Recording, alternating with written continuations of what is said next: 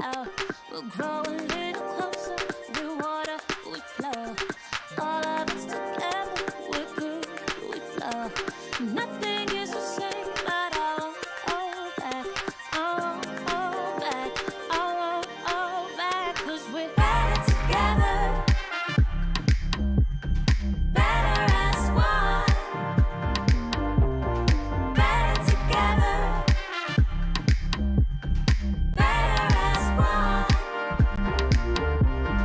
Better together. Better as one. Better together. Better as one.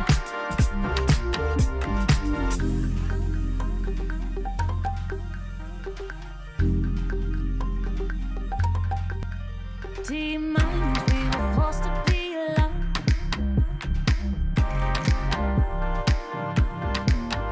Unknowns and nowhere is the same.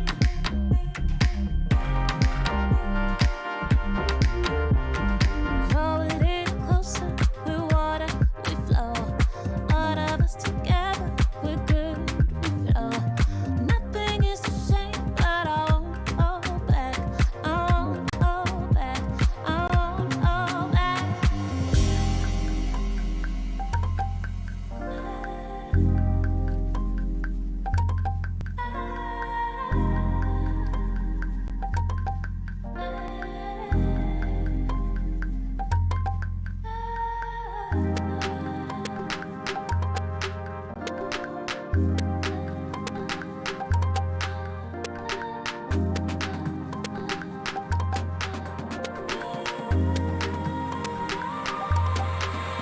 Cause we're better together. Better as one. Better together. Better as one. Better together. Better as one. Better together. Better as one.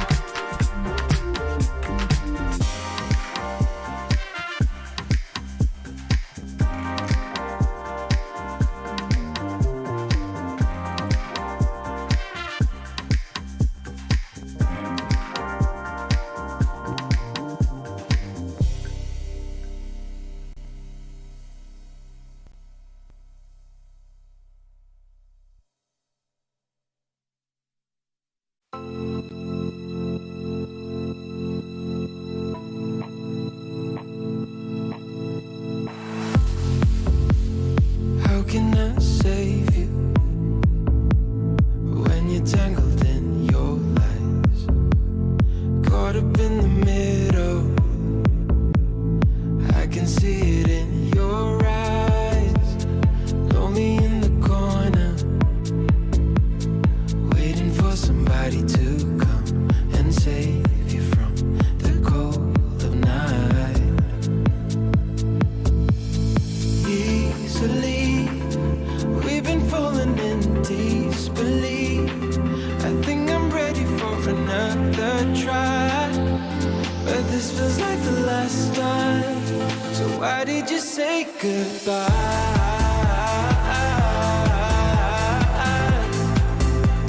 It's better to say goodbye.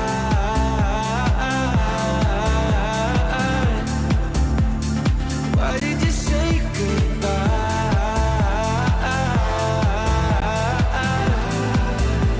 It's better to say goodbye.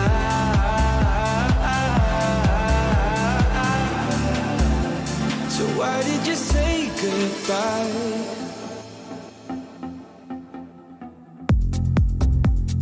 Quiet like the ocean, with the rumble running deep. This is how I see you when you hide your feels from me. Why you heavy-hearted? Cut the silence, talk to me. Release your mind, get what you need. Easily, we've been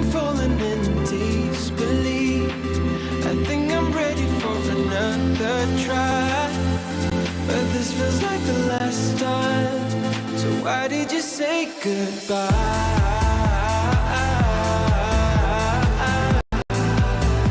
It's better to say goodbye.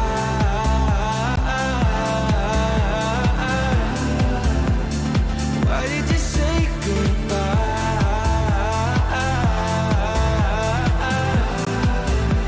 It's better to say goodbye.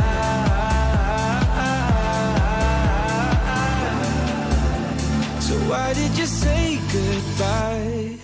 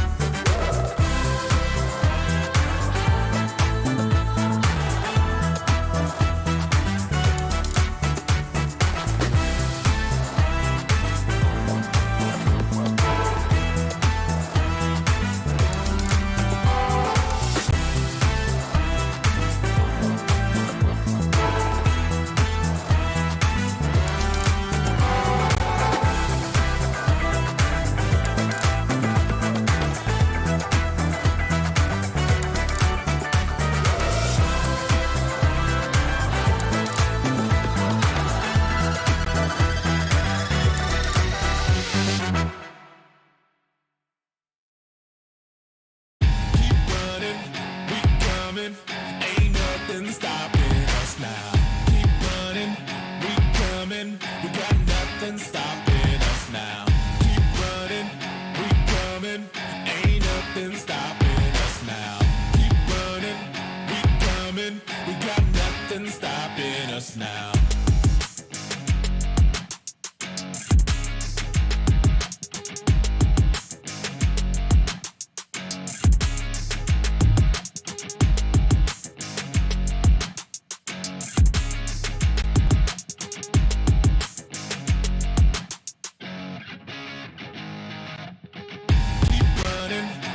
Ain't nothing stopping us now. Keep running, we coming. We got nothing stopping us now. Keep running, we coming. Ain't nothing stopping us now. Keep running, we coming. We got nothing stopping us now.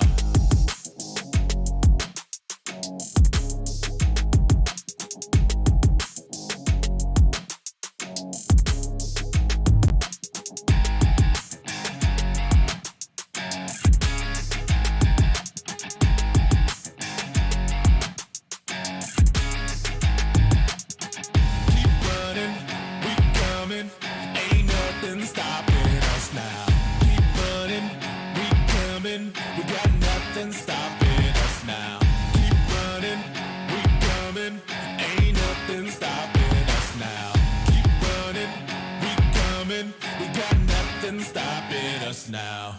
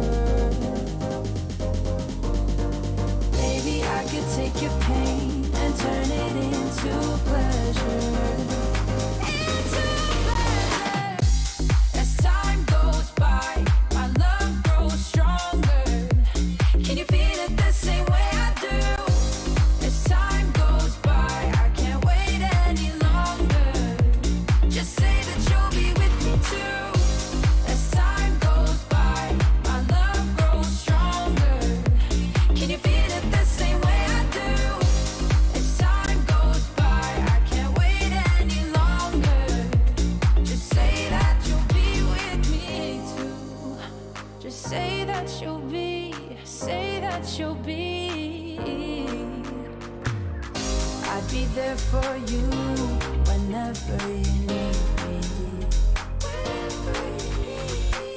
But you've been holding back. Maybe you're just not ready. Baby, do you feel the same, or do you feel the pressure? I promise I can take your pain and turn it into pleasure. As time goes by, my love grows stronger. Can you feel it the same way I do? As time goes by, I can't wait any longer. Just say that you'll be with me too. As time goes by, my love grows stronger. Can you feel it the same way I do? As time goes by, I can't wait any longer. Just say that you'll be with me too.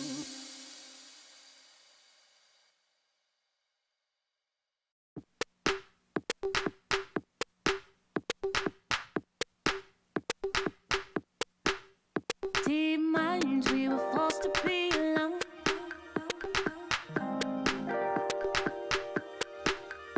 Unknowns and nowhere is the same.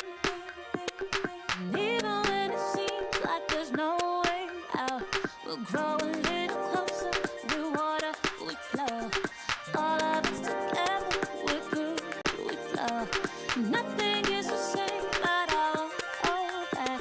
I won't hold back. I won't hold back. 'Cause we're better together.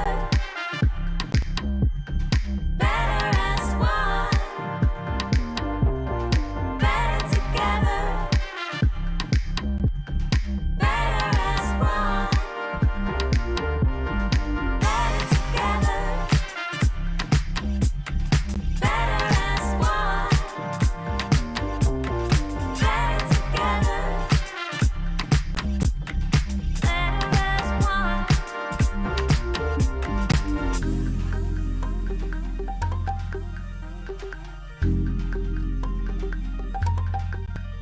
Deep minds, we were forced to be alone.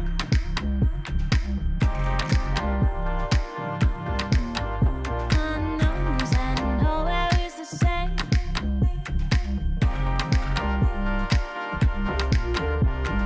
Grow a little closer, we water, we flow. All of us together, we're good, we flow. Nothing is the same, but I won't hold back. I won't hold back.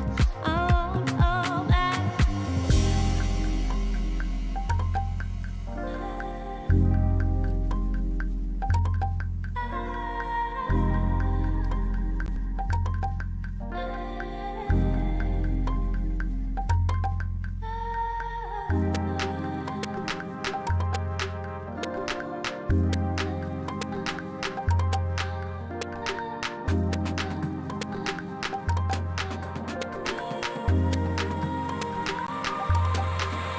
Cause we're better together. Better as one. Better together. Better as one. Better together. Better as one. Better together. Better as one.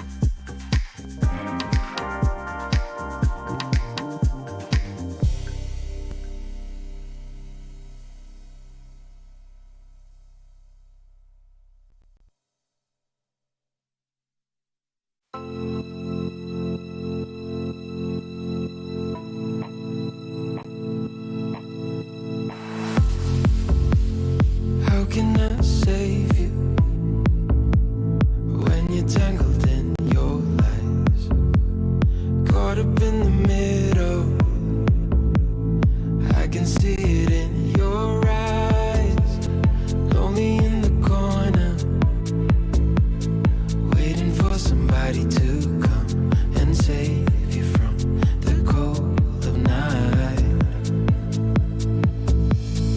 Easily, we've been falling in disbelief. I think I'm ready for another try, but this feels like the last time. So why did you say goodbye? It's better to say goodbye.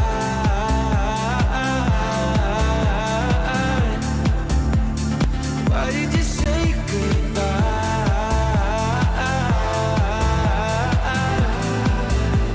It's better to say goodbye.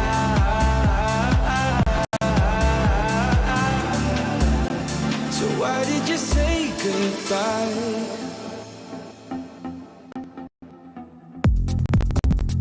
Quiet like the ocean,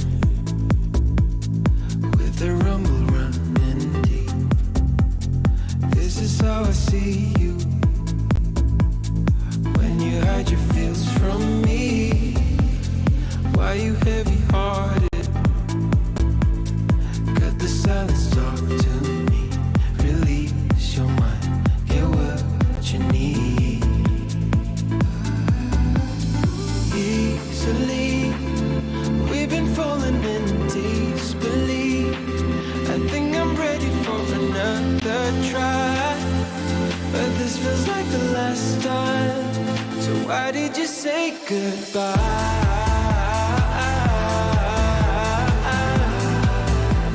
It's better to say goodbye.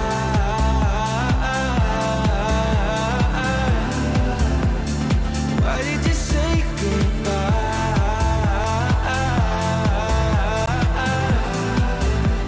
It's better to say goodbye.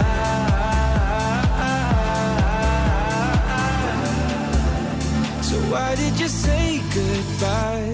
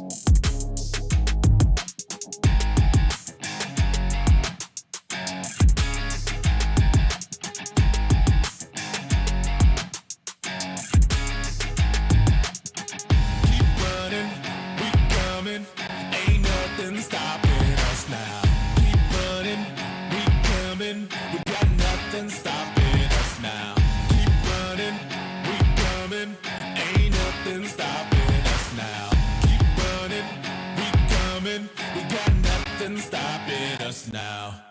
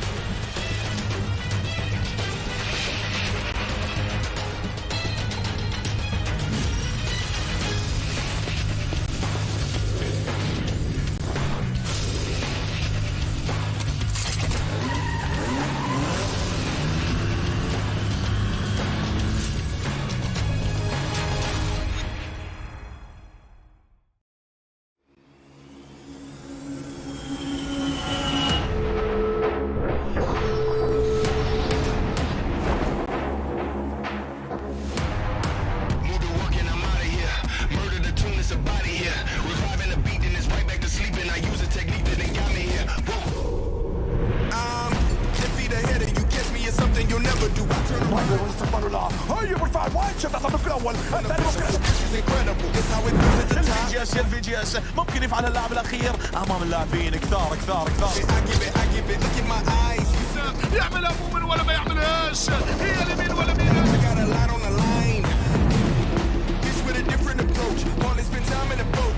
مروان من يلبس فوز الان يحب النيد ما تكونش في الاحضان يعطيها تكون لا هي للاحلام.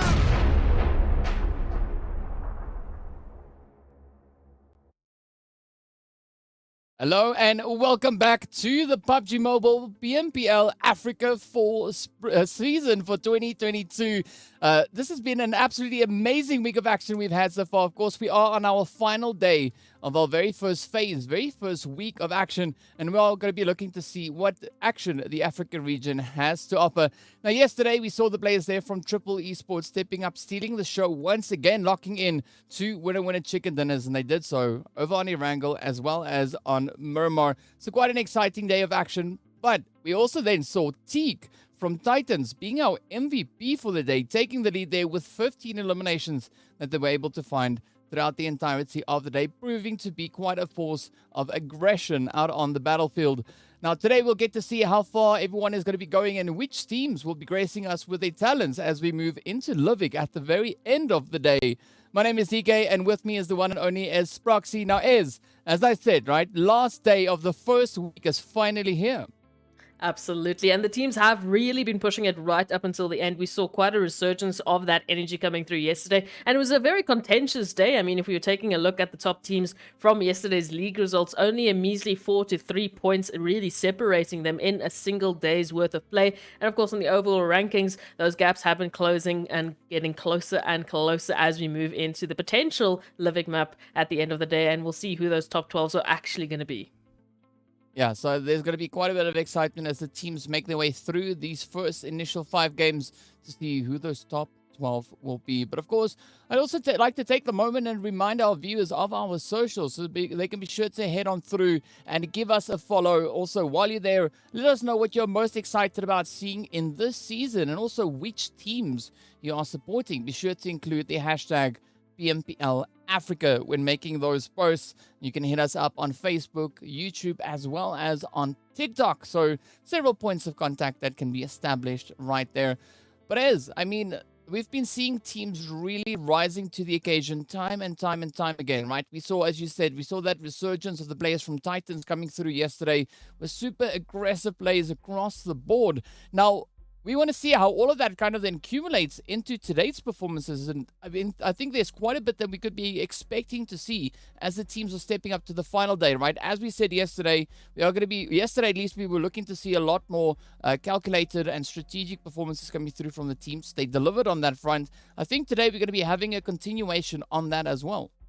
Absolutely, and it was quite an impressive performance as we saw from Triple Esports, doubling up on their winner chicken dinners once again, and just with a fantastic fashion. They've currently find themselves as the leaders with winner chicken dinners with 4 to their name, only followed behind, I believe, to Titans and 1 Million, who have 3. So it has been quite a close, contentious battle right up until this point, and I'm very curious to see if we're going to see that resurgence coming through again. Are we going to have Triple and Titan once again taking Erangel each, or is there a change that's going to come through?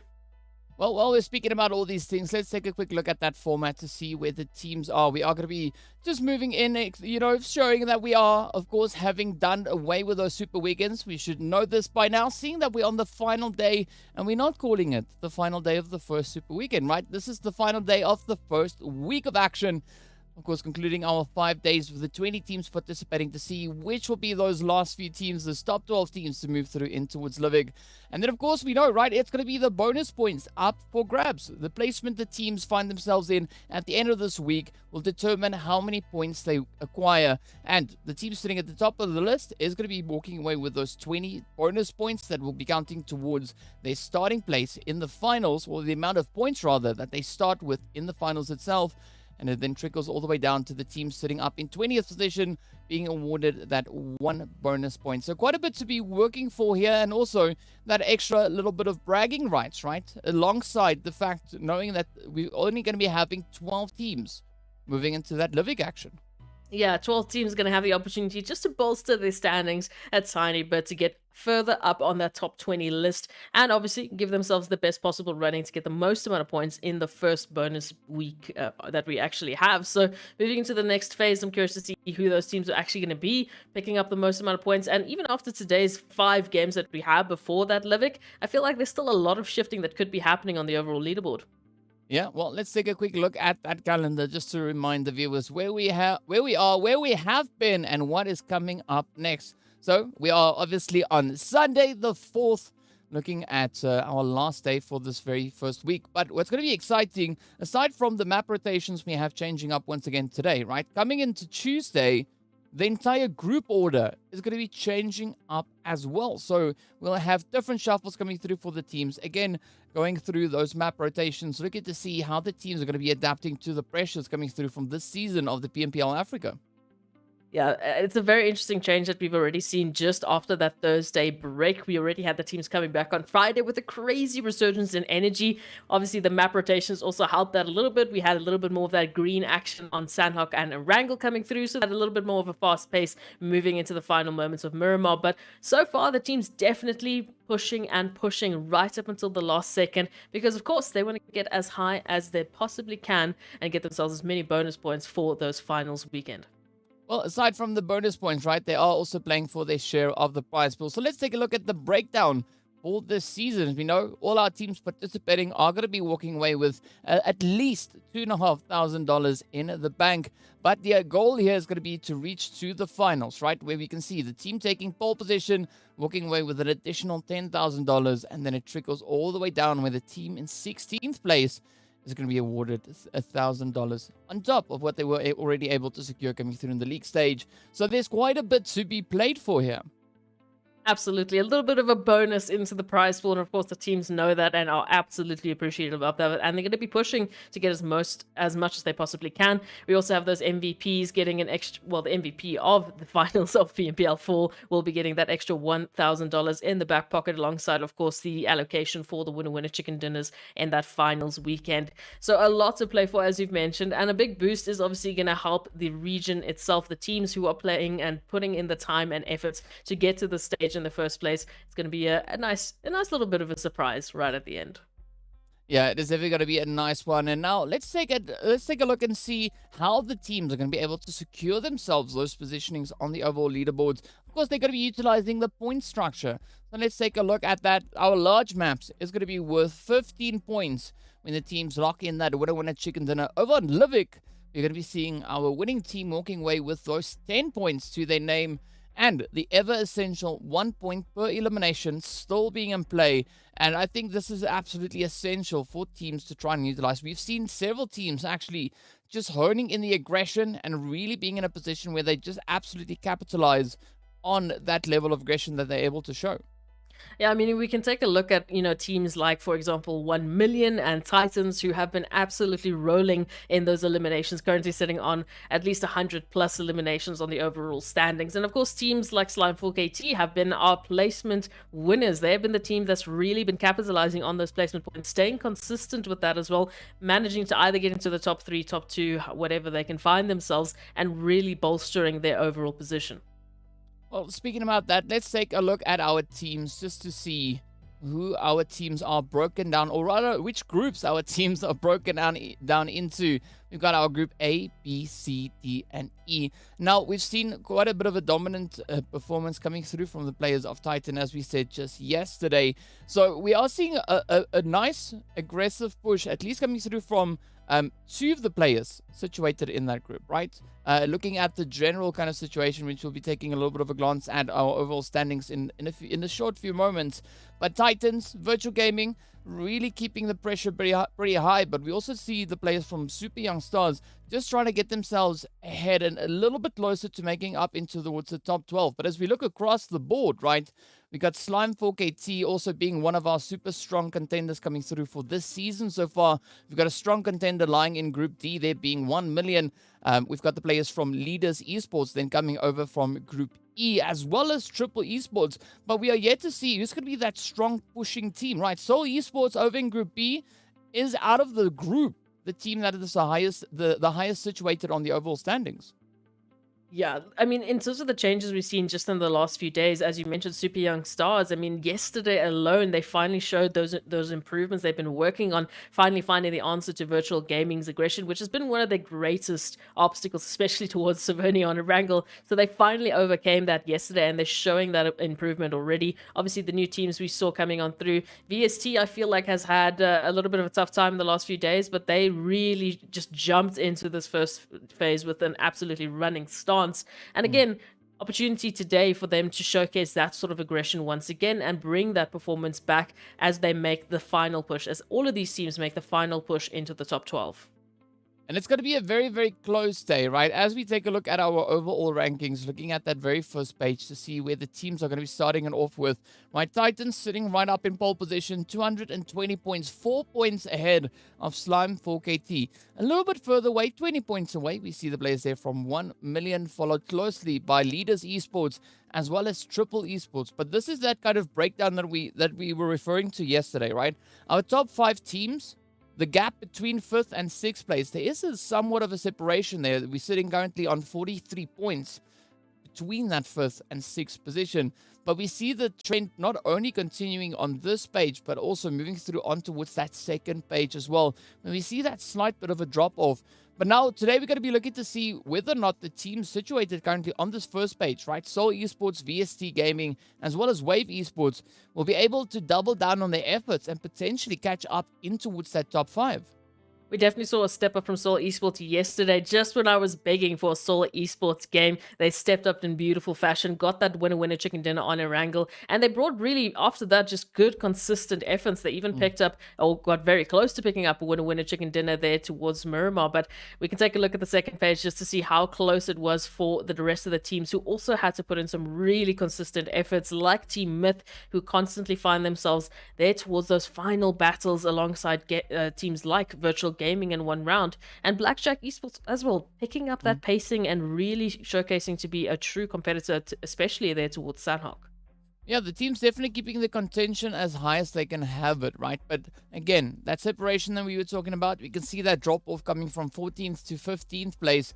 A little bit of a gap coming in, right? 21 points, not the craziest amount, but we are seeing that consistent kind of spacing being brought through here. So there's going to be a lot of effort that has to be put in by Zero Tolerance or Super Young Stars if they're going to be looking to push themselves up in towards the top 12, right?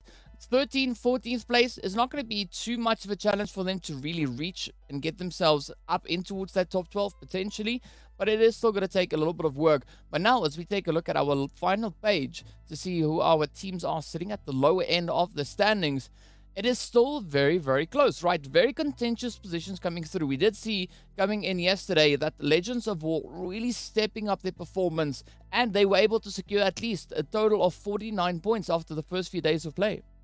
Yeah, look, it is a little bit of a drop off, as we've mentioned. The teams that find themselves in this position, if they haven't had the best of weeks, that's all right. They've still been stepping up in the last couple of days. They've still been improving on those points. As we've mentioned, Super Young Stars not too long ago found them on this exact page as well a few days ago, and they have stepped up dramatically. And I feel like that's the opportunity for the other teams as well. There is always going to have to be someone on this page. It's going to just have to be a point. But these teams definitely still have an opportunity to use today's games at the very least to prepare themselves for the next phase as we come back, and they can set up themselves in the best possible way in terms of momentum, bringing back that action and hopefully taking it even further. Well, yes, and speaking about taking it further, we need to take it one step further and give a big shout out to all our sponsors. So first up, we got to give a big thank you going out to Monster Energy, our official energy drink partner for the PUBG Mobile Pro Leagues. But then, of course, we also had to add in Oppo to that, right? So Born to Win, welcome to the exciting match brought to you by Oppo. Get your gamer mode on with the much-loved Reno 7 series. Now, we've seen these sponsors be part of the PMPL for the longest time, and we really appreciate them being here and allowing such an event to be possible for especially the Africa region, right? The teams having the chance to step up and have a bit of a play. But we also need to take a bit of a look and see what our schedule is going to be for the day, what the teams are going to be playing at, what is that map rotation going to be, and where they're going to be making their way towards, right? As we know, this is the last day, so the teams are going to be starting off the action over on Miramar, after which we'll be moving through into a little bit of that Erangel action, closing it up yet again with our second match of Miramar, followed up by a little bit of Sanhok, before ending our 5-match streak on Erangel once again. And after that, we're going to be jumping straight up in towards Livik. And of course, speaking about jumping up, we are going to be progressing straight into our very first game of the day. None other than Miramar. And here we go with our flight path coming in from Puerto Pareso and heading all the way up right through Crater Field. So a very centralized flight path coming in here. And I do believe the teams are going to be quite satisfied with what this flight path is allowing. And of course, we do have at least one of the groups not stepping into the action. That is, of course, Group E. So leaders Triple Esports and Wave, as well as Desert Flame, not going to be joining us, as we can see. So they'll have to wait for their opportunity a little bit later on to get some Miramar action happening. But for some of the teams that we've seen so far, definitely, as we've mentioned already, Teak from Titans as well as Morteza from Leaders have been stepping up in such a massive way. And of course, we we know who the DBS master on this map is, don't we, DK? Yes, we can see Koa just dropping down there with the rest of the team, heading in towards the direction of water treatment there. I'm curious to see whether or not Goa's going to bring in even more of the crazy DBS M4 action today. So far, they've been really dominant with that DBS, but in general, just the DBS utilization throughout this event has really been starting to find a bit of a rhythm here. I mean, even with those pump shotties coming through, we've seen such satisfying shots come through from these teams. I mean, I'm reminded of Super Young Stars and Virtual Gaming yesterday and the day before, just bringing in such crazy one-shot actions and trying to keep themselves in the play as much as possible. Of course, we do have quite an interesting zone shift coming through. Obviously, I mean, in terms of that flight path, really not looking too bad. More southwestern part, so a good opportunity that we saw yesterday for some of the teams as well when we had a zone just like this, is they was quite a big focus on getting into Chumacera or Minas del Val a little bit sooner rather than later, because that terrain can be quite difficult to navigate. Yeah, I mean, it is sometimes a little bit of a challenge, but it always makes it quite interesting to see how the teams utilize the more challenging areas. We did, of course, yesterday also see Paradox going for a little bit of a super elevated position, right? Oh, in a spot yes. that we haven't really seen anybody really playing in all too often. And again, we do see the players there from the side of Zero Tolerance dropping towards that western side of El Pozo, and the zone looking vaguely familiar to what we had in our very first edition over on Miramar. So we'll have to wait and see how this one pans out. But for the time being, it's going to be one round, and the players here from Super Young Stars find themselves in somewhat of a close proximity kind of situation here. But Shero not yet finding themselves anything. This is definitely not the kind of start that you want coming through in towards Miramar. You can definitely be hoping if you're sure right now. Oh, there we go. We've got the Ubers arriving. The pickup is here, but unfortunately, it's not going to be quick enough. Now, Mort now trying to get a rotate on out. Shiro will be confirmed out, and Mort also going down. So Super Young Stars just lost 2 players, maybe even 3, in a matter of a couple of seconds as one round just pull on in with an absolutely devastating drive-by. I mean, that was the very short-lived run coming through there for our poor old friend Shiro, right? Not even having the ability to really get any looting going whatsoever. So that's super unfortunate to see have happened. But for now, it is going to be up to the rest of the Super Young Stars to see whether or not they can bounce back from a little bit of a dent being dealt towards them. Mur also now going to get taken on down, and that turns us over on towards Zeref and Winky, the final 2 contenders left now for Super Young Stars. Yeah, they're gonna want to make that rotation out of the situation because, of course, they don't want to be left with just 2 up against the 3 here of one round who have looked pretty contentious up until this point. So Winky and Zeref definitely going to be looking to get that rotation out. Winky already a little bit closer there towards Cruz del Fel, so Zeref will be wanting to join her sooner rather than later and get out of this situation. We do see a few of the other teams in and around the vicinity, of course, that being Slime, KT, and Myth, but they shouldn't be joining this at any points in the future for now. So a pickup is going to come through. Moa just inspecting the front of that van and saying, yep, it looks pretty good. Jumping into the van and taking that rotation out. Hopefully they'll be able to get a little bit of that loot up happening here, because they've already started just so soon with this. Yeah, but I mean, that's a good showing of the kind of mentality one round is looking to apply for the remainder of today. I mean, I hope that's a bit of an indication of what we could be expecting to see come from them. But now they are still looking to see if they can find the last few remainers of the side here of the Super Young Stars. But at this point, they need to be somewhat watchful, because if they venture a little bit too far, they could actually rotate right into the side there of the players from Slime, 4KT. Now, speaking about rotations, we are seeing the players from Titan and the squad here from Zero Tolerance all the way over on that western edge of the zone, bumping into each other here, finding a position up in the compounds, but not the compound we really would have been expecting to see any altercations come from. And of course, Teak, our MVP from yesterday, already laying it down there with the utilities. Yeah, look, this is very similar to what we saw yesterday. As we said, the same sort of zone, same sort of rotation coming through here. Titans pulling into Zero Tolerance territory and deciding they want a piece of the action. And so far, that piece has included Paradox and Phionics. So now the rest of Zero Tolerance hoping to stay alive. Skydo now here on the ridge line, not with a lot of cover to work with. And of course, the vehicles just on the high rise is going to signal that there is some danger lurking in and around the corner. Oh, just an immediate quick turnaround here from Puncher. Escada will be going down, confirmation coming through, and then Zero Tolerance, unfortunately, just left to a lonesome lord, sitting and watching this happen, unfold in front of them.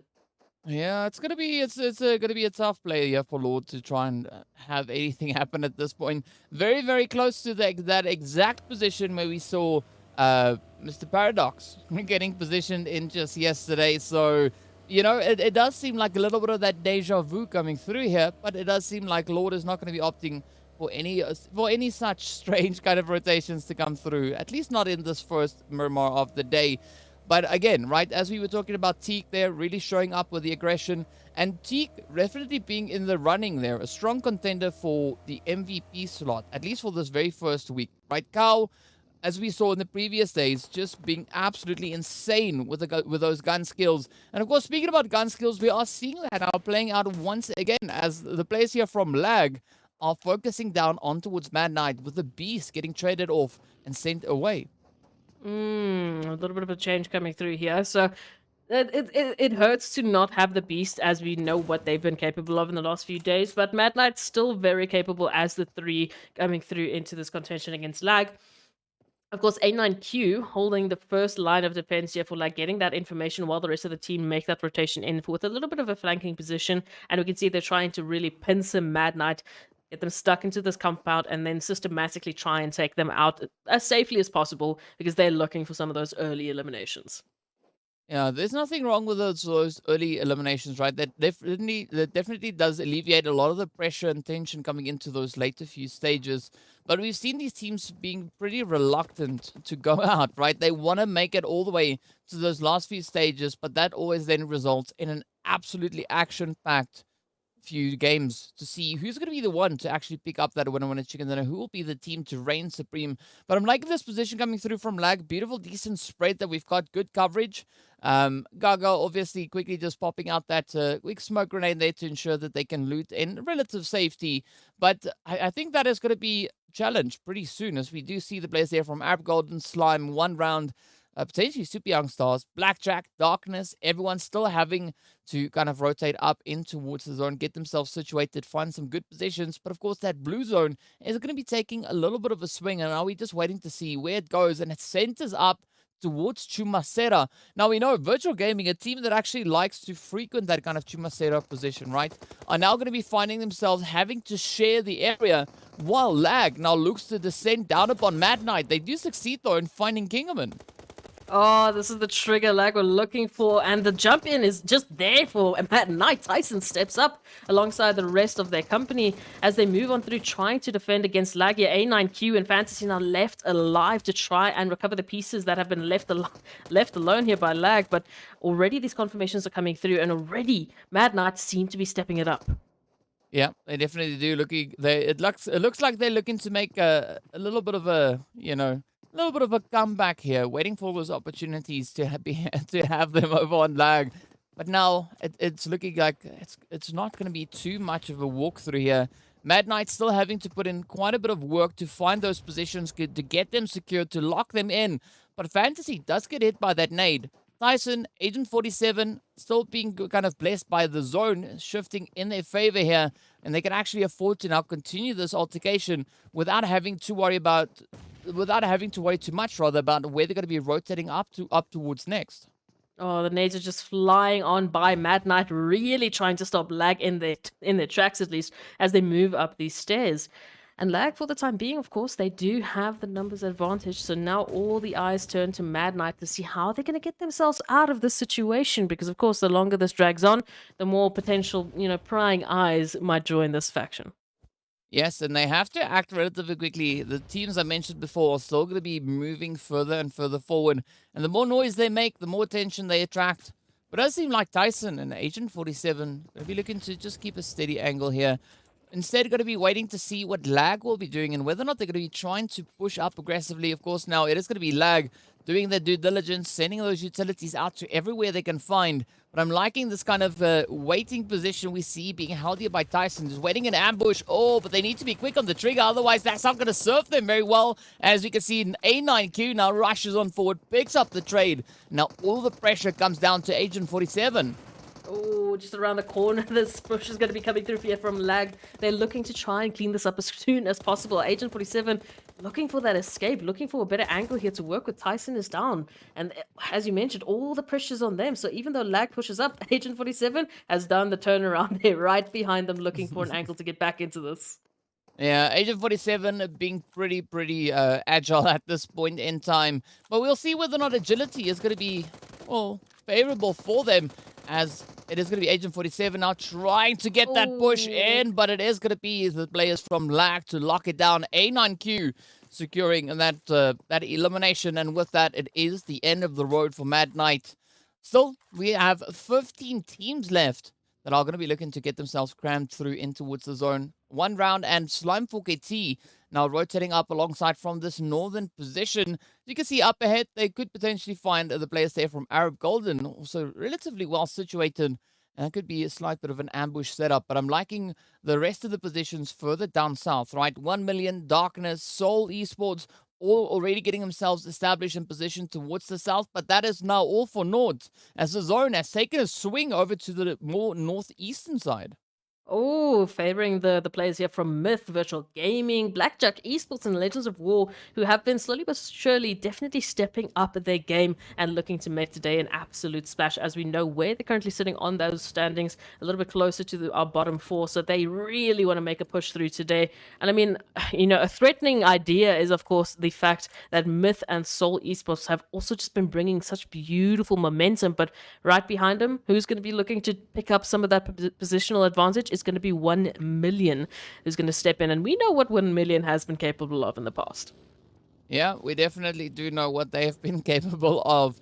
But it's also interesting to look at a team like Arab Golden here, right? Their statistics are starting to climb, starting to find that up and up, right? But we are still to see that strong resurgence of Arab Golden stepping up and just laying down an absolutely dominating performance. Currently, they find themselves having to share this western position with VST moving in behind them, and the players from Legend of War applying a lot of pressure in their direction. Yeah. So that does change up the possibilities for them quite a bit, but hopefully they'll be able to kind of navigate that and get themselves out of harm's way.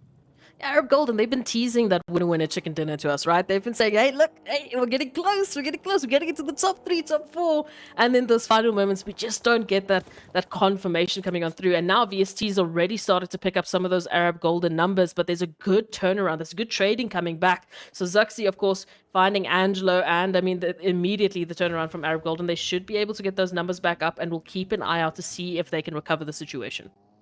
Well, they will have to perform on that point as we quickly jump over on towards Titans here. Teak looking to keep the pressure going. They're finding 2 beautiful trades, but now gets taken right on down as Hemo comes blazing across. Axa coming in with a quick retaliation there, but Puncher locks in that confirmation. And with that, right, it is down to Raouf from Seoul. We get to see if they can maybe escape the onslaught coming through, but they need to be careful because Myth is waiting just up ahead on the receiving end.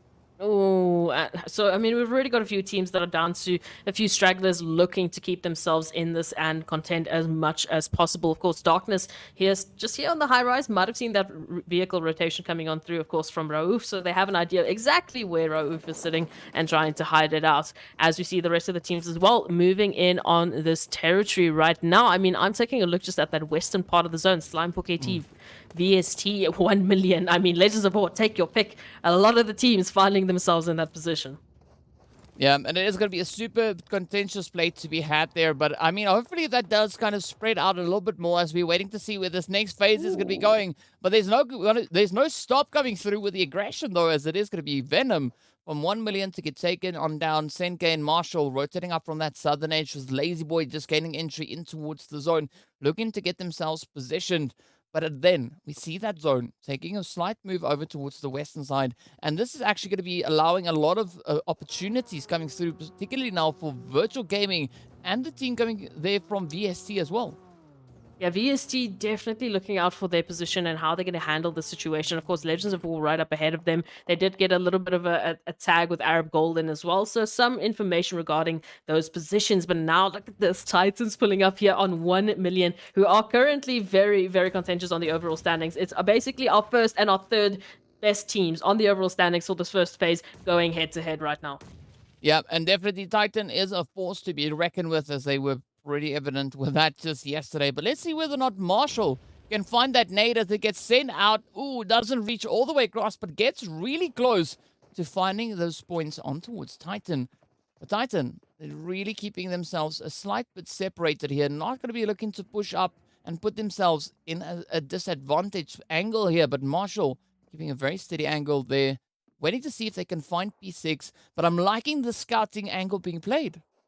I do. And what's even better is that obviously we know 1 million, they're about 24 points behind Titan Gaming. So for them to topple Titan in this engagement, for them to take out Titans here, is an opportunity for them to once again regain that first position on the overall standings. And as we know, if you manage to stay there at the end of today, you're going to be picking up the most amount of bonus points moving into the first phase, moving into the second phase. So we'll see how 1 million will be able to manage this. We already do have Lazy Boy trying to reposition and get a better angle, while Marshall and Senke just hold those long-range angles. But what I'm loving about this is Sykes from Titans has repositioned themselves on the high-rise, looking for a perfect viewpoint right into 1 million's current position.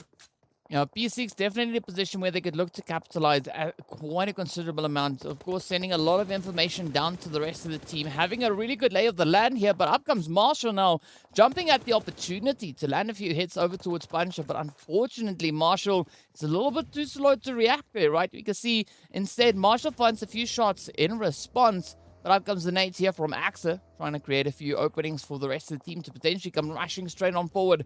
And of course, this is going to be quite an important position for Titan to try and move into, right? They have not yet been able to 100% get themselves solidified, moving into this next phase. Yeah, they're looking for this compound. They're looking for a good position to hold themselves as they move into the later phases of these zones and give themselves some cover. But now Darkness moving in on 1 million's position as well. So 1 million getting pincered by both Titans, both Darkness, and having to manage both of these teams from taking their real estate. Well, here we go, right? This is going to be that opportunity now as Senke finds one knock coming through with a beautifully placed nade there. Marshall, again, super low in the health bar. It's going to be Senke now pushing up as well alongside Lazy Boy. But Lazy Boy quickly getting greeted there as Whiskey is quick on the trigger. But there comes the shots. Down they go. And now Darkness having to try and kind of piece this one together. A little bit of a risky rotation we saw coming through here from them, and now they are paying the ultimate price as they get absolutely obliterated, take it down in 15th place. But it is going to be the players there from the side of Titan sitting quite comfortably with those points. 1 million only now secured with 2 eliminations. And Marshall's down. Lazy Boy and Senke now the last remaining hopefuls here for 1 million, unless they can somehow make the push to get Marshall back up on their feet as they move on forward. Of course, that zone has shifted all the way north, so after they finish this engagement, it's going to be a heavy and scary dash to that zone into safety once again. So all of this fighting for this position has been a little bit for nothing, unfortunately. But Titans, they're just rolling with the eliminations. Oh, but Lazy Boy is not going to let too much of that happen just yet as they step up, trying to lock in those eliminations. But unfortunately, they too get down. Up comes Senke with a quick retaliation, just rushing off the edge. But this is where P6 now finds themselves in such a favorable setup. Axa, of course, on the front line, going to be looking to hold it up. But Senke says no. Down they go. And now all the hopes and dreams for Titan and the continuation in this match is going to rely solely on P6. Spots a bit of an opportunity on towards Senke there, but is not able to find the ideal angle just yet.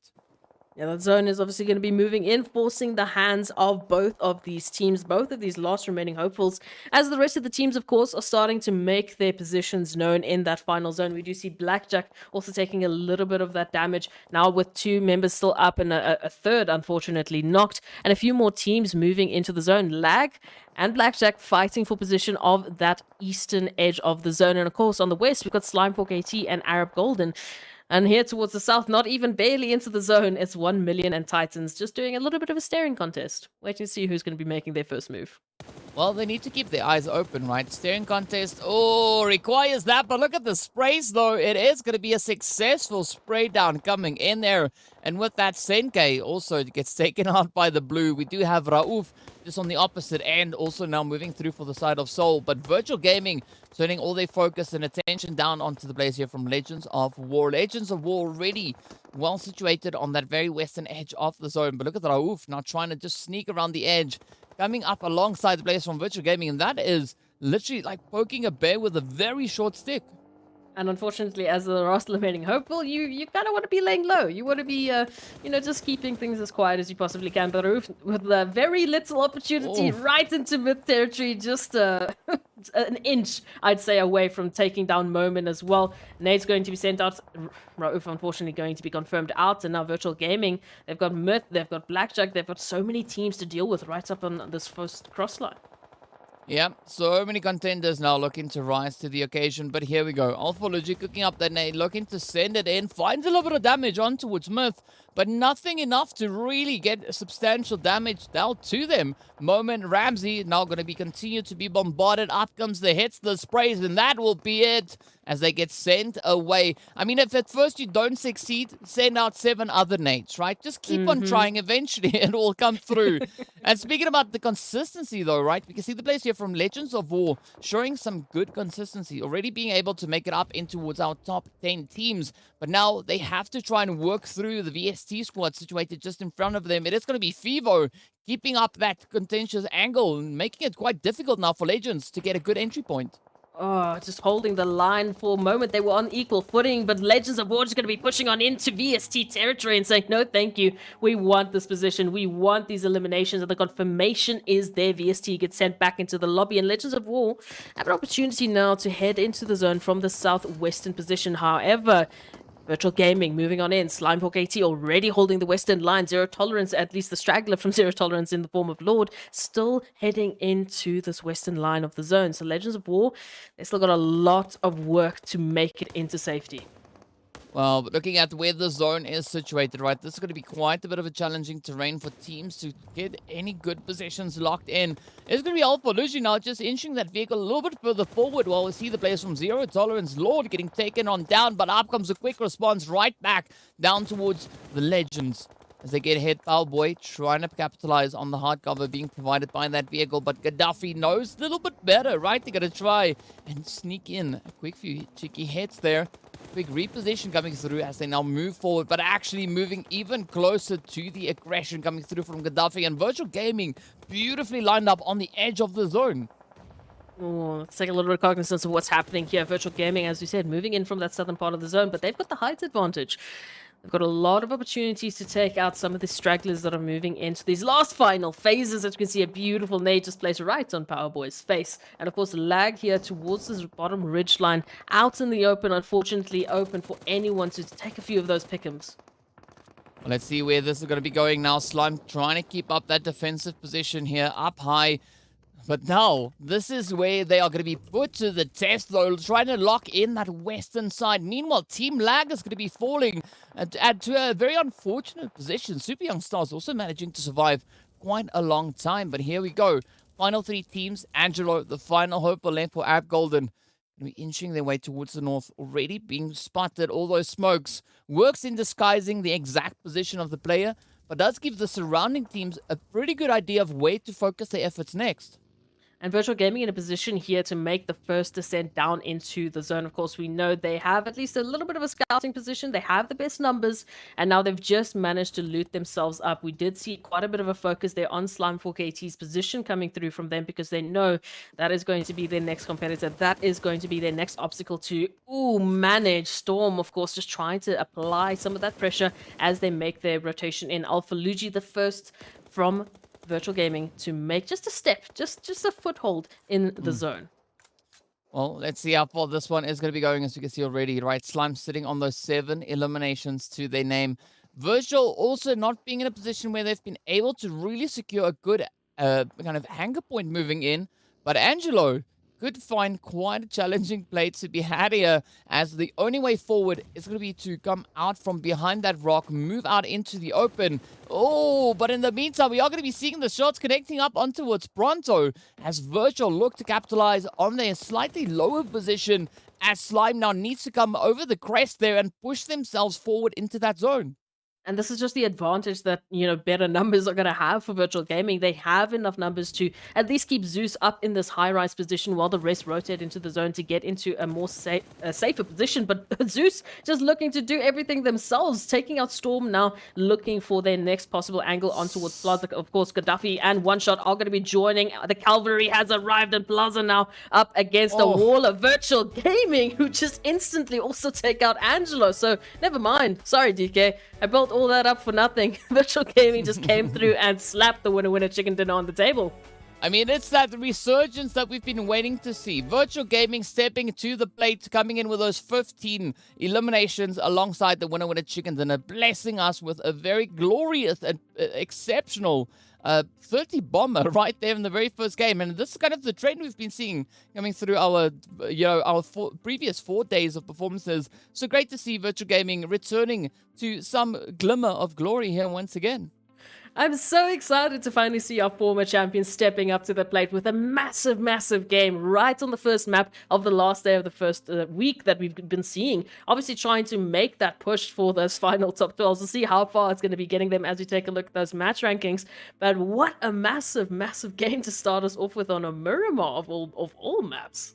Yeah, well, I mean, we said the tensions are going to be super high today. So as we move into our match rankings, we get to see as to how many points the teams were able to secure. Of course, as we already mentioned, right? Virtual Gaming dropping that 30 bomb on us right there. But it is going to be Slime 4KT keeping the contention high, their hopes pretty high, locking in those 8 eliminations. Titans coming through with 8 eliminations as well. Unfortunately, not being able to survive into those placement point positions, but still bringing in the efforts. And then we swap that around, right? Super Young Stars locked into 5th position, also 8 points. But all of those points came in from placement, and they weren't able to find any eliminations. Yeah, I mean, with Super Young Stars, obviously we know that early situation with one round esports, they had to go into, well, a little bit of a safety play there. They had to go into survivability. And of course, we know Winky and Seraph coming through with the fantastic placement points, making it quite later into the game. Obviously, playing it a little bit more strategic. They didn't want to get involved in any eliminations. Otherwise, that might have limited them from getting into that position. But so far, good placement. So points are points, right? Yes, it is. Let's take a look at that second page to see where the rest of our teams all place. And of course, as we know, right? Place from 1 million, locked in with 5 eliminations, secured up in 9th place. A grand total of, well, 5 points. Because we know eliminations being moored a point apiece. Blackjack also having a very similar fate to what Super Young Stars had, not finding any of those eliminations, but at least locking in the placement points. You can see that 4th place coming through. VST, Team Myth, Soul, Zero Tolerance, Mad Knight, and the rest of the as Darkness as well, right? Having a little bit of a tougher run, making their way through. But what I'm actually quite surprised to see was just, and you've already kind of touched on this, right? It's just how far up the players from Super Young Stars actually managed to get, even though they faced so many losses in the early stage of the game. Yeah, they definitely did a very good job as a duo making it into those later phases. Yes, they weren't able to pick up those eliminations to bolster those points, but picking up 8 eliminations off of the start that they had with one round moving into their territory and just deciding to take player after player after player from them before, I mean, the poor players even had an opportunity to get some loot going. That is absolutely a fantastic, turnaround for them to actually just bolster themselves on those leaderboards, move up a little bit by bit, and hopefully that is just the start that we're going to see to Super Young Stars today, and then it'll come back even stronger in the next map. Yeah, I mean, there's going to be a lot to still be seen here today, as we know, right? First map was over on Miramar. Next up, we are going to be moving a little bit closer towards Erangel to see what the teams are going to be bringing in on our bread and butter map of PUBG, right? The most well-known map, the one that was there first. And already we saw quite a bit of action coming through as we had 3 Erangels just yesterday. So I'm looking for that continuation of the momentum, right? But what's going to be different now is the group that we have sitting out in our second game here, Group D. They didn't have the opportunity to play in our second match, which was, of course, Miramar. But for now, today, they have the opportunity to see what they can bring on through. Already had a little bit of that resurgence come in. And now this is where the teams will have that opportunity to try and replicate efforts, improve, and just absolutely blow us away with the amount of points they're able to find. I would absolutely hope so because, as we mentioned, for the teams who are not in those positions to at least get themselves into the top 12 today because of, the performance that we've seen this week, that's okay. You can still set yourself up fantastically for next phase to bring in as much momentum as possible. Try out those strategies, maybe try out some of those different locations or whatever changes they want to bring in. Try them out today. Today is one of the best days that you can actually work with, as the points will be reset as we come back into the next phase. So even though you don't get yourself those bonus points, you still might be able to push yourself even higher on the overall standings, maybe even get a couple of extra bonus points moving along through as you are, developing yourself for that momentum of next week. So I still think there's opportunities. I still think that we're going to see that aggression coming through from these teams. They're not backing out from those fights at any point. Yeah, we're not really seeing any teams running in fear in any direction, right? We do find a few interesting adaptations as teams are trying to evade the damage, just trying to get themselves repositioned into a more favorable angle. But, that is kind of the part of what we are expecting to see, right? Teams bring in that adaptation and finding a way that they could best kind of combat whatever they are dealt with. So I think it's going to be quite an exciting day to see what kind of push the teams will be continuing to bring through in this final day of play for this very first week. And as you said, yes, at the end of the week, those points are going to be reset. But also, we are still looking to see where the teams are going to be finishing up in overall totality, right? We know that all the points that the teams are able to lock in from the respective weeks or phases will accumulate to determine how many bonus points they will be having additionally added on, aside from the 3 opportunities they'll be getting through the 3 phases each respectively. So still quite a few exciting things to have happen here. But I mean, ideally want to see who's going to be those teams to really finish strong, whether we could be seeing quite a bit of a change up from the team situated on those low ends of the leaderboard, whether or not they can actually piece those strategies back together again and just, jump up. Absolutely. And what I'm also impressed about is the improvement that we've seen throughout this week. I touched on this a little bit before, but Super Young Stars managing to take out Virtual Gaming, who have been their greatest obstacle on Erangel. As we know, these two teams keep finding each other in drop sites. It's like Titans and Zero Tolerance finding each other on Miramar. It is, of course, Virtual Gaming and Super Young Stars fighting over Severny when we move over to that Erangel game. And so far, it's always been, unfortunately, Super Young Stars failing to take down that aggression from Virtual Gaming, as they've been so good. They've always had that plan. They've always had that coverage to deal with. So just that turnaround that we saw yesterday from Super Young Stars being able to take down Virtual Gaming was such a good highlight to the adaptability they've been bringing to the table.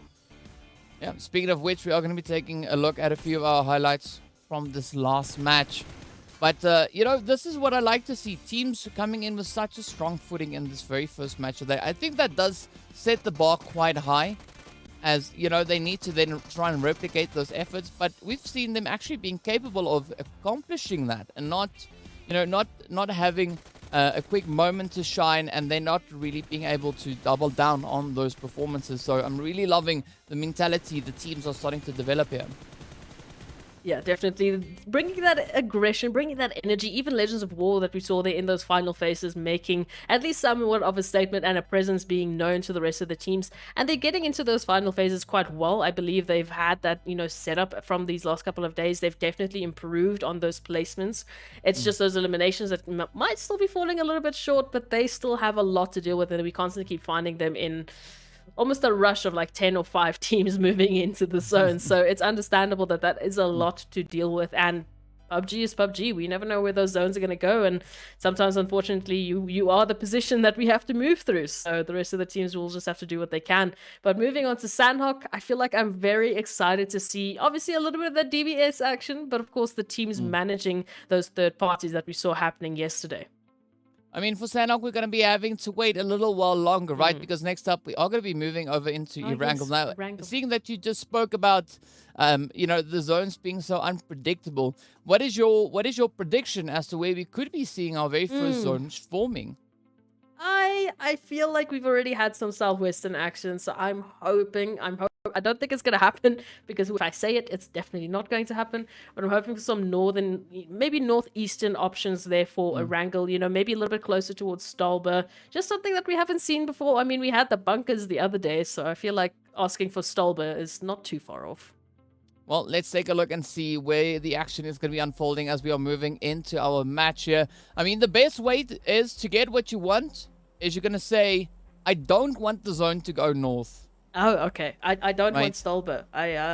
No, we I don't don't want want Stolber. Kamishki. I No. don't want Yasnaya. I don't want any of that. No, let's go to military base. I mean, the plane's already here, so Yeah, I also have to agree with you. I also don't want any Stolber or Yasnaya or Kameshki no, action. no. None whatsoever. I mean, that would be the worst thing to see happen. Absolutely. Yes. No, no, I think we've gone a little bit overboard. I think the game knows. Not yet. Not You yet. sure? Just wait. You'll see. Just wait. But of course we know- I would laugh if I was 100% correct on this one. I mean, I would cry, actually. I would have a little bit of a tear if we came back to the cameras, but let's not talk about it too much. But of course, we know we're not gonna have 1 million Myth, Blackjack, and Legends of War, unfortunately, on this map. This is probably why my brain was talking about Sanhok when I was waiting for them. But if we're taking a look at that, then so 1 round, not going to have that contention there towards Georgia Pool from 1 million. And we know a few of the other locations are going to be a little bit less, I guess, clustered. They're going to be a little less packed moving through into the rest of Erangel. well, one thing I did also notice now is that, Legends of War, they took a bit of a jump, right? They moved up into 18th position. So Hey. they're starting to build up, momentum. Even though we're not seeing them for this match, it's fine. You got to give the shout outs where it's due. And this is going to be the opportunity, of course, for Mad Knight and Desert Flame to bring in those extra few improvements. And looking at what we've got with the zone, it's not the craziest zone, but it could still swing in either direction, right? There's still a lot of opportunity for the zone to go north, west, south, central, any direction in between as well. So for this time around rather, I don't think the teams are going to be too unhappy with a little bit more of a centered zone coming through here. But it's not 100% really complementary to the flight path, but that's okay. You can just grab a vehicle like we can see Buren and the players there from Desert Flame doing, and just rotate yourself into a little bit more of a favorable angle. Absolutely, you could, and of course, 1 round could absolutely once again find super young stars. What is happening?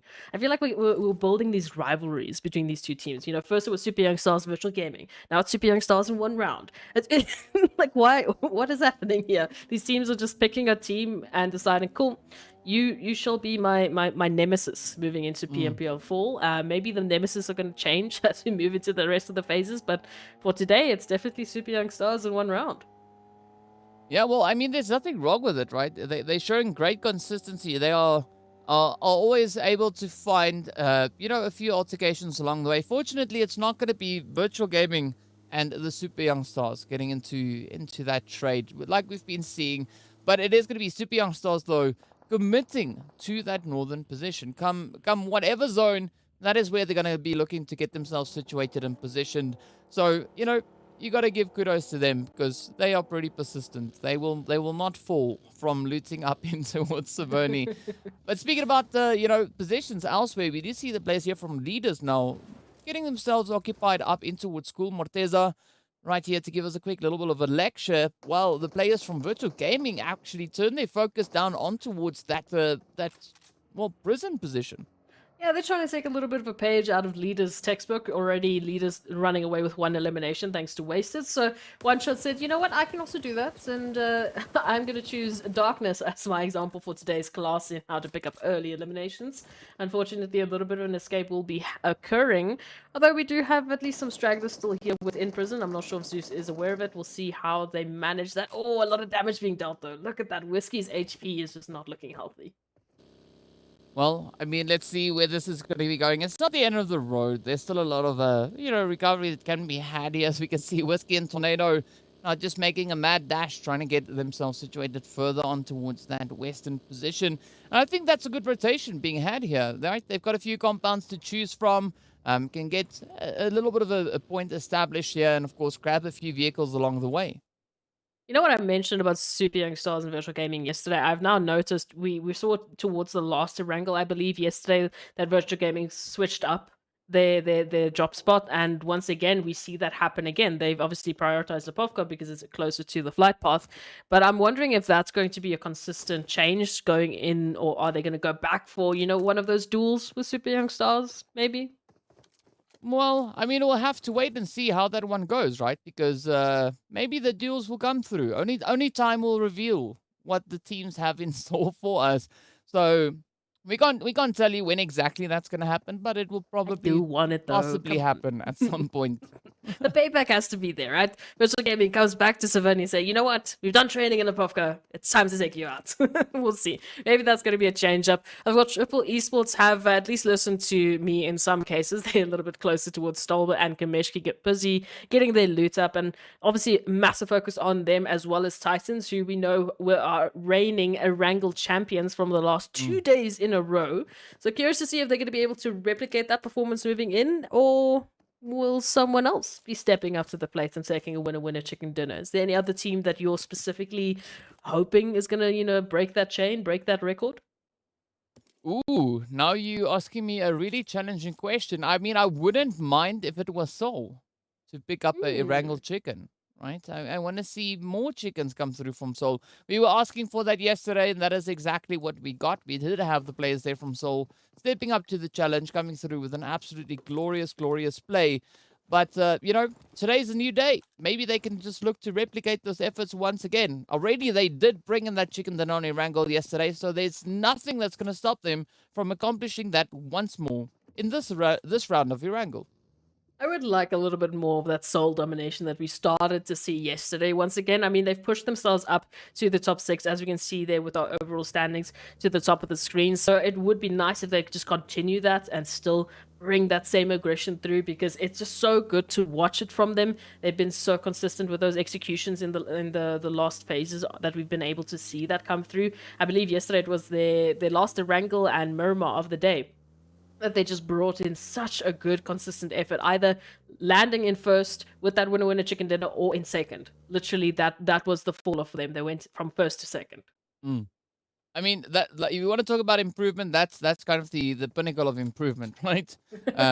Because as I said yesterday, second place is already a really good position to be had, but they just weren't satisfied with that, and they were just like, you know what?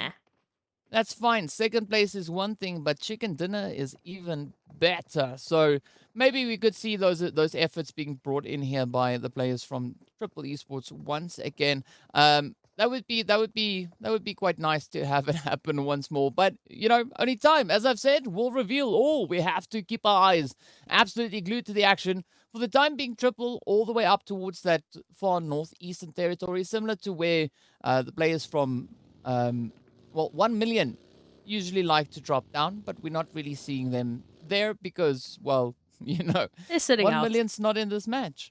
Yeah, they're relaxing. They are just getting their hands warmed up for the next match and waiting to see what, teams like Desert Flame might be bringing in, as this is one of their first matches of today, and a lot of focus has been on them from us as well in this last week. I feel like if we maybe stop focusing on them, they can just do their thing. But so I'm not going to talk too much about them, but I'm going to keep an eye out on the score. Let's just say that the rest of the teams, of course, in the vicinity is going to be joining Desert Flame is Lag. Just to the south of Desert Flame, we've got VST, a little bit closer towards that Ferry Pier Bridge line entrance, which we've seen has been a bit of almost an issue for Arab Golden when they make their rotation from that military base island. Well, let's see how it goes. Maybe Arab Golden finds a way to push right through that. It could be a bit of a surprise. Maybe, right? Maybe Arab Golden get the upper hand. Maybe VST gets the upper hand. We don't know yet. I'm hopeful for maybe a mix of both. But what we do though see is the players from Seoul rotating up from that eastern island, rather the eastern bridge, which is not entirely an island. Probably it could be, depending on how you look at it. But they're going to be rolling up, and they could either be moving in alongside the players there from Mad Knight, or pulling up towards Titan. But it does seem like they're making their way a little bit further north instead of heading straight towards that western side. Yeah, the zone has been behaving themselves quite nicely today because first we had that nice central zone. Now the zone blessing majority of the teams that we have on Erangel, just focusing on where the main cluster has been. The only real stragglers we're talking about has been, of course, Arab Golden from that military base island, one round from Georgia Pool, even Triple Esports who were up closer towards Stolba and Slime 4KT that were out there with Yasnaya Poliana, and Mad Knight a little bit closer from Milta Power. Those have been the only stragglers. The rest of the teams, zone blessed, and Titans going to be using that opportunity to take out potentially Darkness. Well, let's see how this one goes, right? Still, 16 teams, all 16 teams in the mix. We've only lost one player so far, and that was one of the players coming through from the side of Wave. We've seen a lot of knocks come through, all right? We can have them right here, or rather we are seeing them right here on the screen. It's going to be Tornado here from the side of Darkness. Ghost now trying to find the angle up on towards Teak. And I do think taking down a contender like Teak at this point could be very favorable for the rest of the lobby, because Teak is proving to be quite the challenger to go up against. But now we do see YC out in the open with a beautiful spray coming in here from Zalal, and that is making some beautiful connections. But again, right, Soul also trying to find their own 2 cents moving into this engagement. Absolutely, they want a piece of this action, and Weiss, aka YC, as we've now dubbed them, has unfortunately found the wrong end of a barrel and is currently bleeding out in the open. We'll see if Seoul Esports are able to recover that, as they are busy just fighting off AXA, trying to get the space they need to get those recoveries moving and holding their position as much as they can. Of course, we know there's a lot of teams within this vicinity looking for the same kind of real estate. So, this is not looking good for Weiss. YC, sorry. Definitely not looking good. I mean, I thought we agreed on YC, but there we go. I'm YC sorry. is going to get taken right on down as AXA follows through with a push, but we are seeing that convergence continuing towards center zone, right? The team's really starting to kind of lay it on quite thick there. I think this is going to be a little bit of that snowball action, right? Once the shots start flying and the teams get drawn to the fire, that's where we're going to be having just an absolute elimination fest erupting on the screen. Absolutely, we would have to just hold and wait for that. One of the teams that I feel like could be a real danger to leader's position right now is Wave Esports, as you can see just here to the bottom part of this ridgeline, very close to center as well. Not as close, of course, to center as leaders. So they're looking for a little bit of that change up of position, looking to dethrone leaders Esports. And Wave have been one of the teams that, for lack of a better pun, have been coming through in waves, right? We have these 2 or 3 maps where they are just absolutely dominating. They're absolutely just such a threat to deal with, and then they go a little bit more calm in the next couple of maps, and then they come back with the same sort of resurgence for 1 or 2, 3 maps, and then they calm down again. So their consistency has been that, basically, that up and down graph, and they have shown to be a fantastic competitor. Yeah, definitely have been. But I got to say, looking at this next zone shift, right, there's a few positions that are standing out for me quite a bit here. The angles being held by Triple, but also then the angles being held by the players coming through from leaders, right? Potato Hill, good position, nice vantage point to be having right there. And then, of course, Triple Esports on that northern side, also a beautiful point of elevation. And they could actually cause quite a bit of disruption to the teams that are yet to get themselves situated in those surroundings. But now looking at Desert Flame, keeping the angles on this nice Pachinki field locked in, they could maybe find a little bit of capitalization right there. And we see just over on towards the edge of the zone, just a few mere meters away, it is going to be 1 round, looking to find a bit of that spray down as the players there from Arab Golden look to gain their entry point. Yeah, the southwestern portion of the zone looking absolutely stacked with these 3 teams currently fighting for an opportunity of position. But Arab Golden rather opting to get closer towards Potato Hill, maybe jumping into leaders and their territory. We'll see how that's going to turn around. Obviously, we did have Wave sniffing around Potato Hill as well, so they're going to be picking up Arab Golden instead, ready for this fight. And now Sin, unfortunately, is just moments away from getting confirmed out of the map. Oh, yep.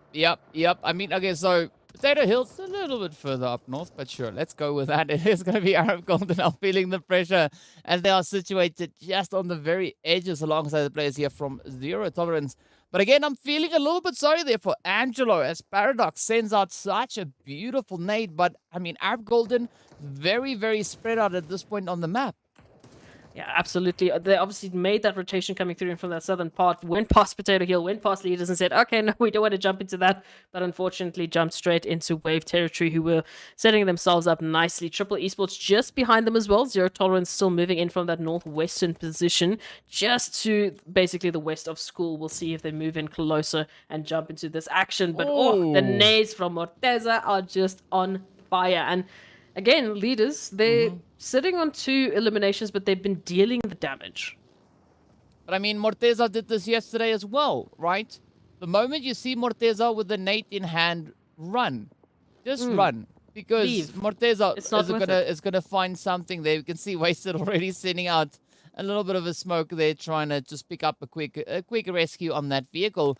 But the Super Young Stars are gonna be keeping a nice steady angle towards the players from Slime 4KT. And now as we get to see where this next phase is going to be taking us, it looks to just be absolutely blessing the players from Super Young Stars. But again, legends, or leaders rather, they are holding a favorable position, right? Potato Hill still being within reach, being in the playable area here, and they can now look to just assert their dominance, lock that hill down, while the players there from Super Young Stars move into the compounds a little bit further towards the more centered zone.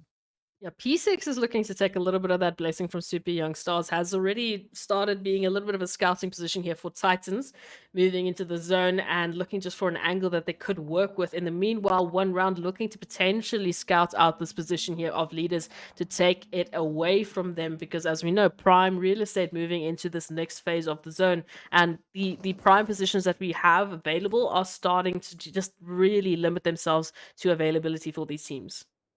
Yeah, and that is the risk of running into these late few phases with so many teams still in the play here. But Darkness now going to be rushing straight on the players here from Lag, but it's going to be a very costly altercation, at least for the side of Darkness. You can see Lag just putting an absolute halt to those advances. But here we go, right? Whiskey gets taken right on down. You've got 3 players still up. 1-9 is going to be slowly bleeding out, but Zilal trying to reach across with those utilities. Sends out the molly, doesn't find the position, but up comes A9Q. They can hear the footsteps just alongside them there. And Darkness on their final hopeful will now have Gaga looking to push it in, but down they go.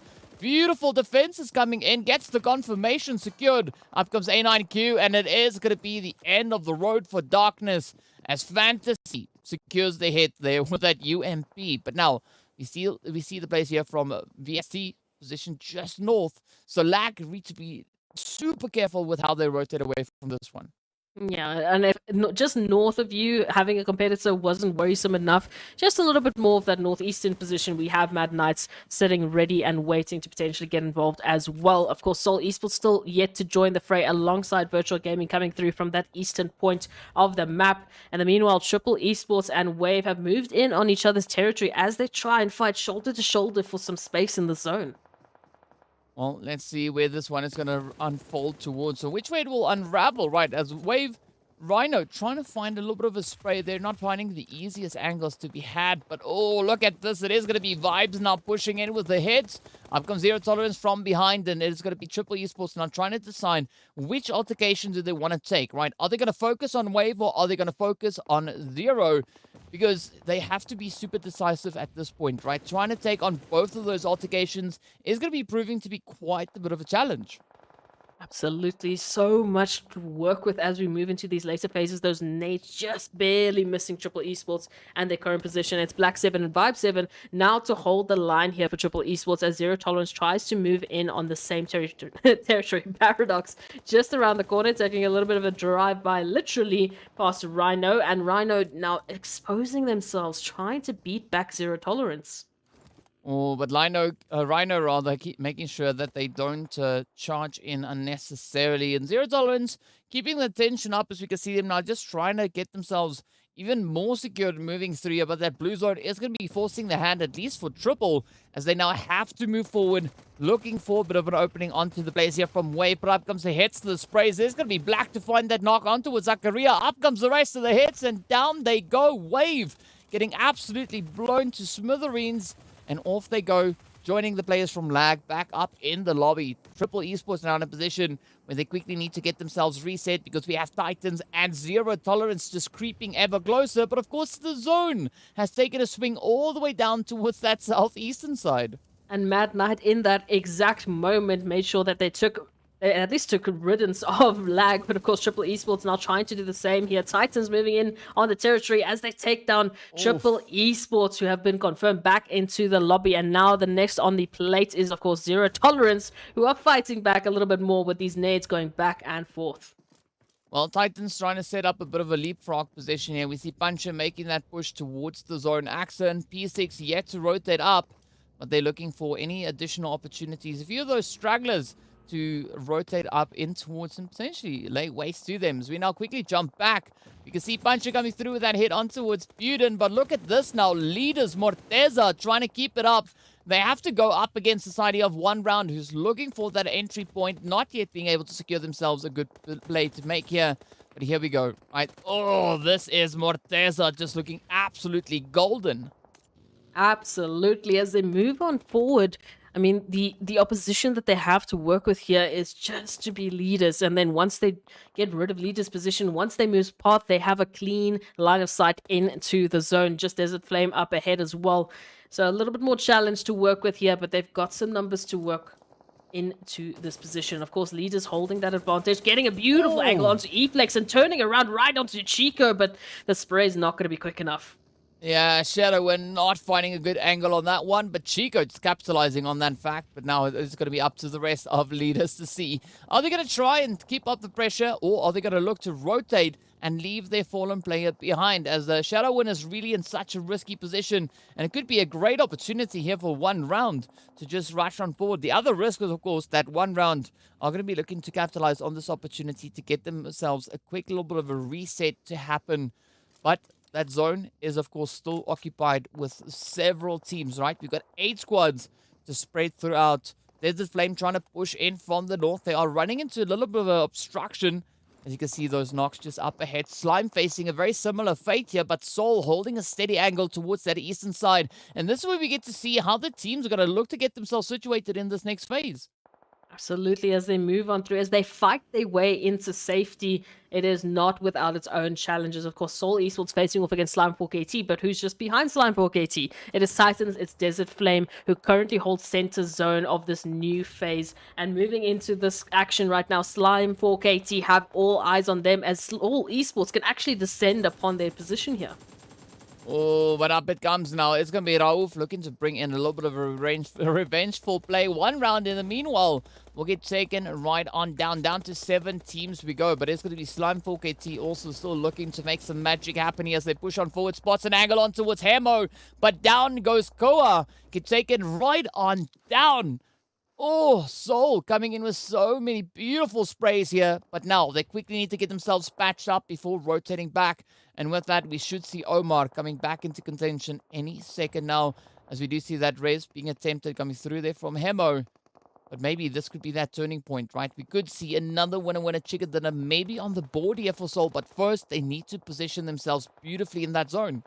Super Young Stars also fighting for a position in the zone and currently facing off against the opposition, not only of Soul, but of course Desert Flame, who are happy to jump into the action here. Mad Knight, in the meanwhile, looking for the flank on the Titans, and they will do so beautifully, taking them and sending them back into the lobby as they take the southern point of the zone and position in the next phase. Oh, but look at this. Look at this. Flacco spots a great opportunity right on towards Plaza. Unfortunately, Plaza able to quickly just duck back into that hard cover. Just looking to alleviate a little bit of that pressure, but up comes the Super Young Stars just rolling on through. And it's going to be Storm to get rolled on over. Oh, the confirmation has been locked in. Plaza also falling victim, and it is going to be Slime 4KT to fall next, getting sent out in that 6th position. But here we go. Mad Knight still in contention, sitting with an absolute full squad. Let's see whether or not they'll be able to get this game locked in, right? We know they are in need of those points. Currently sitting much further down on that leaderboard. But if they are able to succeed in locking in this game, it could be what they need to move away from those lower positions. But look at the angle coming through here from DWAS right on towards Gary Boy. Great shooting coming in.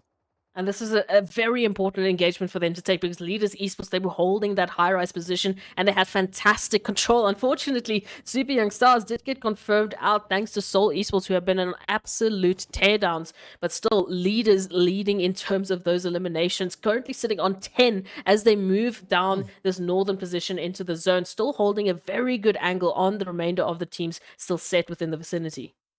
I mean, Solo Esports, even though they have a knock on their side, right, they're not out of it just yet. We do have Hemo and Raouf, two very competent players right there over towards that eastern side of the zone. But now it's going to be Leaders Esports looking to lock in at least the southern edge. They've got a potential angle towards Mad Knight, but Mad Knight just having such favorable numbers moving through. I wouldn't be surprised if Mad Knight were able to really assert great amount of dominance coming in, because aside from them, right, the other teams are all just down to 2 players each. Ooh, difficult position here for a lot of these teams. But of course, Mad Knight roaming with that 4-player setup up against the 2 of Leaders, the 2 of Soul, and the 2 of Desert Flame, who, again, none of these teams have a foot in the zone just yet. They're just on the cusp of getting into that position. But if they do make a move, if they do step out of cover, they will be potentially opening it up for the rest of these squads to take a hit instead. So we can see Mad Knight now looking for a potential jump. Agent 47 going to be taking the vehicle just an edge into the zone. It has to keep a watchful eye on this high rise. We know Leaders. We know with so many teams just snaking in the grasses.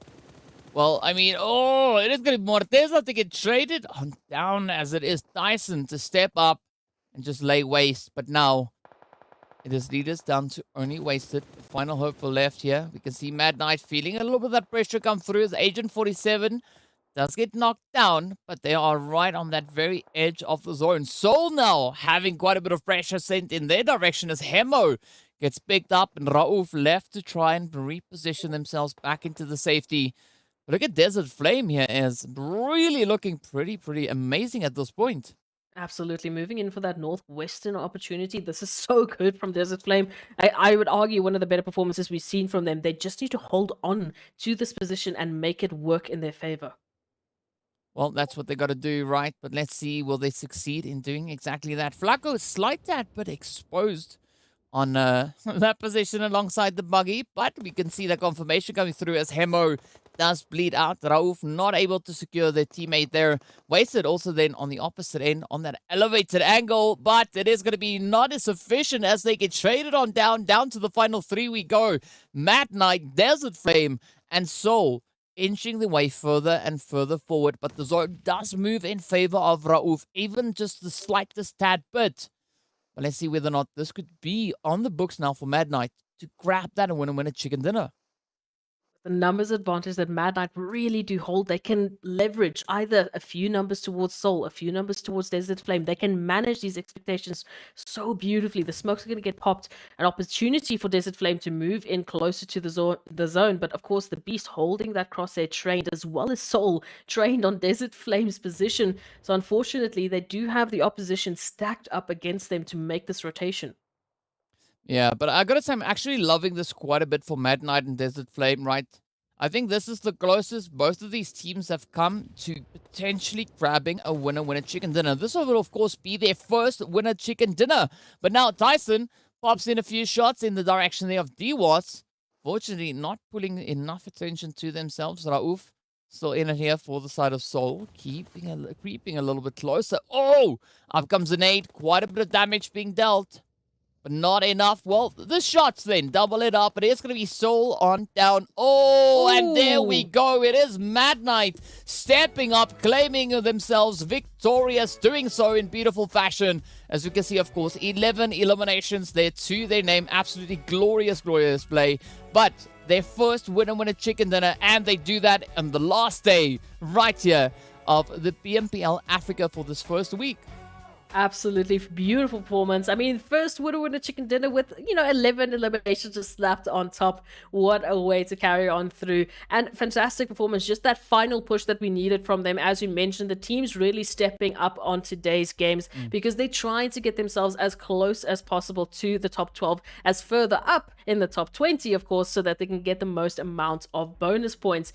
And yeah, Mad Knights, it's been a while since we've seen them, but I'm so glad they've made an appearance. Yeah, I mean, it is always good to see teams still coming in and surprising us, right? Mad Knight, they've come so close in the previous days of having that opportunity to accomplish what they just did. But finally, right, day number 5 in week number 1, match number 2. I know that was a lot of numbers, but they eventually managed to pull it off. They locked in that winner chicken dinner, and they did so with double-digit eliminations. And that is the kind of play that we need to see, right, from the team situated much down. But we also got to commend the players there from Desert Flame, right? This was the closest that they've got to even, to potentially getting a winner chicken dinner. So an insane improvement coming in from Mad Knight and Desert Flames. Really got to love it.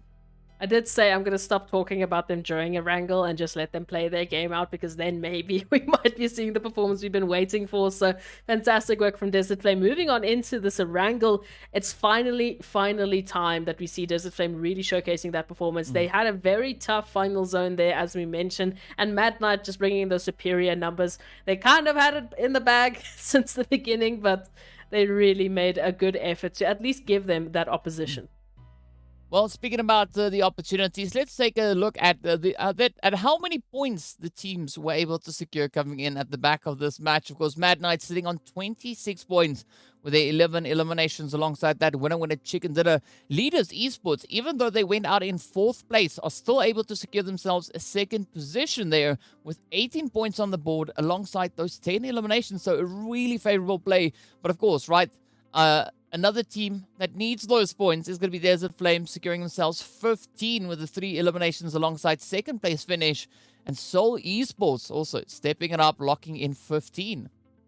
Really good performances, and a good surprise to see certain names up on this side of the page rather on the second page. Of course, Seoul Esports, Mad Knight, Desert Flame. We can go on and on about how we've been waiting to see them, but of course, unfortunately, because they're on that side, other teams have to be on this side. So Triple Esports, Wave, TEAMLAG, although they picked up those great eliminations, they're still going to be finding themselves with relatively low numbers moving into this Erangel. But still, points are points. They are going to make some sort of a difference on the overall standings. Virtual Gaming, of course, from such a massive Miramar, have fallen off a little bit. Sitting in 14th place there with those 1 points. We'll see how they're going to change it up moving into the next maps, though. Yeah.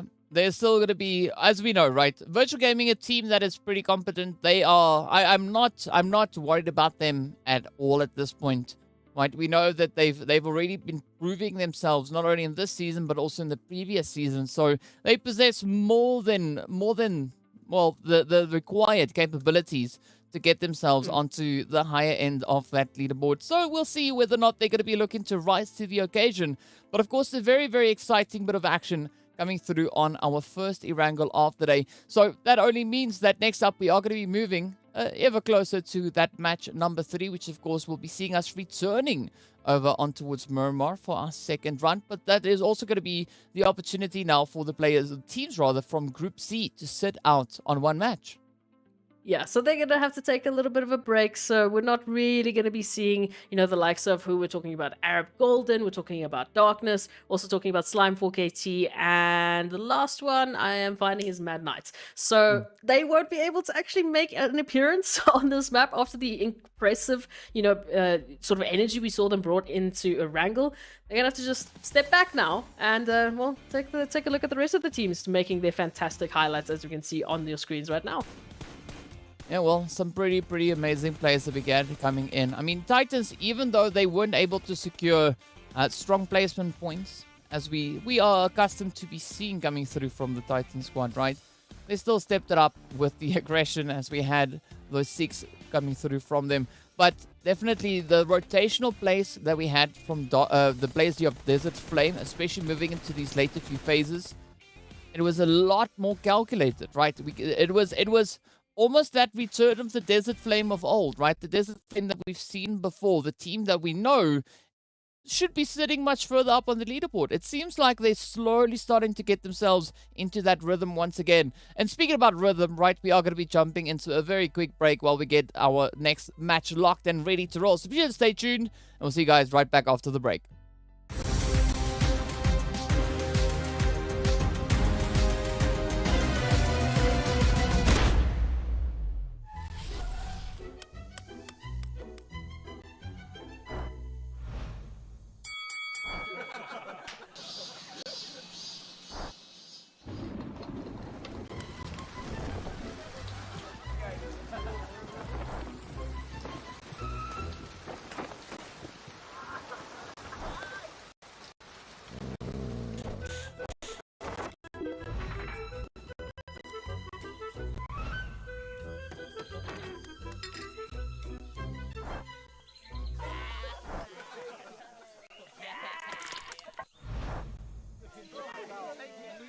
Stalemate? No problem. Ultimate Arena decides the victor.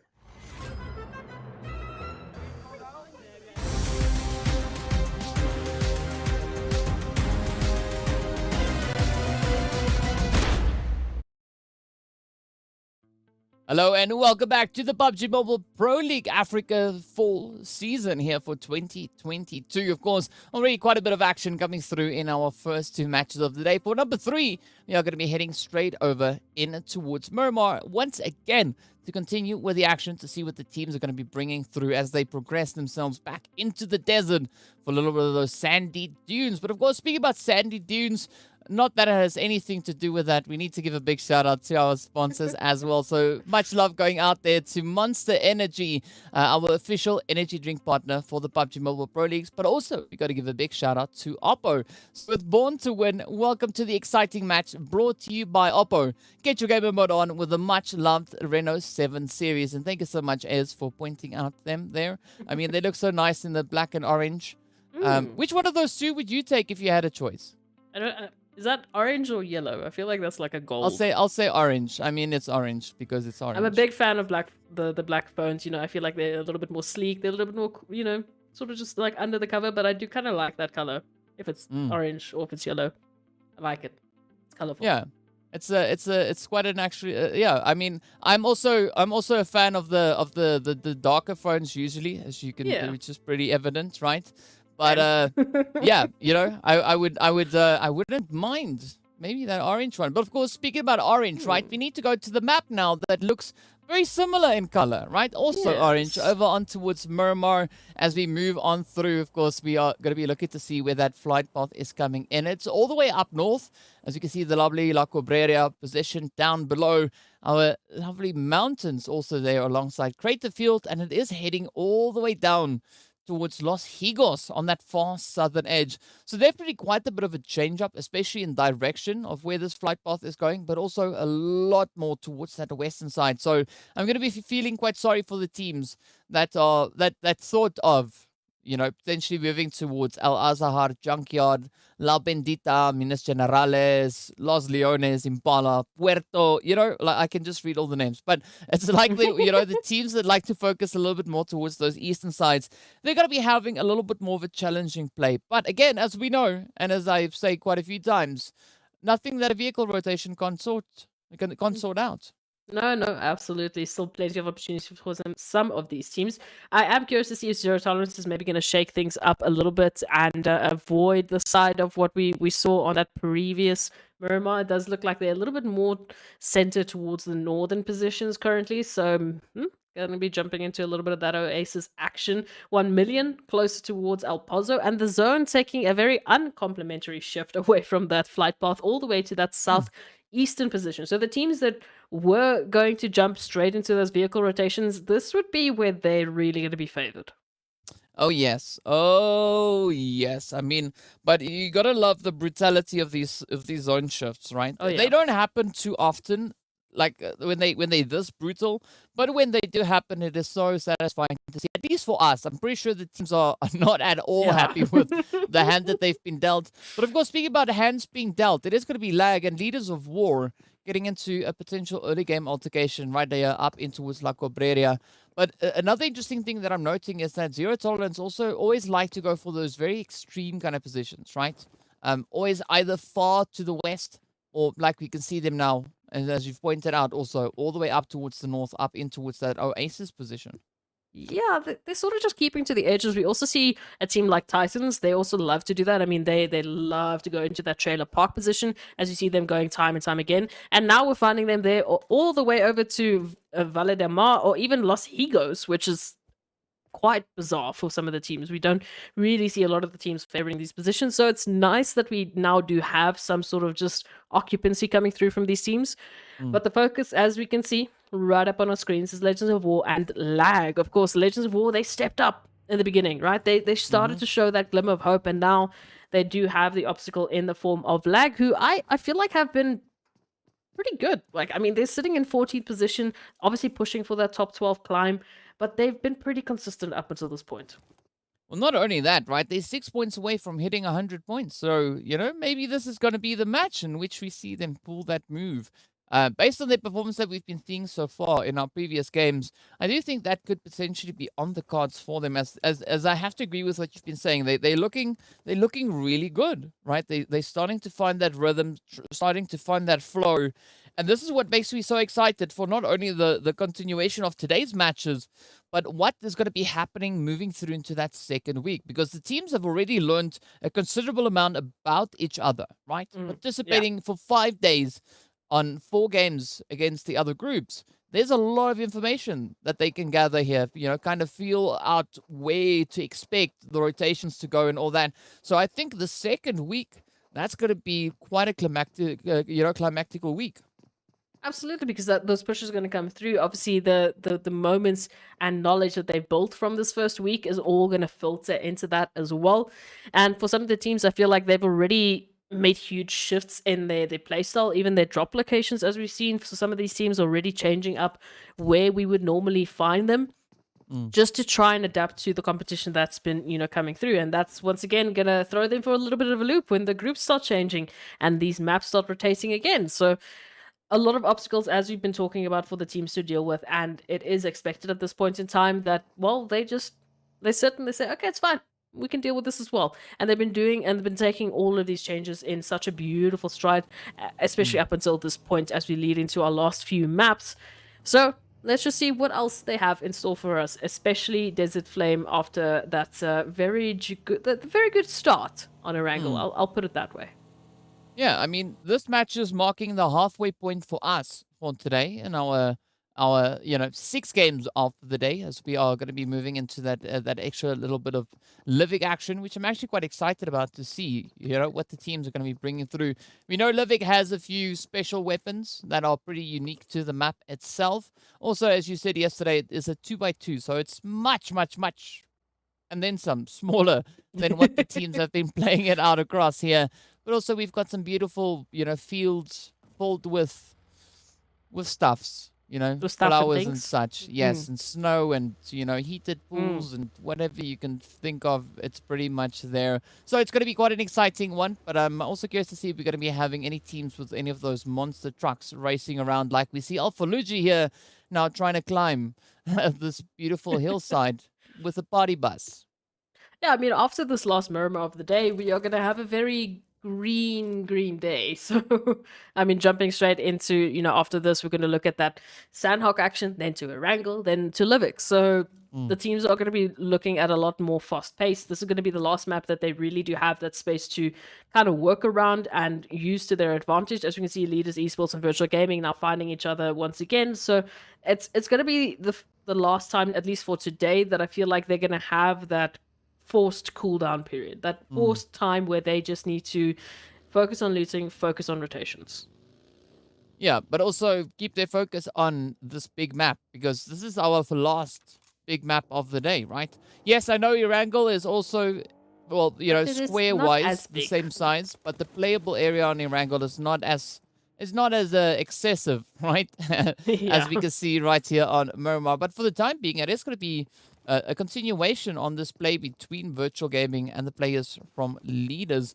Of course, for our viewers, if you want to stay up to date with the live scoring, the live standings, they are available right at the top of the screen. And we actually see the players there from Mad Knight moving up into 15th position after that performance in the last game. So a really great jump coming through there from them. And, that makes me hopeful to see that kind of change come through for our other 19 teams. Absolutely. We love the changes. We love the energy these teams are bringing. And of course, Virtual Gaming finding super young stars. This is just becoming a meme at this point in time. It's like they can just sniff each other out. But of course, Gaddafi is going to be the first member of Virtual Gaming to suddenly get a realization that, maybe this compound is not the best option. But I'm loving this play from Shero, right? I mean, we did see Shero getting taken down first in the first Miramar that we had. But this time around, finding the weapons, getting 2 knocks in. The first one on towards Gaddafi, and then following up with that knock on towards Alpha Luigi. Up comes one shot.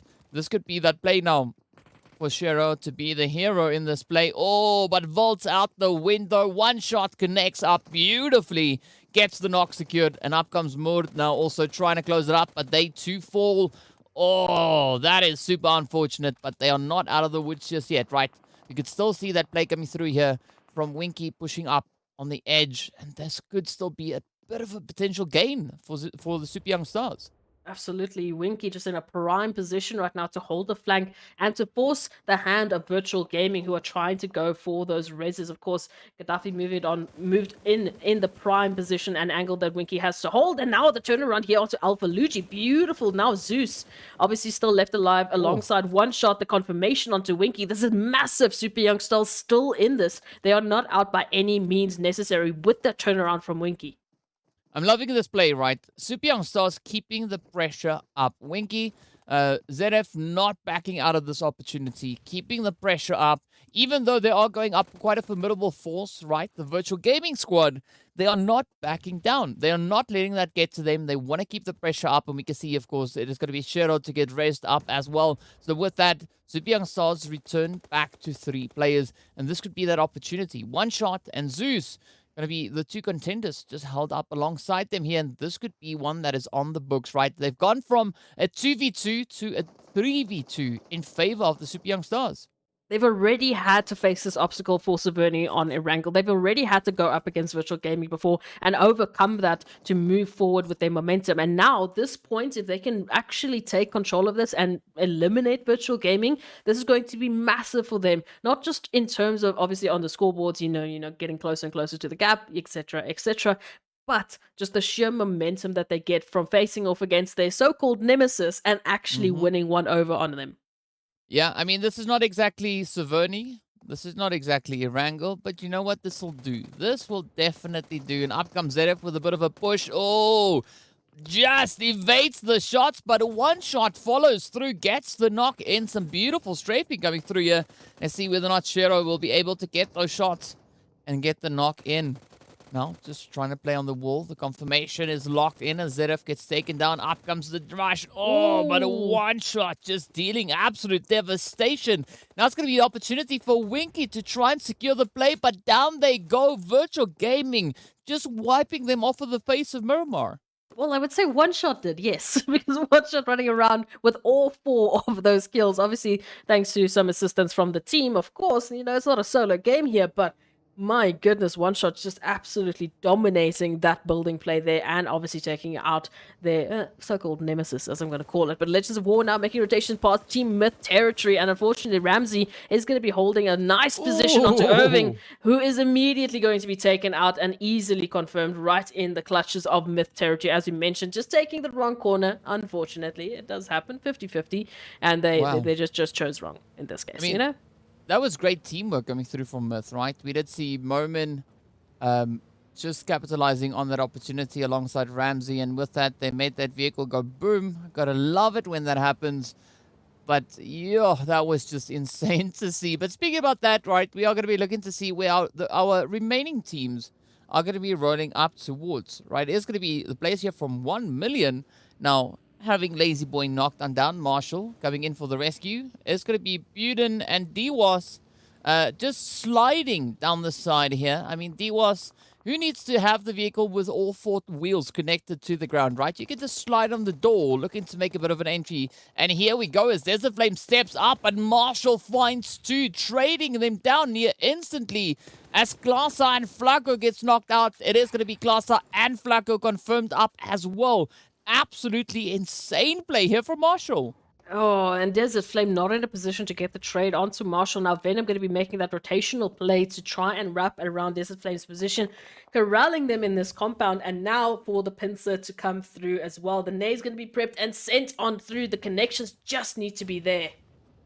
Oh, but this is going to be the play now. 1 million, and they are starting to spread out, looking for a bit of that rush opportunity. Venom moving into position. But, I mean, I'm curious to see what's going to come through here from Desert Flame, because they are going to get a full ambush if they don't act swiftly to this. They are still in a position where they could potentially find a few of those hits to try and halt that advance. But look at the sprays, though. A bit of assistance coming through here as well. And see whether or not Dewas is going to be able to lock in those shots. I'm loving these angles being played at, but nothing secured just yet. Blackjack also getting drawn closer to this altercation as they can hear the shots being fired off. You can see them now just perched up, but Venom gets traded down. Oh, but DWAS gets blown to pieces as we can see the nades come in. Absolutely insane rush coming through here from 1 million once again. And a little bit of help there thanks to Blackjack Esports just on that high rise from the northern position. Obviously had full purview, full opportunity to get involved at any point in time and just jumped in that third party moment at the last moment.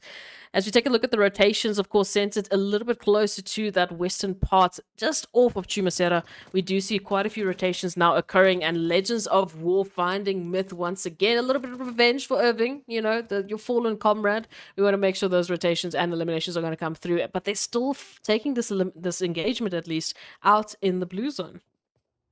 Well, let's see where this goes, right? Not the most ideal position to be playing it at, but here we have Broly still continuing with the sprays, but look at that flick now.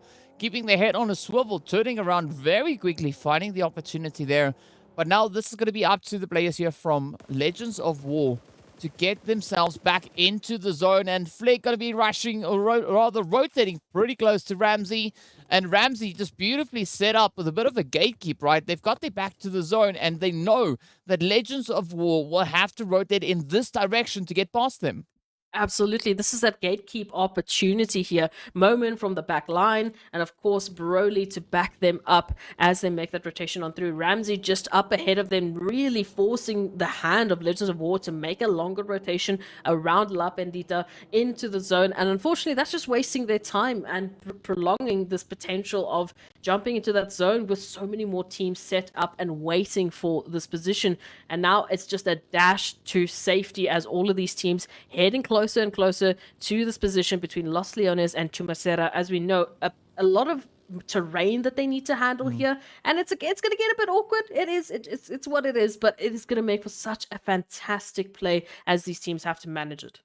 Yeah, and we can see the players there from Seoul already being situated smack dab center zone, at least for now. But we are going to be seeing where that next shift will be taking us as the blue zone, it closes up and it swings down towards the south. Actually moving in favor of Titan, 1 round leaders situated on that southern edge, but still in contention alongside the players there from Triple. And I'm pretty much expecting the players there from Triple to just kind of condense up their position there and look to see how they're going to play this next one out. Virtual Gaming also going to be pushing up alongside that eastern edge, but this is where we get to see what Titans and 1 round will have in store for us. I love it when you mention that. Titans in 1 round. What are they going to have in store for us? What is Leaders going to have to say about this as well? Moving in from that southern eastern part of the zone. Obviously taking a nice angle here within zone. Not quite, set up in terms of hard cover that we might see as teams like 1 round are currently.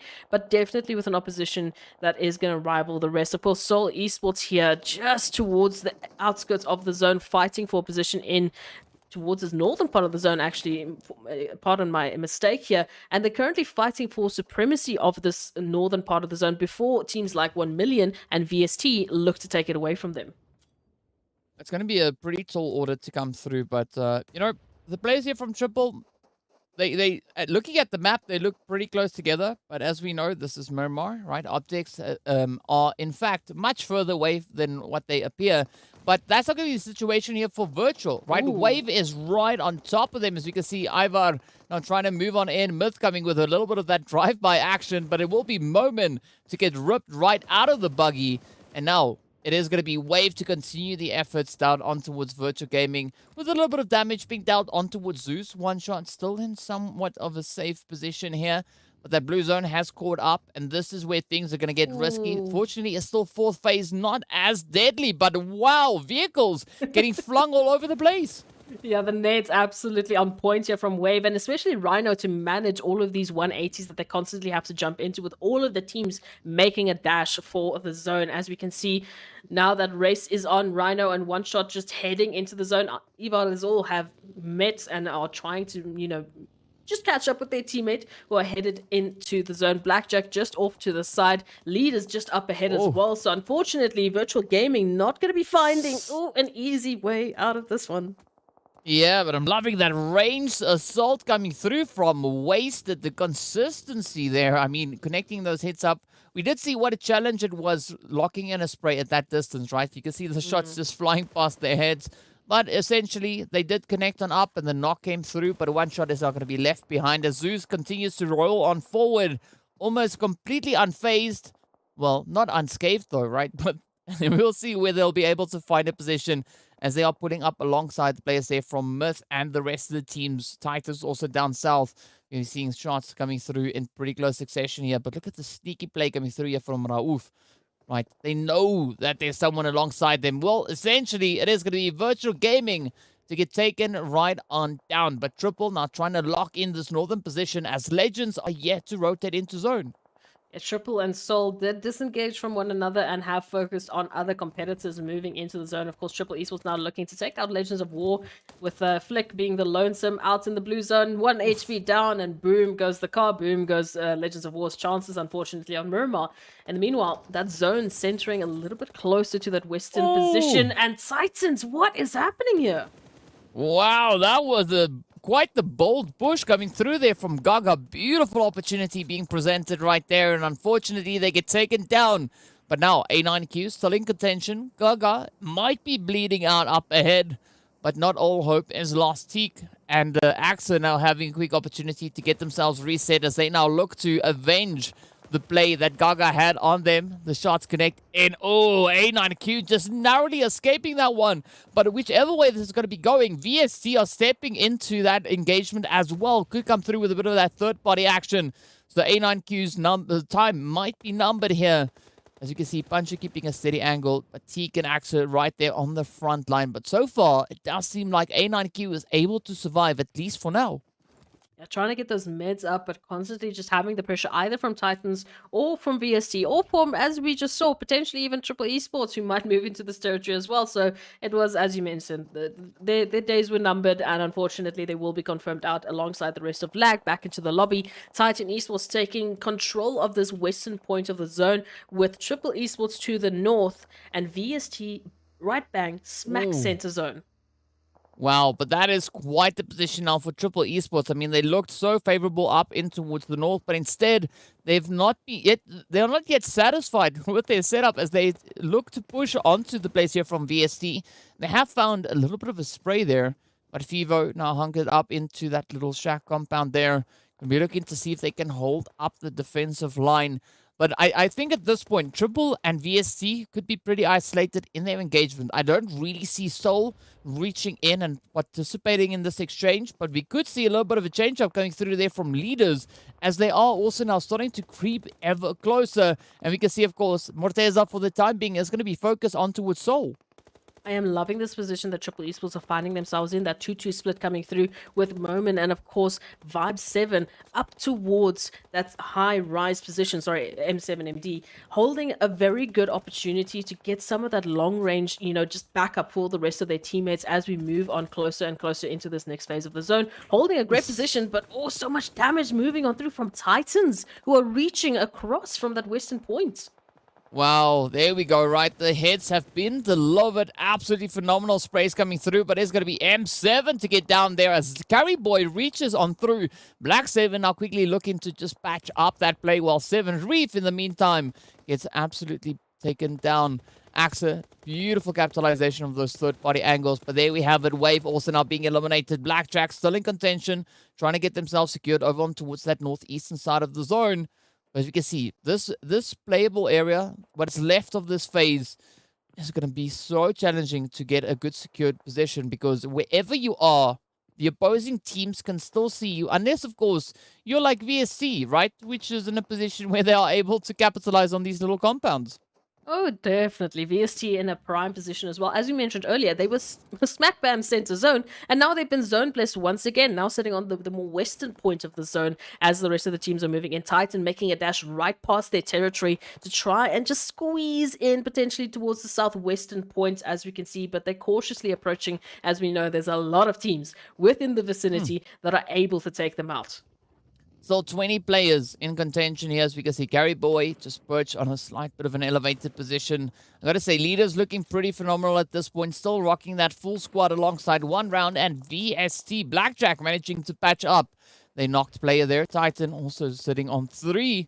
a triple down to 2. Teak, one of our contenders running for that MVP position. Going to be looking to see if they can find a few angles. A lot of opportunities present towards that southern edge. But here we go as Titan now look to kind of condense this play, focusing their efforts right on towards VST. They do find a little bit of damage coming through on towards Hainsley there, but not sufficiently so. A lot of smoke grenades being deployed all over the place.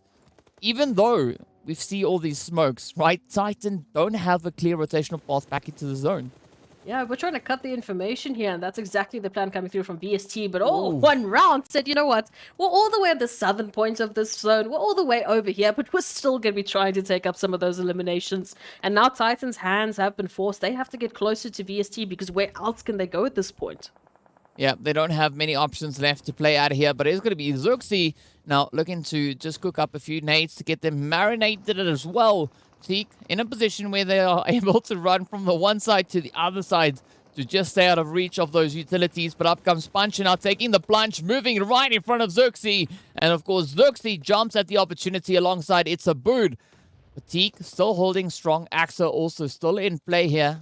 Oh, it's going to be a very treacherous play to come through. As we can see, Zuxi sends out the nades. Triple Esports also holding on to that northern angle. And this is a beautiful example of the triangle of doom. But there we go. Zuxi locks in yet another play. Meanwhile, Blackjack going to be playing their hands against the players there from Leaders. Oh, such a good turnaround here from AXA as well to just help take out the threat of Triple Esports one round. In the meantime, have ensured that Leaders were sent back to the lobby with some fantastic nades. As we turn our attention to our final 4 teams, it's Titan, it's Blackjack, it's VST, and one round still in this. Technically, as we can see, Blackjack's just a little bit further off into the distance. Now, the turnaround has to be here for VST. Well, Hainsley trying to deal with the threats coming through as the Titans get eliminated. Down we go to our final 3 squads. One round looking to make a bit of a dash coming through from that southern edge. So you can see open field. So this position is looking absolutely favorable for VST, right? They've got the compounds, they've got the angles, but all they need to do now is just lock it in. Blackjack is going to be trying to keep themselves out of harm's way, inching closer and closer towards that eastern side. But one round, now need to figure out how they're going to find a successful push as they start with a bit of a play on the vehicle. Hainsley quick on the trigger though, spots that movement, shoots in their direction, and that forces them to just, deploy themselves back down on the map. Up comes Chico, looking to move a little bit further forward, just improve that position coming through. But look at this sprays though, Chrono coming through here from Blackjack, looking to capitalize on any opportunity they can find. Ooh, okay. So we take a look at this Blackjack coming in from this northeastern side. Of course, they have quite a wide stretch that they have to reach, and one round opting for a 2-2 split as they try and corral both VST and Blackjack to this northern part of the zone. And now, one round, they just need to wait for VST and Blackjack to take each other out, and then they can swoop in for that potential winner-winner chicken dinner. Well, that chicken dinner, of course, just moments away as we are left with 9 players. 1 for Blackjack, and still full squads for one round and VST. I mean, this is some absolutely amazing numbers to have. But VST really trying to make an insane comeback here. So they're looking to be pretty strong contenders, especially for this game. But will it be on the cards for them? Will they be able to secure these eliminations, secure these points? And in doing so, just push themselves a little bit further up that leaderboard. Of course, out of our 3 groups that we have here, right? VST is the one that is sitting the furthest up the overall rankings. But this could be a great opportunity also for Blackjack to do exactly that. Blackjack in one round, currently side by side on the leaderboard. 10 points separating the 2 teams. But it's still a great opportunity for either of them. As we can see now, one round taking aim right down on towards VST as Fivo gets found out. And let's see, is this going to be the play for one round to make? Ooh, Zane, though, coming in with the mollies. Yeah, Zane just unfortunately is going to be exposing themselves just to see if they can get a quick cheeky peek there on towards one round. It's going to make the jump into E-Flex, but it's not going to be the option they should be taking here. Now VST up on the pressure here as they get their last remaining members up for the action. Well, as we know, right, Blackjack not going to be able to surpass the players here from one round, at least not with points, not now. But one round, definitely looking to catch up to VST, looking to see if they can make that push. There's currently 31 points separating these two teams on the overall standings. And let's see, could this be the one now for one round to close that gap even more so? Whichever way you look at it, either of these teams are going to be walking away with some pretty insane placement points, but it is going to be, it's a boot to get knocked on down next. So we want to see those fair trades coming through. Oh, what a nade. Finds the point, reduces one round down to 2. E-Flex on the one side, Moha on the opposite, but it's going to be Moha to receive a full-on send as Hainsley rushes on forward, gets a quick trade. Up comes Fivo, replicates the efforts. Now it's a boot and Zuxi, the final two contenders, standing between one round and that potential winner chicken dinner. Oh, but there we have it. VST locks it in, and they are not going to allow the players from one round to get anywhere near them. Oh, we love to see a little bit of that boom boom action right up until the end. So the nades coming in clutch here for VST. And we've said this before, we were missing a little bit of that VST action yesterday. We were missing their presence there in the maps. We were missing them in those final moments, and they definitely made the splash back once again. You know, I like it. The payback has finally arrived, but one round picking up some great eliminations and some great placement points. So they're closing the gap while VST is trying to just enlarge it. Yeah, you know, you gotta love these splashes, these waves that the teams are bringing through. Really, really phenomenal. But as we said, right, VST, a team that is really going to be able to capitalize on that, already being situated quite well on the leaderboard, on the rankings, as we know, sitting in 7th place. But they were sitting in 7th place with no chicken dinner to their name. Now, that has changed up entirely, right? We saw that beautiful play come through now, and they are going to be feeling absolutely amazing, feeling like $100 or $1 million, right, at this point in time. But that's the kind of play we want to see come through from these teams. And of course, speaking about feeling like $100, feeling like $1 million, right, we are going to be taking a very quick break, so be sure to stay tuned, and we'll see you guys right back afterwards.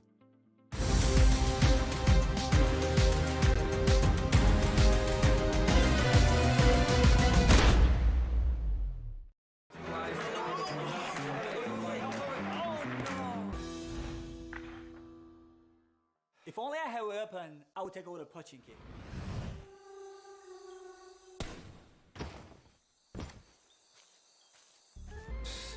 That's nothing. I clearly took down the enemy. If we were to keep the score, we'd definitely be higher than me.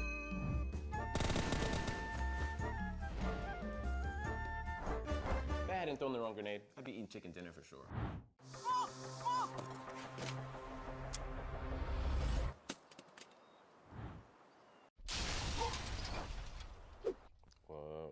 What's wrong, guys? If you don't agree, listen to Ultimate Arena. Arguments don't matter. Ultimate Arena decides the victor.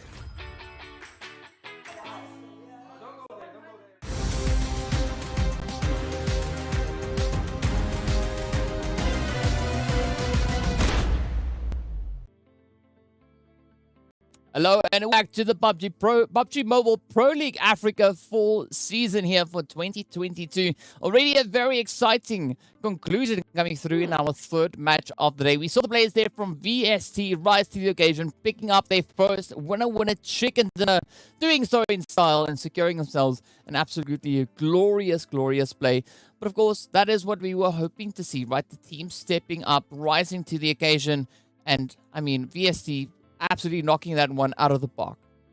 Definitely, and it's good to see them back in the action again. We've had so many opportunities to see a few teams that we haven't had an opportunity for quite a while, so we can take a look at those match rankings to see where the rest actually ended up and how, you know, one round actually managed to pick up points. So as you can see, VST picking up those 24 matching eliminations with one round actually in those final moments. So fantastic pickup for both of these teams to just, you know, bolster their standings on those overall leaderboards.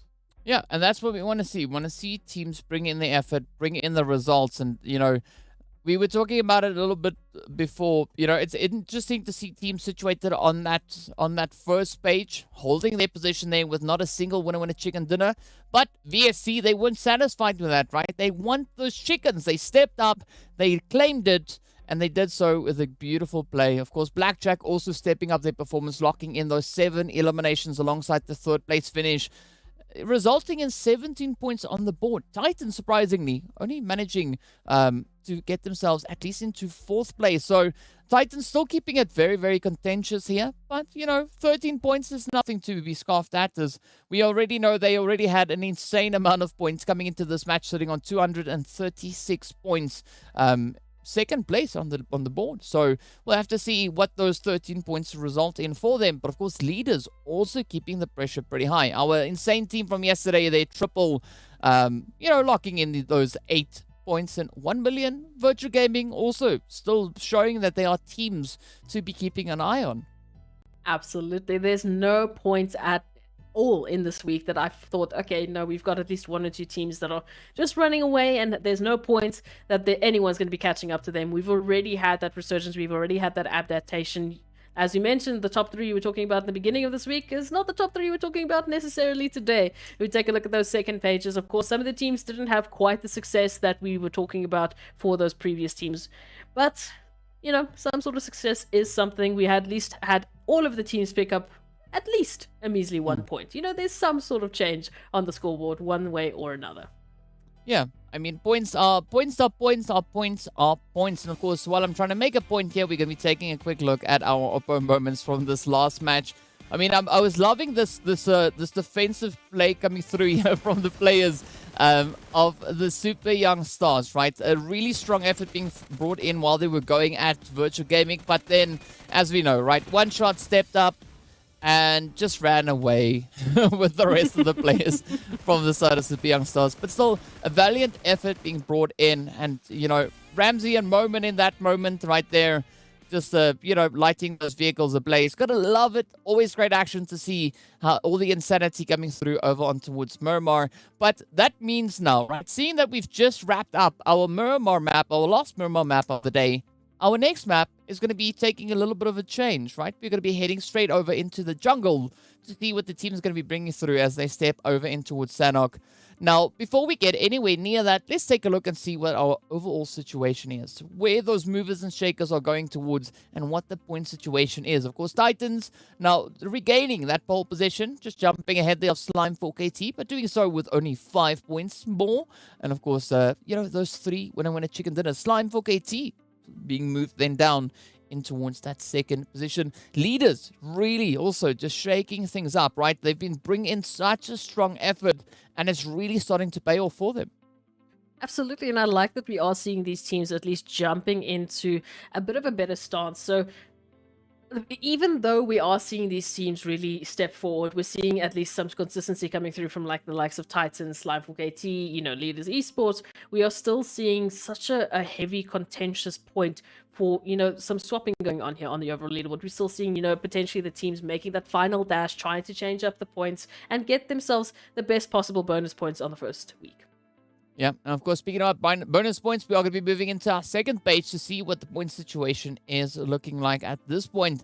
Wave Esports going to be moved down, right, all the way into that 9th position with 1 round right there hard on their heels. Only 8 points currently separating these 2 teams, with Team Myth also 5 points away from that. So looking at the whole kind of spread that we've got, it's still a very contentious position, right? Mad Knight, Super Young Stars definitely bring in the effort to try and close up that gap, right? We did see it was 21 points at the start of the day, but currently, as we can see there, right, it's been reduced considerably, now only down to 16 points. So I'm loving these efforts that the teams will bring in, trying to close up all these gaps and trying to see if they can push themselves further up the overall rankings.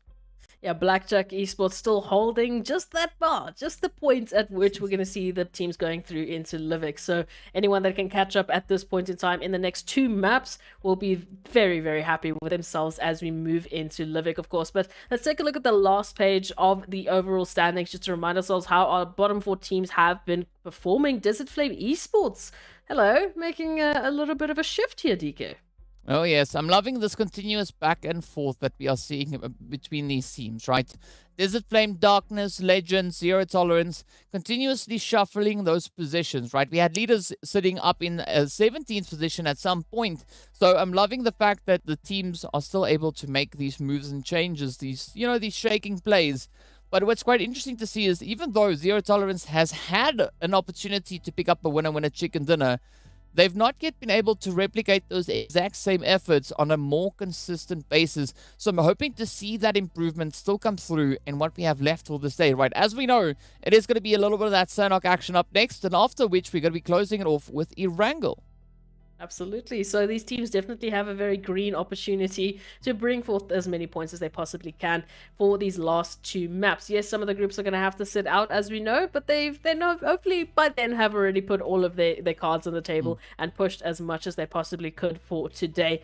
Moving into Sanhok, however, I think we're going to have a very explosive start from these teams making the final push. Well, speaking about explosive action, we're going to be jumping straight onto our plane to see where the teams are going to be going. And as we said before, right, there is going to be one group sitting out at this time around. It is going to be the players from One Round, Seoul Esports, TEAMLAG, and VST Gaming. So I'm loving the efforts that VST brought over in the previous match over on Miramar, looking to just establish themselves a little bit more aggressively, as we can see them situated up in towards that 6th place. But again, this could be that opportunity for Legends, Darkness, Desert Flame, Zero Tolerance to not only close the gap on Super Young Stars and Mad Knight, but potentially try to surpass them. Yeah, as we know, after this map, Super Young Stars, the likes of Titan Gaming, Virtual Gaming Squad, and Zero Tolerance will be sitting out. This will be their last map for the day. So the Sanhok push is going to be their last opportunity to get as many points up on that top 20 scoreboard as they possibly can. I mean, at this point in time, I would say there's a few of those names that are obviously definitely sitting within our top 12, and we should be seeing them back for Livik. But you want to get as far as you possibly can before the rest of the team start to catch up or overtake you. Yeah, and as you can see there, of course, Teak, Morteza, and Koa are going to be sitting with our highest amount of eliminations as individual players. And then, of course, we've got Axa, Koa, and Morteza being present there once again with some pretty insane damage numbers alongside their names. But as we look to what we have currently situated in the zone, right, we did see that zone being positioned towards the northwestern side, but all the way down in towards Ruins, that's where we're going to have the players from Desert Flame, Triple Esports, even Wave Esports, as we have them right here on the screen now in a very contentious position, right? Already getting into a little bit of that early game action. It's going to be Vibe 7 looking to just, pick up Desert Flame right from the get-go. It's so bizarre to see all three of these teams just so scattered and mixed up position here just towards the edge of that river line. So I'm just lost for words as to why we see so many teams dropping on one single location. But hey, here we have it. So Triple Esports, Wave, and Desert Flame now fighting for their positions here. Already a bit of a knock coming through. Triple Esports picking up one elimination, being happy with that. But they might want a little bit more because they definitely have 2 teams worth of eliminations to pick from. Yeah, I mean, realistically, if we look at the teams that could be contenders to make a push for that top 12, at least in this match, right? They are definitely be looking at a team like Arab Golden. I'd even go as far as to say, well, not TEAMLAG because they're not playing in this game, but their point position could allow them to accomplish that. But also then even Mad Knight, if they really, really focus the efforts exceptionally well, we could see them capitalizing, right? They've already shown a great potential in that. But now they just need to lock it in. And of course, speaking about potential, it is going to be a potential show of aggression. Well, not potential anymore. It has been happening and secured. I see Triple and Wave now going at each other here with Triple coming through. A little bit of that DBS action at the hand of M7. Hey, we've been loving the DBS in the past few days. It's definitely been showcasing to be a very intimidating weapon. But of course, Wave's still a little bit split up. As you can see, Zakaria and D3S all the way up north. And, well, Rhino has to, up south, actually. And Rhino actually has to make a dash to the southern point and catch up with the rest of their teammates to try and keep their numbers in play. In the meanwhile, Desert Flame, they have completely just jumped out of this whole situation and moved a little bit closer to Camp Alpha to try and keep in check. Yeah, I think that's a respectable decision to make at this point, right? They know what's at stake and they don't want to get themselves caught in unfortunate positions unnecessarily.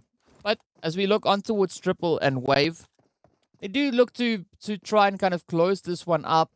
You know, they want to continue the altercation, but they don't seem to be overly focused on following through with those efforts. Meanwhile, Wave will be pushing for a little bit more of a separated play towards that ruins area. So I think that's a good disengage coming through from them.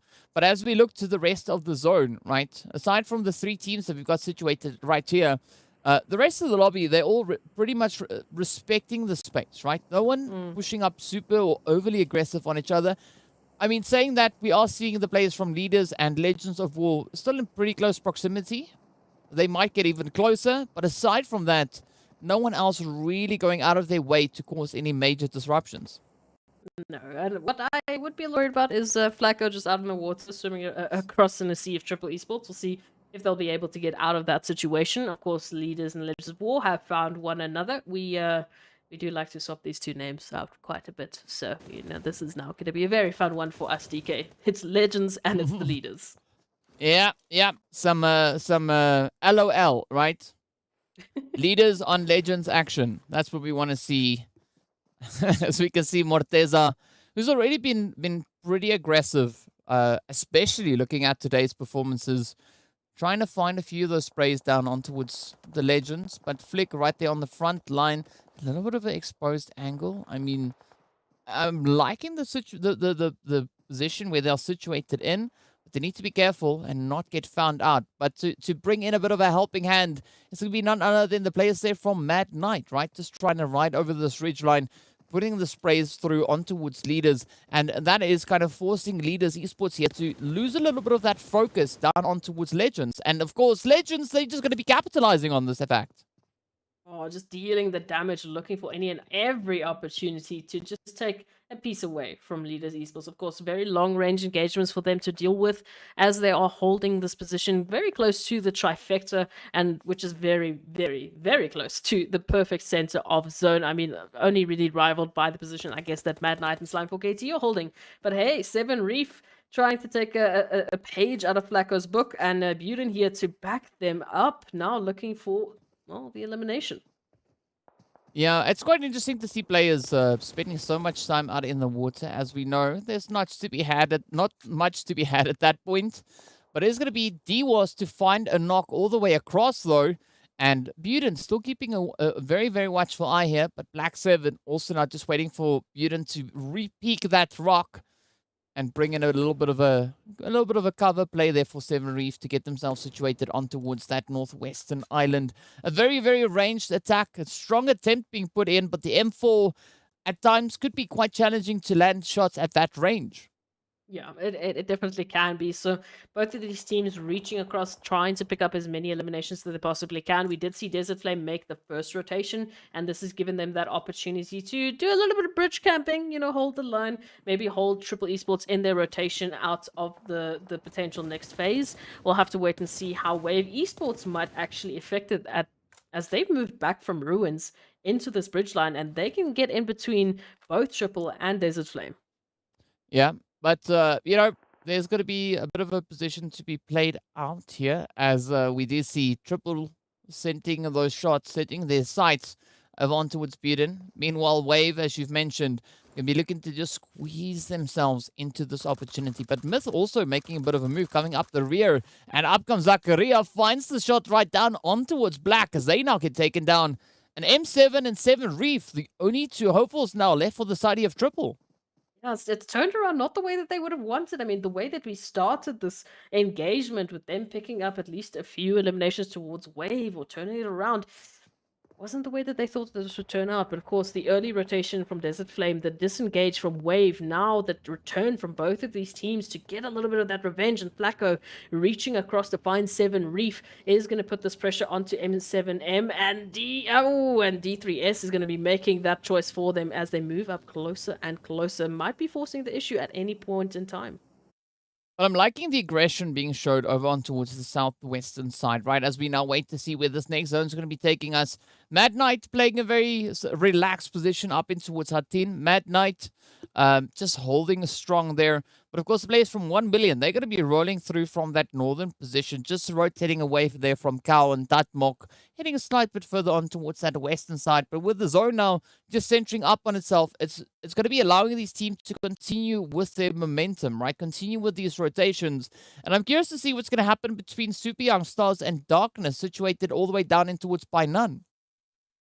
Ooh, all right. So let's take a little bit of control here. So Super Young Stars, of course, a little bit closer there towards Painan, alongside Darkness, of course, as we can see potential opportunity for either of these teams to get up ahead of the rest of the competition. Blackjack yet to make their rotation into zone. Arab Golden as well, alongside Myth, still jumping into the safety, but behind quite a bit of teams that are right up ahead of them. So the rest of these teams in question might be looking for some earlier eliminations, as they are currently left to their own devices. I am especially focusing on that trifecta area, that we still have quite a few teams such as, Legends of War, Leaders Esports, and even Zero Tolerance, or who knows, even Virtual Gaming, who can get involved. Well, let's see how this one pans out, right? Because especially looking at this kind of Painan setup, right? This is a somewhat isolated engagement coming through, but as we jump further up north now, it is going to be Titans and Zero Tolerance to look to see if they can find a bit of a play here. I mean, Paradox keeping a slow, steady position. We see that DBS coming through once again, being devastating as always, but Lord now lets it rip, picking up the spray on towards P6. That's what we want to see. Quick hit, quick action. Titan and the rest of the players here now looking to see if they can bring on a bit of a vengeance, because Zero Tolerance looking to lock in point here. Paradox now coming under fire as they get rushed. The shots come through. Up comes Puncher and Axa, looking to show them how to deal the aggression. But now, as you can see on the opposite end, right, it's going to be Skydo and Lord left to try and make a bit of a play. Either push forward in towards Titan or fall back and rotate a little bit closer towards Bootcamp, trying to lock in a little bit of that safety. But it does seem like Zero Tolerance are going to stick to their guns, right? They want to stay right here on the front line alongside Titan. They're not going to be backing off. As we know, this is both of these teams' last opportunity for today to pick up points on that overall leaderboard, to get themselves into the top 12 for that last Livik game of the day. So both teams looking for that final push, and now Titans looking to aggress upon Zero Tolerance and their position to take out their fellow team from Group A. Well, this could be a little bit of that rolling thunder coming in here. Skydo can hear the footsteps getting closer and closer, waiting for an opportune moment to strike, but they are going to be taking opposite ends of that rock. Finds the one trade though, but Puncher sneaks in with a quick hit. Lord now left to try and make a stand, but again, same situation. Holding the position behind the rock. Up comes the strafing, finds the one, but down they go as Teak rushes forward just to lock it on down, and Zero Tolerance getting taken out in that 15th position. Unfortunate here for Zero Tolerance, but that will be the last couple of points they will be picking up for today before we take a look at our Livik game. And who knows, maybe they will be in the top 12. We have to wait and see. The rest of the teams, of course, moving through. Blackjack Esports now rolling up on Arab Golden's position here as they are looking for a piece of the action. Oh, and Coronel rather finds that, but a quick response getting sent in there as well. Now Ban gets the opportunity to move on to Angelo to get that race going, because see Ilias now off in the distance. They're taking a few hits. Super Young Stars focusing their efforts onto their players there from Arab Golden as well. But up comes Phoenix now, looking to see if they can find a bit of a stand to make. Huddling up in the building, the rest of the team still quite some distance away. MG and Zane nowhere near them, and down they go, falling to the aggression being shown here. And this is one of those situations where 2-2 split does not really work out all too favorable for a team. No, unfortunately not quite getting the timing right to make those trades happen, and falling short just in those final moments. Now the rotations have to come through here for Blackjack, and they're going to be heading up a little bit closer to potentially Bootcamp, maybe joining the side of Titans. We'll have to wait and see how their rotation ends up taking a shift, but turning our attention here to that trifecta, it is still Legends of War and Darkness fighting for a controlling position of this ridgeline. Compounds in favor currently of Legends of War, and they are trying to keep control of as much of the space as they possibly can, because this is just within that next phase. Yeah, and I think that's going to be a healthy spread, especially now for Legends, right? Because they've got those compounds, as you've pointed out, but Darkness trying to find a way on forward. And we also see the players from Leaders Esports being positioned towards the north. So if Darkness goes for a full-on send, we could actually see them not only facing off against Legends of War, but they could also get caught up by the players there from Leaders. All will be revealed momentarily, but in the meantime, we do see Farok, unfortunately, getting caught up by the blue. It's going to be a double whammy. Not only do they drown, but the blue zone also comes through with a little bit of that damage as well. And now, as we look back onto its darkness, we're waiting in anticipation to see how this play is going to pan out for them, as we do have Zalal just pushing a little bit further forward, looking for that opportunity now on towards Legends. All right, Ooh. at Legends of War's doorstep, and unfortunately not the control, the Darkness we're looking for. So an immediate trade now, putting Legends of War and Darkness on relatively equal footing, as they're both 3 apiece each, moving through with their players. But again, this is Darkness moving into Legends of War's territory, so they need to be aware. They need to understand that Legends of War, they have the advantage. They have been sitting and waiting for a fight like this to actually come to fruition. Yeah, and I mean, it's not that Legends were legitimately sitting and waiting, right? They moved up in anticipation of what could be a good position to take occupants of. They moved through, and now they had a quick and a warm welcome come through as, Darkness sent one of their players out to try and scout the situation.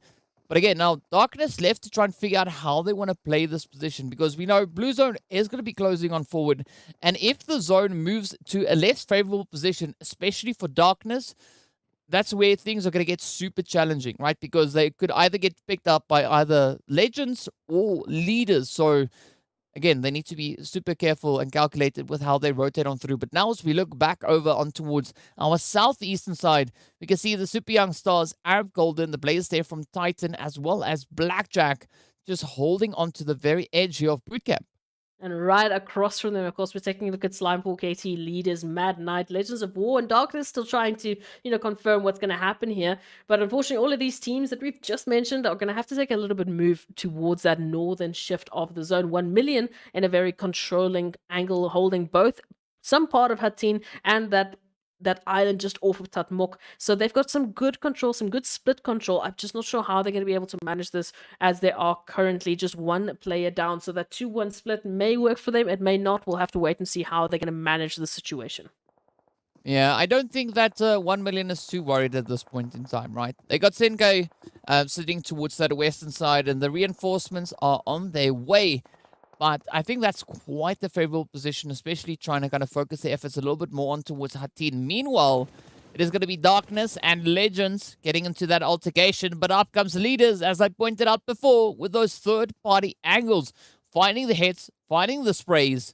But now Legends, they need to see how they're going to get themselves out of the situation, right? They still have 1 contender left, 1 potential threat here. It is going to be Tornado. But I'm loving the fact that Flick and, the players here from Legends are focusing their efforts still towards that northern side. It shows that they are keeping those rotations in mind. Oh, but Flick now going to get picked up there by Tornado as they step on forward.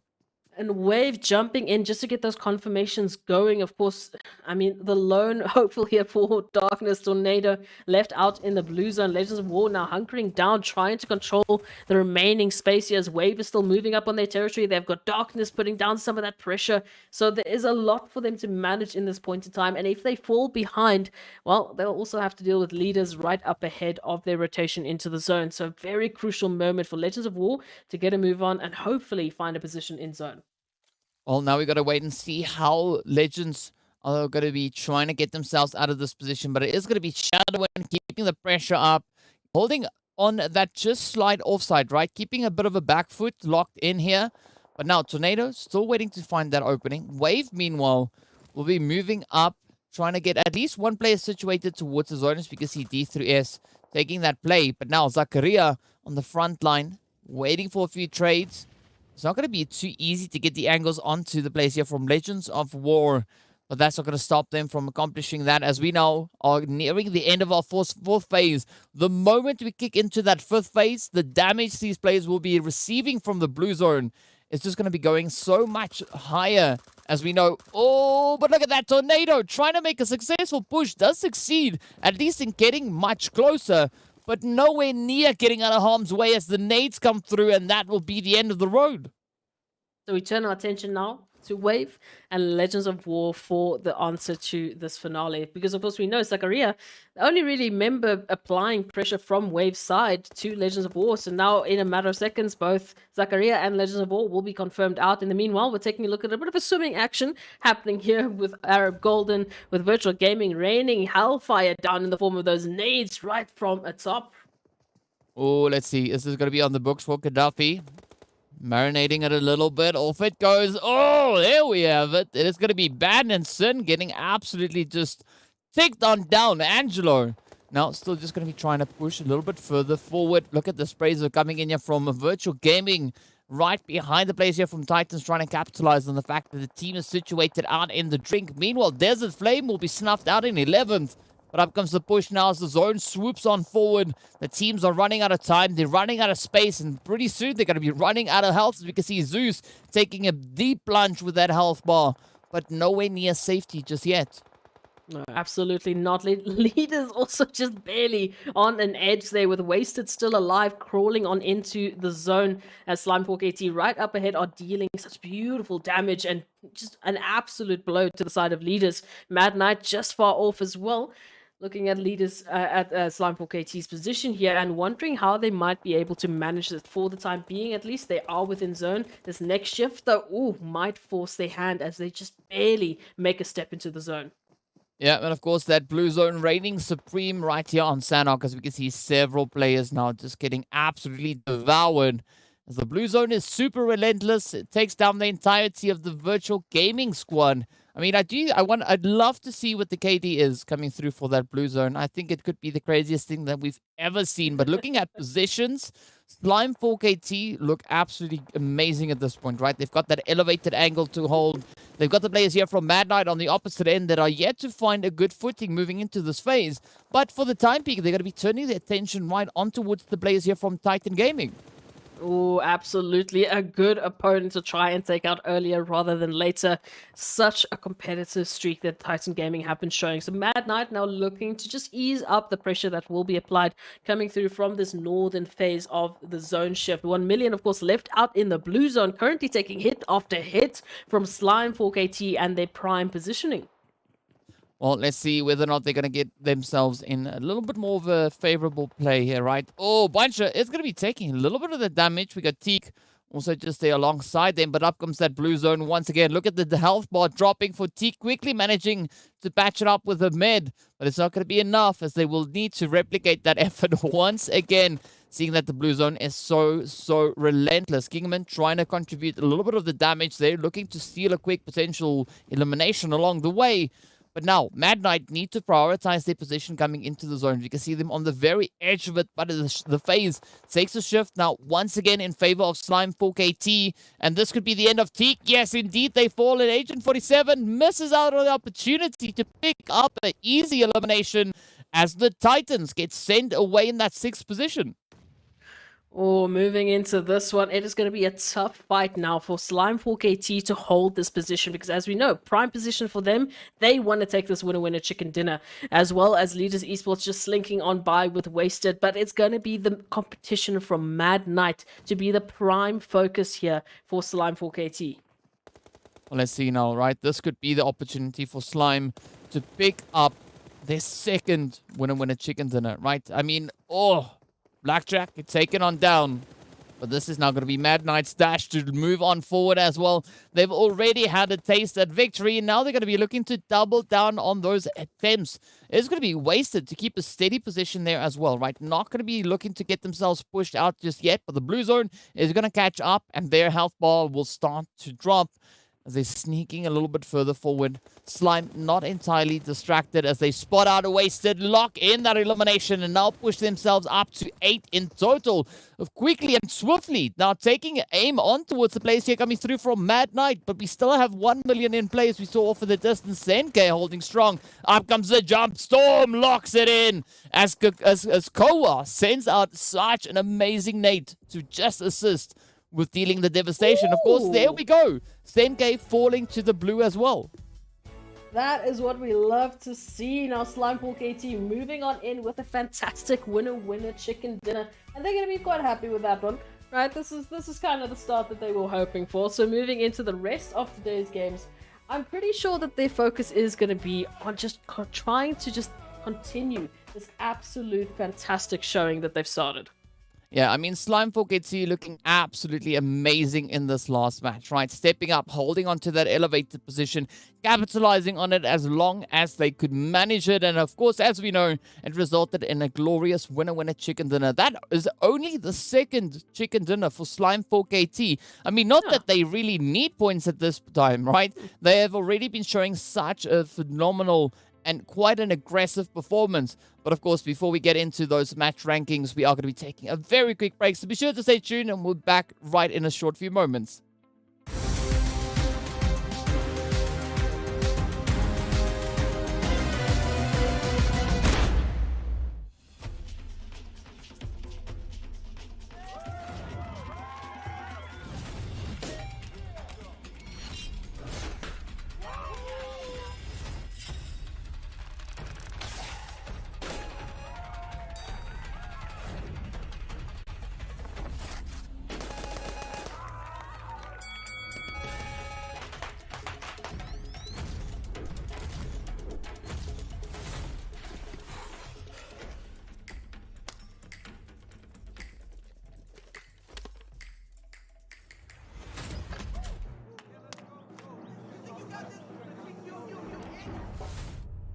Stalemate?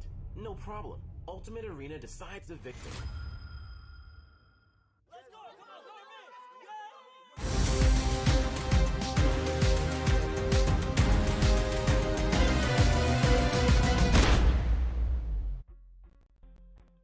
Hello and welcome back to the PUBG Mobile Pro League Africa Fall 2022 season. We just came back from our fourth match in which we saw the players from Slime 4KT stepping up with their second winner-winner chicken dinner, locking in 10 eliminations alongside that. Absolutely glorious play coming through from them. But of course, we need to take a look and see what our point situation is. Our match rankings to see how many points the teams were able to secure over in towards Sanhok. We know that the players there from 1 million also finished up in second place or third place, if I'm not mistaken, bringing in a little bit of that blue zone hill strat thanks to Senke. But as we saw, right, it was quite a contentious play coming to the very end of this match. Looking to see which team was going to be the one to lock it in, and Slime 4KT just overpowering the competition. So let's head on over into those match rankings to see how many points the teams were able to bring in.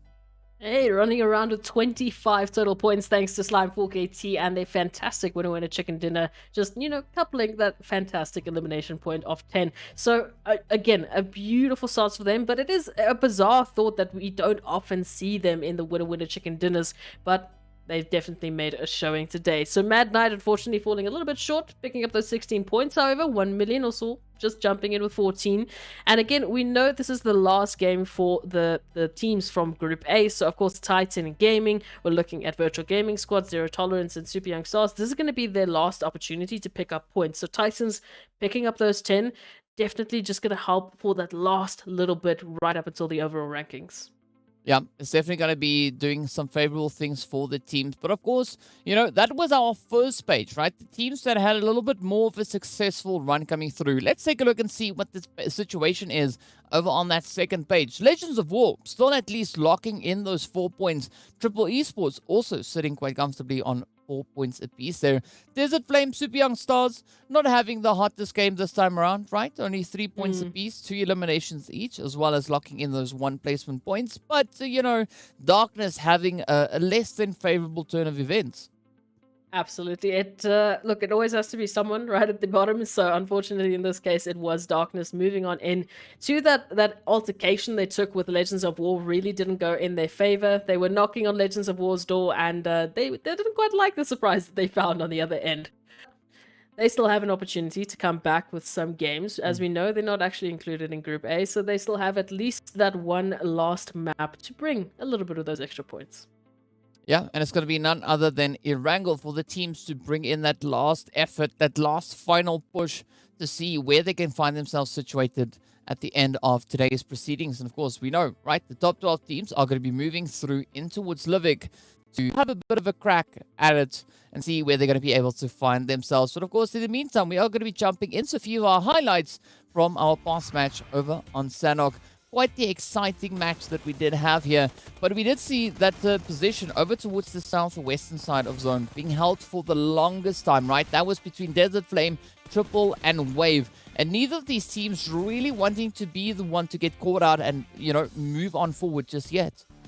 Yeah, Desert Flame did make that earlier rotation, and eventually it did end up being, unfortunately, the downfall of Triple Esports. As we saw, Wave, Desert Flame, they initially backed off. They got what they needed to in terms of loot, in terms of better positioning, and they came back absolutely swinging. But of course, Virtual Gaming, they went shooting for fish in a barrel, essentially, with the nades dropping from Gaddafi, and a beautiful opportunity here for Virtual Gaming to pick up some great eliminations as they moved on forward. And we already saw that resurgence from Virtual Gaming today when they picked up that winner chicken dinner earlier.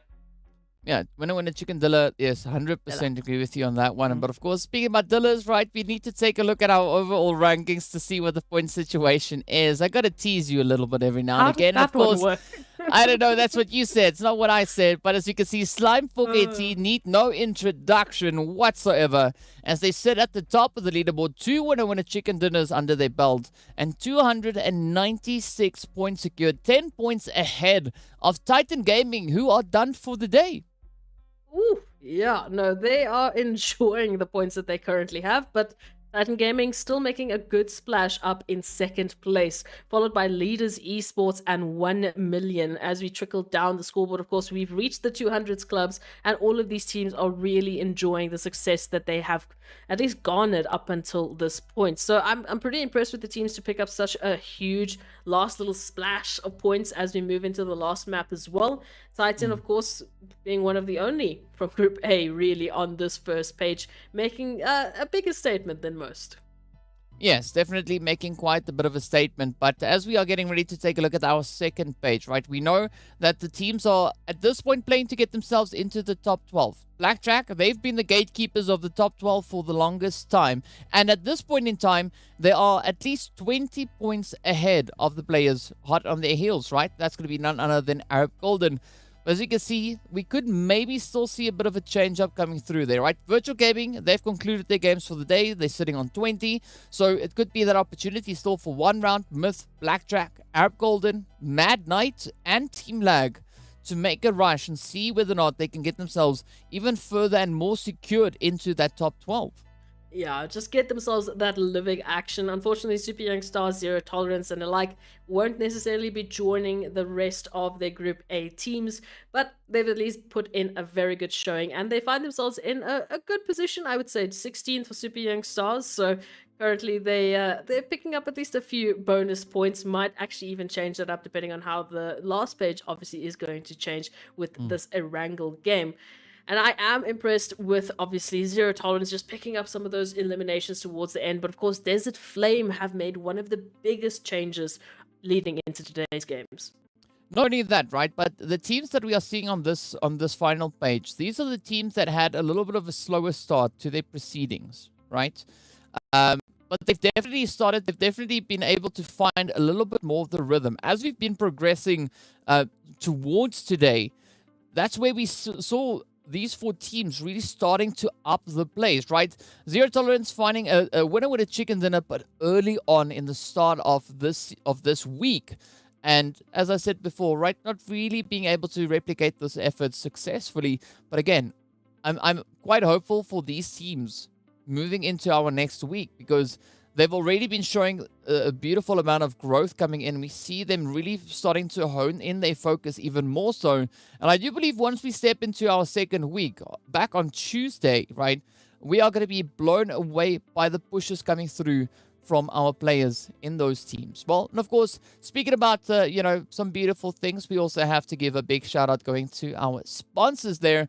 So our shout out is first up going to be going out to Oppo, right? Born to Win. Welcome to the amazing match, or the exciting match, brought to you by Oppo. Get your gamer mode on with the much loved Reno 7 series. And aside from Oppo, we also have to give a big thank you to Monster Energy, our official energy drink partner for the PUBG Mobile Pro Leagues. Now, we've said, some really great things about these sponsors, and all of them, of course, are true because, they are assisting in making this event possible, and that's resulting in some beautiful showcasing coming through from the talent available in the Africa region. And of course, now, we got to be trying to top that off with our final match of the day, right? Our teams, our final 16 teams having to step in, showcase what they can bring through on Erangel, and whether or not any of them could potentially make a run to get into that top 12. Yeah, and get a run into Livik, of course. As we know, this will be our second last map for the day, but not necessarily including all of the other teams moving into that last phase. So Erangel, now with less Titans, less virtual gaming, less super young stars, and less zero tolerance, will be providing a very interesting topic. As we know, these last games tend to be a little bit different because of the group changes. Next week is going to be a whole completely different ball game, but for today's standings and the way that we've been working with these statistics, I'm looking at Triple Esports. I'm looking at the previous, Erangel double up winner chicken dinner winners, as they have been some consistent players on Erangel. Well, I mean, speaking about consistency, right? I gotta ask the question as to where you think the flight path's gonna be, right? So before I ask you about the zone, I'll change it, right? Where do you think the flight path is gonna be? Before we get to see it, where do you think it's gonna be? Let's just go straight through the middle of the map, like around Milta Power side, all the way to maybe Georgia Pool. Please. Well, PUBG Mobile. I mean, let's hop in game to see how accurate that was. Of course, well, we know the answer, right? We can see the lovely Sosnovka Island down below, so that means we're starting towards that southern side, nowhere near Georgia Pool, as we see mainly eastern edges of the map being prevalent here. But there we have it, right? Flight path is going to be pulling up towards Stalber. So it went in the direction we were asking for previously. So maybe we could get the zone that we were asking for previously. Well, whichever zone we do get at the end of the day, I'm going to be happy with, because we're going to be seeing PUBG action regardless. Yeah, we're not going to mention which zone we're talking about, of course, because we don't want the PUBG servers to hear us and well, just curse us, because they tend to do that. And I feel like you keep asking me the flight path is literally the one we don't get. Like, stop asking me. They can hear us. You need to ask me what I don't want to see. But that's exactly what I did, right? So you said you don't want one that's over towards Georgia Pool. And that's what we got, right? So they delivered. PUBG delivered. So here we are, looking to see where the zone's going to be taking us. Of course, Wasted bring our longest elimination in, right? The furthest range, 330 meters. Holy goodness, right? That is quite a bit of a range. We can see Gary Boy in there on 320 and Moman coming through from the side of T-Birth there. 327 meters. That's absolutely insane. Of course, if you want to make a really bad knock-knock joke, don't do it with Puncher, Morteza, or Axa, because you will live to regret it. Yeah, absolutely. And in other great news, we did get the zone that we were talking about previously. So involving a little bit of that Stolberg and Meshki action. So everything that we've been asking for has finally come to fruition. It was just a little delayed. It was like you trying to make predictions for maps before we even play them. Yes, I'm good at that, right? I pulled it off successfully with one team. And I'm not going to attempt that ever again. But, we see that team. Accident. No, it was on purpose. I 100% believe with that. But as we can see, of course, the team's now trying to get themselves situated. We've got Desert Flame returning to their usual drop location over towards Farm. But they have a few visitors there, right? It's going to be the players from Lag, also just wanting to get a bit of a lay of the land. And as we look onto the rest of the area, we did see the players there from Leaders, Wave, as well as One Round being situated a little bit more towards that more centralized position. But now we get to see what Desert Flame is going to be looking to do, right? This is their home turf. They know this like the back of their hand, and hopefully they could look to capitalize on that position. Yeah, up against Lag, as you've mentioned, and looking to see maybe some earlier eliminations is on the table for either of these teams. But Lag holding a 2-2 split currently, 2 a little bit closer towards Milta, and then the 2 obviously mixed in between the Desert Flame colors, as you can see on the map. So it might be a little bit of a dangerous play here for Lag, depending on how they can manage it and just manage the spacing between, obviously, Desert Flame holding that position.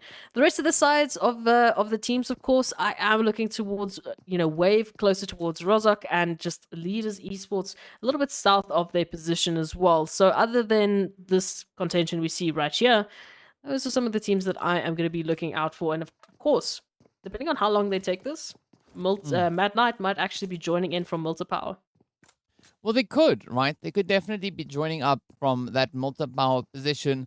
But I think Mad Knight might have their eyes set on a little bit more of a direct rotation towards the zone, potentially even pulling in the direction of Lipovka to where we see Blackjack currently situated. But another position that I'm going to be looking to is what Arab Golden is going to be doing, right? Are they going to be opting for a little bit of that VST flavor, or will they take a little bit of the Desert Flame spice, right? But if they're going for Desert Flame spice, they need to be rather quick on their feet, because Desert Flame looking to rotate back further up in towards the zone. Yeah, as you've mentioned, of course, Arab Golden needing to choose which bridge they rotate off from that military base island. Same can be said for Seoul Esports, of course, who also find themselves here towards the dock end of military base island and also need to make that rotation. So far, they've been consistent with picking that eastern side of the bridge, so I don't think that they should be necessarily joining Arab Golden, but they might be jumping into that Lag Desert Flame territory, which could be very devastating, depending on how long they kind of stick around. So hopefully that jump out from Desert Flame will be the signal for Lag to also make their push into the zone.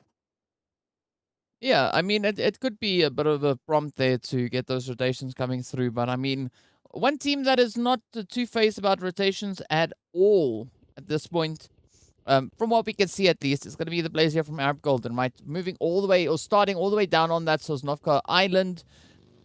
They've got the longest distance to try and cover to get themselves situated back in towards the zone. And the challenge is going to come when they start rotating up, right? Which way they're going to be going. In the meanwhile, we do have Flacco, finding a bit of a knock there, but of course gets taken down by the nade as it gets sent on up. 1-9 quickly moving in to try and bring their players back up. It is going to be Gaga moving towards Flacco here. And unfortunately, Buden being nowhere nearby to bring in a bit of assistance there for poor old Flacco. As we can see, Diwas also, they're just going to be making that push, trying to get themselves focused a little bit further up. They were opting to come in for that rescue, but it was, it just wasn't meant to be, because Flacco got taken out without them being there. Yeah, it was short-lived, unfortunately. So Desert Flame will be hopping along a little bit injured into the zone just behind Darkness, actually closer towards that shelter region. And of course, just on the opposite end of that, we do have Myth here in Pochinki holding at least a potential containment here if VST want to make a direct dash into the zone, which for the time being, it looks like they might opt for a little bit of that quarry rotate, maybe coming back in towards Ruins. Hopefully that is going to be the case for them if they take a very, very long approach, of course. Still waiting to see what's going to happen with Seoul Esports and Lag on that eastern bridge as well. Well, it does seem like Lag are looking to get themselves mobilized, same as what we see happening here for the players from Myth. But I think this is a very good decision being made by Myth, right? Not hanging around in Pochinki for the longest amount of time. They went through, got themselves looted, and now they're going to be looking to bring in a little bit more of a favorable rotation, potentially pushing up to, I don't know, maybe Rozok, or going onto those northern territories as well. But Lag still trying to figure out whether or not someone's going to come rotating up from that southern island. We can see Fantasy lying in wait, hoping, praying that someone's going to push across that bridge. But as we can see, it doesn't seem to be on the cards, as the players here from Seoul could be focusing their efforts on maybe that western bridge. They're not really committing to this eastern bridge just yet. Yeah, I think they've had enough experience with Lag on this eastern bridge to know that they don't necessarily want to, deal with that camping bridge take that Lag might have taken in the past. So they're going to be cautious as they approach this rotation. They still have a little bit of time as the zone's still moving in to really take a decision on where they want to invest their time into. Arab Golden, in the meanwhile, is also fighting for that western bridge against VST, who are no stranger to Arab Golden and this particular rotation. So going to be curious to see if they actually do find each other in the later phases. Slime for KT as well. They've pretty much just been left to their own devices here in Yasnaya Poliana. Yeah. And I mean, I think the teams know by now where exactly they would be able to find the players there from Slime. But of course, Ab Golden, they were pushing towards that western bridge, keeping the players, here from VST on their toes. We can see Zuxi now just trying to send out a few welcoming shots there. Unfortunately, Ab Golden, they're going to be rotating a little bit further away instead, opting for that eastern bridge. And this could result in Ab Golden pulling into a pretty sticky situation between Seoul Esports and LAC, who are still situated on that bridge, and they've not yet moved on. Yeah, so many teams that are still wasting time in the blue zone, waiting for those altercations, maybe possible, engagements. So absolutely, Arab Golden, they have no idea what is in store for them. They're just making a normal rotation, right? Western Bridge doesn't work out, we go to the Eastern Bridge. I mean, it's a pretty easy 50-50, but they obviously don't have the information we do, so this might be a lot messier than they were hoping for. Of course, the rest of the teams have made that rotation, so the push that Lag, Seoul, and Arab Golden need to make has been at least a little bit shortened.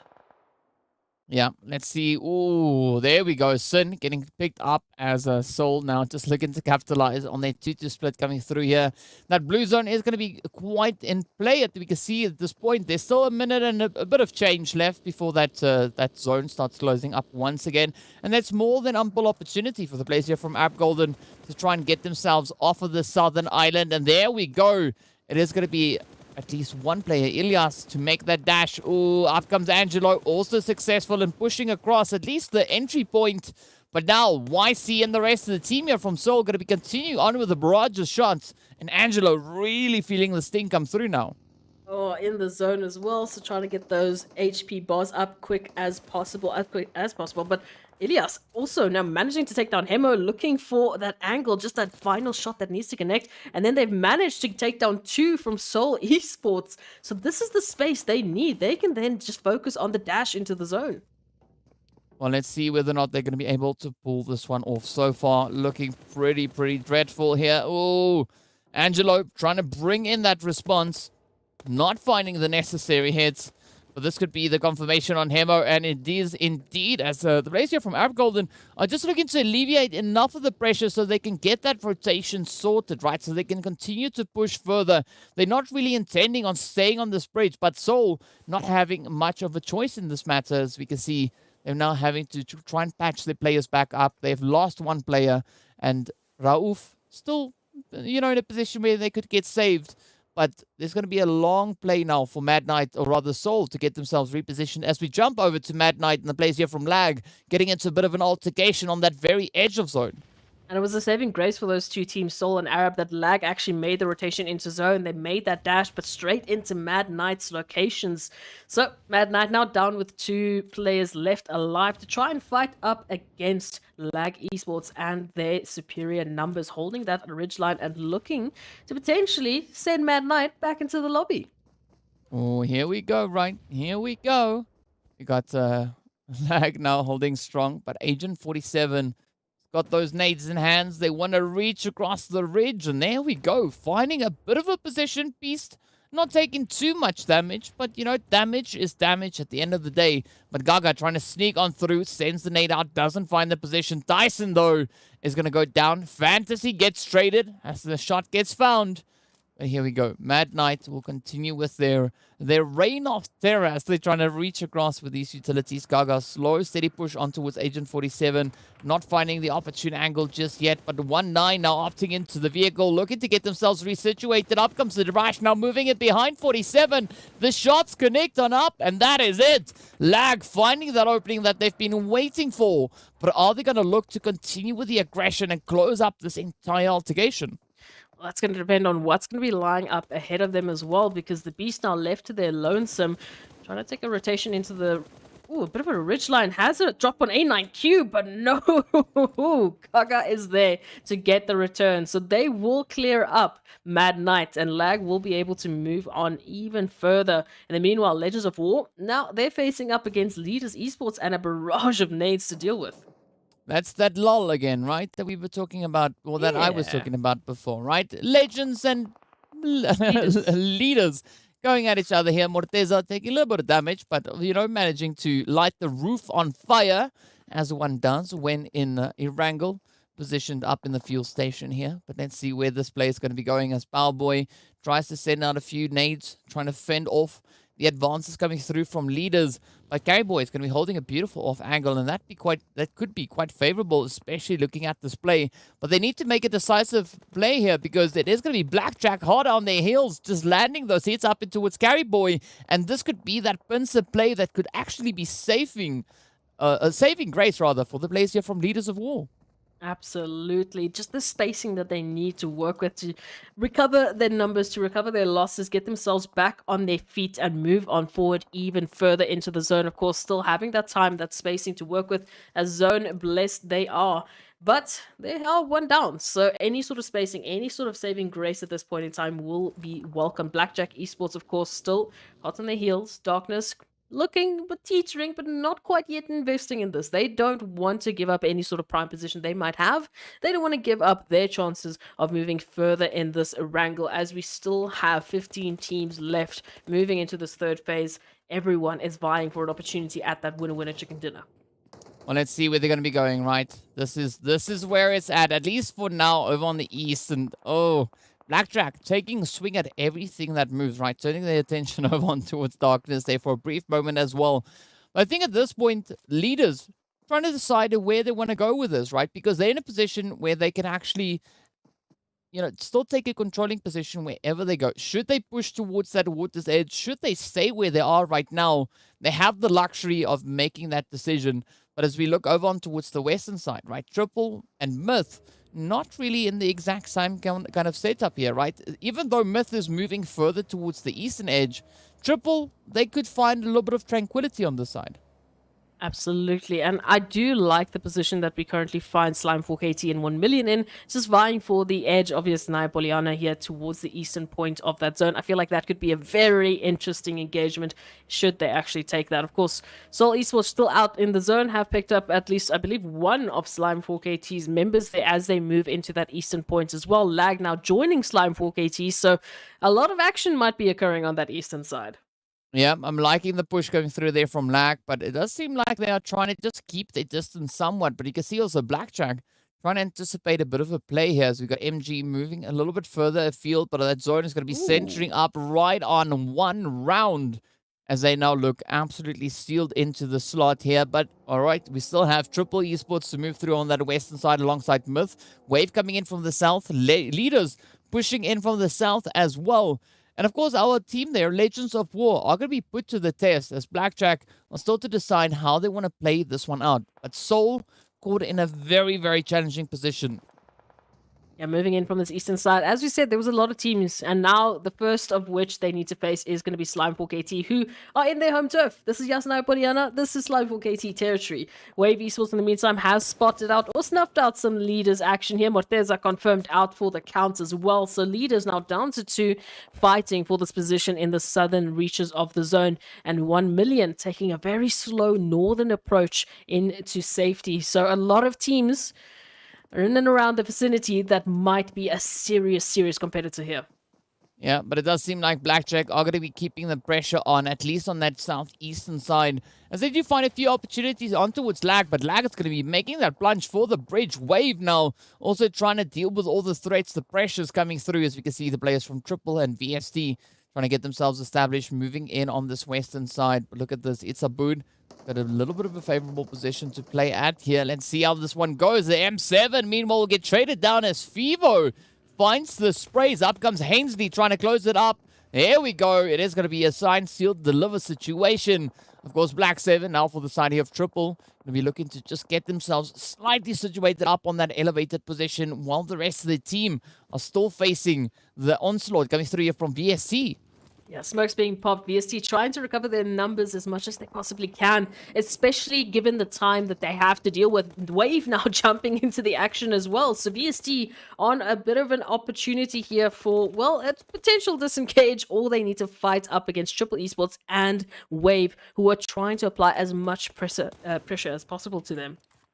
Yeah, it's going to be a bit of a sweaty play to be had, especially looking at the southern situation here. But I'm loving the fact that neither of these teams have really moved out just yet, right? They keep on playing these reaches, keep on playing the angles.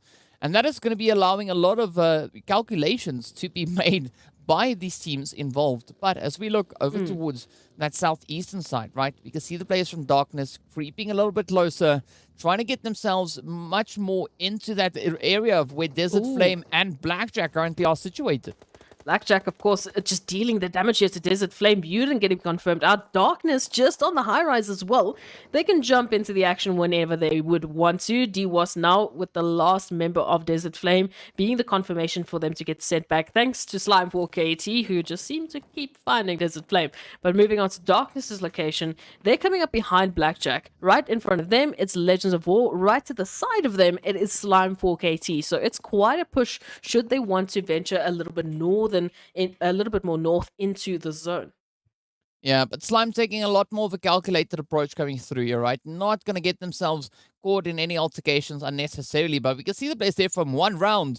Now taking aim and 1 million as we are waiting to see with this next phase will be blessing us. Let's see. Ooh, speak about a zone bless. It is going to be one round feeling like $1 million at this point as they've got that position. And one of the only compounds, in fact, I think that is the only compound currently in the zone. Okay, so one round was zone blessed, 1 million just around the corner as well. So that one-on-one action once again being a focal point. We can see already one round placing a couple of well-placed shots into 1 million's territory, trying to pick up some sort of spacing here, while the rest of the teams still fight for a position in here. But Darkness, hello, welcomes Blackjack into a bit of a scuffle here. But there we go. Now it's going to be that pressure play, right? Darkness trying to get themselves situated. Still having a lot of ground to cover to make it up into zone successfully. But Blackjack find themselves in a very similar situation here. MG now going to just wait and see what Ghost is going to have in store. Cooking up a bit of a nade. Out it goes. Flies out the window. Oh, finds a bit of damage. Well, at least damaging the vehicle. Iron doesn't take too much of that. But it's going to be a jump shot to try and close it up on towards MG, who takes quite a bit of damage, but the nades will continue to rain on through. As Blackjack not out of it just yet, but still trying to keep the tension up. And with that, it is going to be the confirmation locked into MG.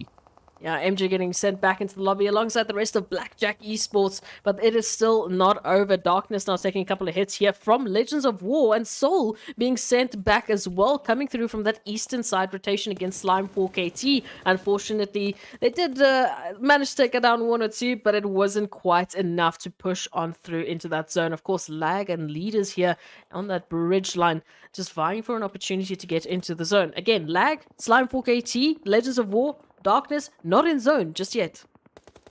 Well, not just yet, but they might be pretty soon. Meanwhile, the tension will continue in the zone, right? One round trying to lock it down, but we can see Myth trying to reach across the ridge there as they head on through into 7. Reef, Black 7 also not going to be trying to just get themselves right up into the safety of that zone, but not a lot of territory for them really to make much use of at this point. It is going to be Myth now. They want to lock down that western edge. We got Wave pushing in from the south, and this is where things could start to boil over anytime soon, as the teams will now have to keep themselves super calculated. Meanwhile, it's going to be the end of the road there for Triple Esports, as we see also on the opposite end then Lag meeting a very similar fate, getting sent out in 10th place, but locking in the 6 eliminations. Darkness picking up 4 before getting sent off, and now this is where it all comes down to, right? This final play, moving into this phase. And one round still looking golden, but we've got to see where this next phase takes us. We had a lot of those stragglers now getting confirmed out as that zone shifts and still favors one round. And one of the stragglers from VST, actually. And as I'm mentioning, that Wave now pulling up on Myth territory as Myth sends a few welcoming nades, but D3S is just so much more accurate with those connections onto Myth, and Moment just narrowly missing another. Oh, but here we go, right? It is going to be a fight on towards this western side. The nades will rain on through. 3DS continuing the accuracy. But now, are they going to be able to pull off that res on towards Rhino? We can see Ivar and Zakaria positioned a little bit further up ahead, trying to sneak in a little bit more towards the direction there of Leaders. But there's not much of an option left to play at here, right? We got Slime also positioned on that very edge, but that is going to be the confirmation locked up in towards Rhino as they do get taken down. Myth going to be making a dash, though, to get themselves up in zone. 1 million there to welcome them on through. But one round just going to be sticking to their guns. We do, though, see Moha getting picked up but not confirmed just yet. A lot of damage, a lot of teams reaching across into other territories. As you can see, Myth now jumping up on 1 million's location. Broly, unfortunately, is going to get traded thanks for Venom's knock as well. So now Myth looking for that recovery. VSC Straggler also out for the count. As you can see, still quite a few more stragglers in and around the grasses trying to hold on for those placements. Ooh, and Wave now taking the plunge, rushing right up to 1 round, but it is going to be Zakaria to get traded. It is now up to Rhino and the rest of the team. Looking to see if they can find these angles and find that position on towards Wave, but the nades keep on raining down. Chico also now getting traded. You see Eflex pushing up into the attic, trying to just keep themselves secured, at least for the time being, but up comes the nade as Ivar rains down terror and finds a beautiful play on the blaze here from 1 round. Eflex is going to be the final hope for left. Up comes the dash now as D3S looks to find the angle. Zakaria quickly needing to patch up that health bar. But will they find these positions? Of course, the utilities will assist greatly in achieving that. Ooh. Oh, and up comes the nade. They do receive one in response, but that is not going to be sufficient to lock down Eflex just yet. Oh, Eflex not getting that mid-kit up just in the nick of time before Wave Esports come through for the cleanup. And we take a look to our final 3 teams in highly contentious positions here. We've got 4KT, we've got 1 million, and of course, the team reigning supreme with numbers and momentum. It is Wave Esports holding 4 here to this recently taken compound, and they are looking very, very good for these final moments. Yeah, speaking about looking very good, right? It is going to be Slime 4KT sitting on 12 eliminations. 7 of those coming in there from Koa. But of course, Wave now also pushing up into the attic, trying to play out this little peaky hole they've got here. We can see Lazy Boy up ahead. It is going to be D3S rather, fishing for those hit markers, not finding anything. As you can see, 1 million instead. They've opted in behind that rock. But Pronto and Koa still in a position where they can lay down a lot of pressure, right? They've got these angles locked into zone, and 1 million now have to push towards them. So this could be the position where this whole situation turns on its head. Absolutely. 1 million Esports now trying to hold on to whatever numbers they do have, getting the res coming on through, but it's not going to be as easy as you would think. As you can see, the Hellfire raining on through, the nades trying to reach across. Senke still bleeding out, and Lazy Boy taking so much damage in the zone. But now the res actually came through on Senke, so Senke now has to get their HP up back to where we would want it, and then, well, return the favor to Lazy Boy, I guess, to get the res. Well, all will be revealed soon, as we can see now. Senke just trying to quickly patch up some form of a play here. Oh, out comes the nade, though. D3S not going to be allowing of any of that. As we can see, the shots connecting through, and that is going to be the end of the road as the nades reign supreme. But Wave looking absolutely amazing at this point, right? 12 eliminations to their name, the same as Slime 4KT. But the difference being, Wave have got the numbers. They've got a full squad up against the only 2 contenders coming through here from Slime 4KT. Oh, holding that compound, still making a dash for that territory. Pronto doing some great damage. But again, it is finding these numbers. It's trying to make sure that they don't pick out enough damage, that they don't peek out just too late. Oh, is that a bounce nade? Ooh, that was almost right. That was too close for comfort. But up comes yet another attempt there. Zakaria tries to send it out, but it gets traded down. Does succeed in finding a bit of damage. But look at Koa. Just absolutely obliterating Wave, finding hit after hit. But down they go. Wave kicking up an absolute tsunami in this match. Stepping up, claiming that victory. And of course, doing so with 14 eliminations to their name. This was almost a turnaround there for Slime 4KT. Koa coming through with a crazy 3-man spray down, nearly turning the tide for Slime 4KT, but it just wasn't quite enough. Again, those superior numbers came through in clutch, and Wave Esports are going to be very happy with the efforts they had to place very early on to securing that compound and securing their high numbers moving into those final phases. Yeah, I mean, that was such a phenomenal performance coming through from the players there of Wave. As we know, they are probably riding on an absolute insane surge of energy at this point in time. But I mean, this is what is so satisfying, right? We never know who's going to be the next team to step up and just surprise us with their performances. I mean, Wave now locking in their first winner chicken dinner for this season of PMPL Africa. But of course, we are going to be taking a very quick break before we return with our match point breakdown. And of course, even more action, so be sure to stay tuned.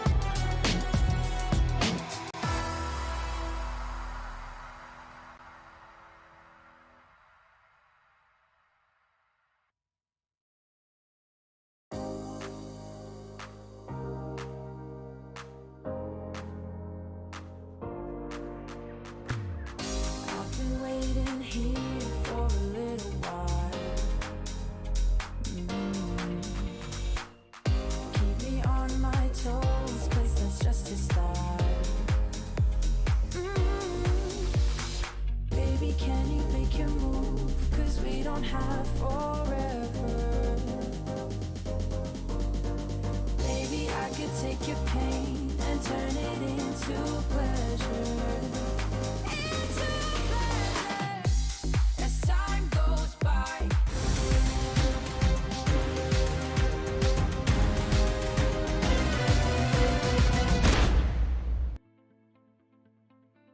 Hello and welcome back to the PUBG Mobile Pro League Africa Fall 2022 season. Of course, we've just wrapped up our fifth match of the day, bring us to an absolutely amazing conclusion, right? The players from Wave stepped up, locking in their very first winner chicken dinner, and doing so with 14 eliminations to their name. But we also saw a very contentious effort being brought in there by Slime 4KT, and just to show you how contentious it was, let's hop on over and see our match rankings for this last game. I'll tell you what, Slime 4KT being absolutely consistent, always finding themselves in that top X amount of slots, so picking up some beautiful placement points. But the focus is, of course, Wave Esports reigning on supreme there with those 29 points, with the 14 eliminations that they picked up. It was an absolutely dominating performance coming through from them. Slime 4KT matching those eliminations with at least 12, just 2 off. But of course, it starts to trickle down quite significantly, as we can see with the eliminations. TEAMLAG at least picking up 6. So, I mean, that's basically where you start to get that bump in elimination points again. So, quite a top-heavy Erangel. Yeah, and speaking about top-heavy, right, Lag putting in some pretty strong efforts there, as we can see those 6 eliminations secured, putting them on a grand total of 7 points. But, I mean, surprising to see one round having not a single elimination. At least they are able to capitalize on those placement points. But this is where we get to the point where we need to see kind of whether or not the efforts we've been having throughout the entirety of this week has actually paid off for these teams to try and secure themselves a position in that top 12 to move through to that final match of the day. Of course, let's take a look at that second page to see what the point situation is over there. Of course, VST and Darkness both coming in with 5 points apiece, both of them securing 4 eliminations.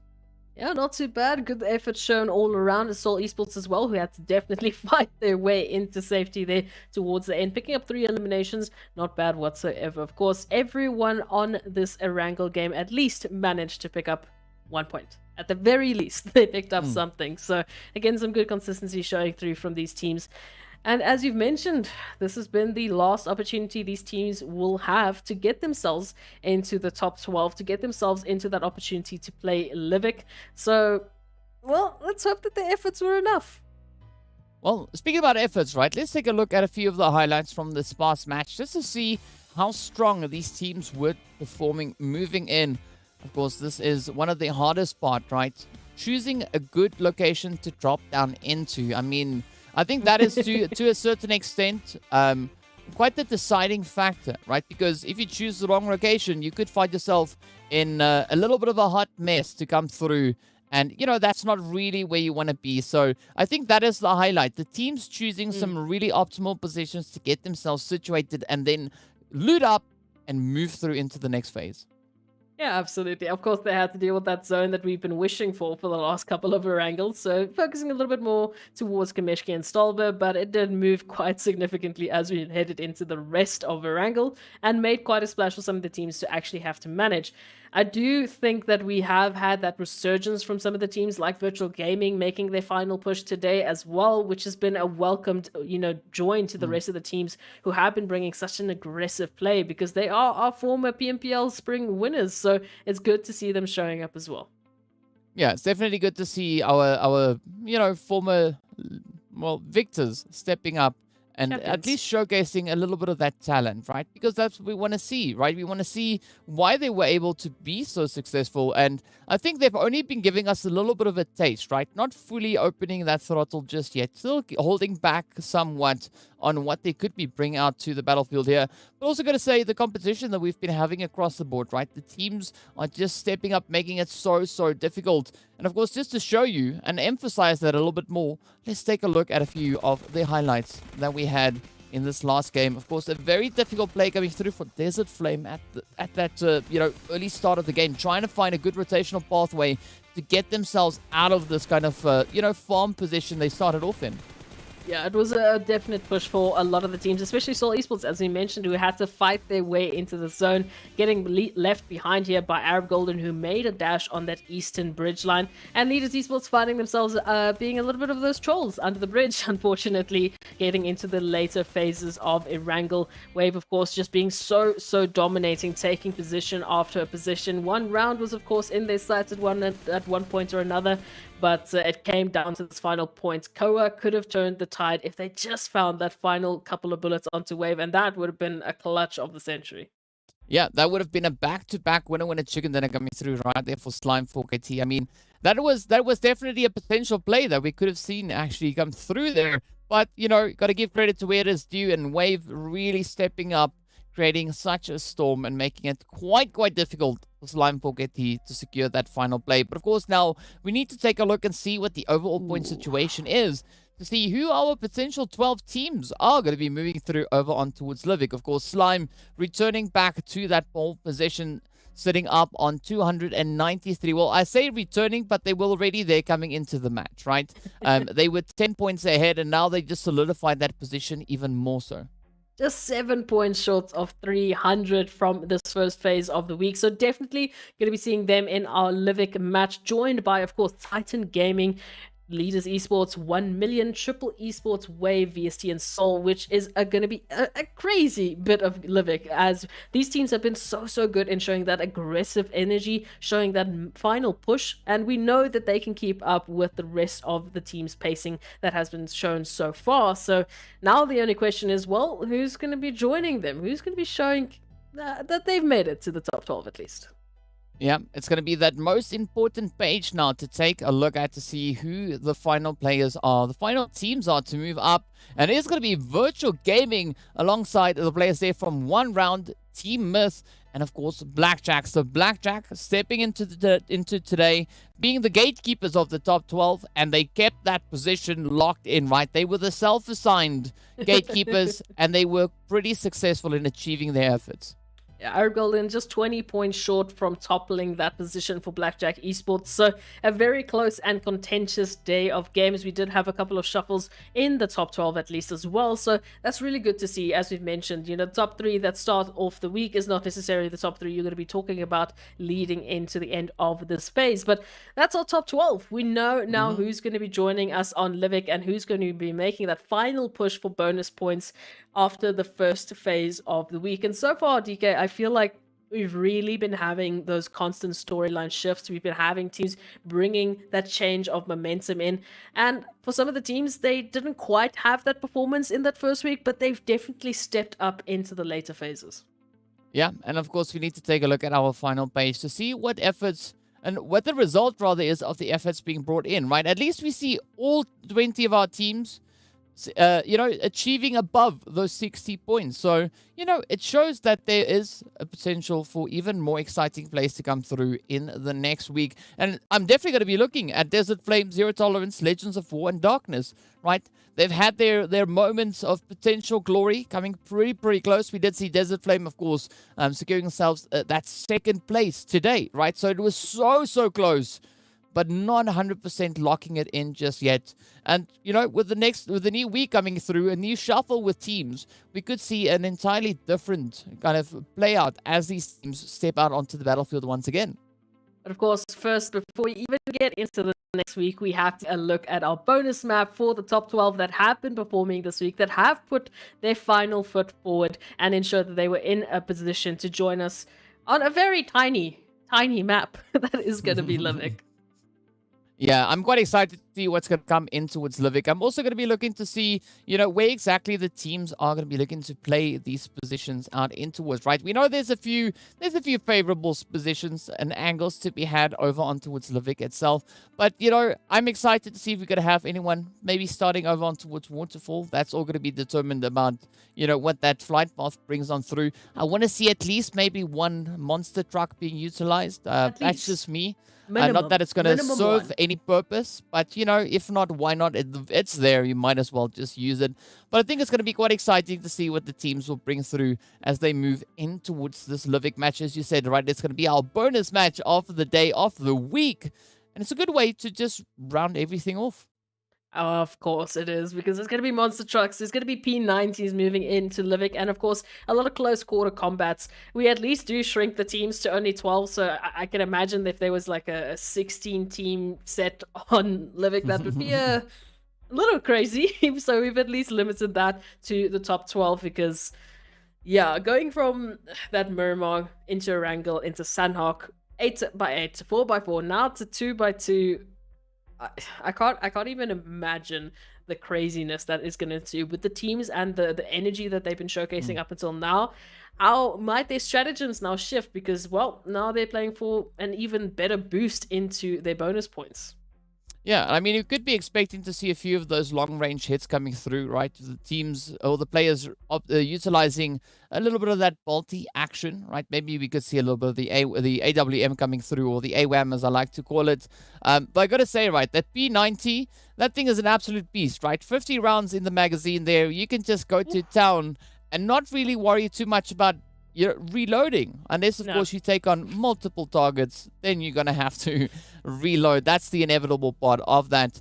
But I'm expecting a little bit of chaos to come in towards that midstein position. As we know, just in normal classics even, that is quite a favorable angle to be played. And wherever that zone decides to go, I think it's going to be a lot of brutality coming through from these teams. Absolutely. As we know, a lot is space to work with, and the teams that we're going to be, dropping onto such a tiny map have been showcasing some of the best, most aggressive performances up until now. I mean, Slime 4KT, who have up until this point, yes, been a greater focus on placements, have brought in those eliminations to back them up. I mean, so close to 300 points they're currently sitting. They've toppled the Titans, they've toppled 1 million, and now we put them on Livik with a whole bunch of fantastic teams just to, ensue some beautiful chaos. Yeah, I do think this is going to be a very, very exciting match. So I'm literally on the edge of my chair waiting to see, when the action is going to come through, because we know the teams are getting themselves ready to move through. We know there's a wide variety of options moving onto the map of Livik, right? We've got those hot springs a little bit more towards the northern side. We've got the waterfall over towards that southeastern edge. We've got so many different positions to be playing, right? We got a little bit of that, I wouldn't call it desert really, but it's like a little bit of a wasteland, a little bit more towards the southwestern side. So several different terrains for teams to try and get themselves positioned in, played through. And it's all going to come down to whether or not the teams are going to be looking to, capitalize on a little bit of that extra bit of carnage. It's almost like Sanhok, but entirely different. Much worse. And we add monster trucks, and we add a whole new set of guns. So yeah, looking at this, it's definitely going to be an interesting point. We thankfully don't have to wait much longer. We're getting very close to starting. So just a reminder for all of those watching at home, the bonus 12 teams is Slime 4KT, Titan Gaming, Leaders Esports, 1 million, Triple Wave, VSG, Soul, Virtual Gaming, 1 round, and Team Myth joining with Blackjack Esports, who have been the gatekeepers up until this point. For the entire day, they have managed to keep their 12th position, and all of these teams, as we noticed before, have had a fantastic showing of winner chicken dinners. My only question, DK, is how are their strategies going to change leading into Livik, because now the stakes have suddenly shifted completely. I mean, it's an entirely different map, right? So the tactics on the other maps don't work here. It just doesn't, right? So it's going to be exciting to see what the teams have in store. But also, the round is going to be worth a few different points, right? Taking that pole position is going to be worth only 10 points instead of the 15 like we see coming through on our large map. So there is a little bit of a different point breakdown here, as the teams will still be able to lock in those points. But I'm still expecting quite a bit of focus to be put on those eliminations, because as we know, that is how the teams can look to capitalize and find an extra few additional bonus points alongside the placement points that they get. Yeah, a maximum of 80 in a best case scenario. If you're just the same team that's just winning everything week after week, you have the best case scenario of picking up 80 points. But the rest of the teams, of course, we're going to see that shifting quite a bit, because I highly doubt we're going to have one team running away with this. I don't think that this is going to be a consistent scenario, because the teams have been catching up to one another consistently. I mean, at the start of this week, we were talking about 1 million. It then shifted to Titans. It then shifted to Slime 4KT. It shifted back to Titans. It shifted back to Slime 4KT. So very contentious, and the teams are keeping up with the competition. So I don't know. I'm very happy to be proved wrong at this point, but I'm putting the challenge out there for the teams. Don't let it be one team every week. Yeah, I'm definitely going to be like I think once we get into the second week, we're going to be having a lot more of a solidified idea as to what we could be expecting to see for the remainder of this event, right? Because first week has been super exciting. A great increase in the efforts being brought through as the teams, as you said now, right? We were talking about different teams as we were progressing through the week. We also saw several players stepping up, looking to break the mold, right? We had Koa coming through with their DBS skills, just absolutely laying waste to anything that moves ahead of them. We did see Teak also making a really strong effort, especially today. We're looking to lock in even more eliminations. And as we know, right, our overall MVP at the end of the event is going to be awarded an additional $1,000 for that, for that achievement. So we are seeing some pretty strong contenders starting to develop here. We did have a look at the amount of eliminations the players were sitting on, the amount of damage that they've been able to cause. So there's several factors that play into this, trying to determine who our MVP player is. But I mean, coming into today, it was definitely between Koa, Teak, and then, of course, we had Morteza from Leaders Esports also being right there in the running as well. And we started the week off deciding, okay, well, who's going to be it between Puncher and Venom, jumping in with a very explosive performance in the start of this week as well. We also had the players like from 1 million, like Senke, Carryboy, Lazyboy. We had so many players jumping into the action, of course.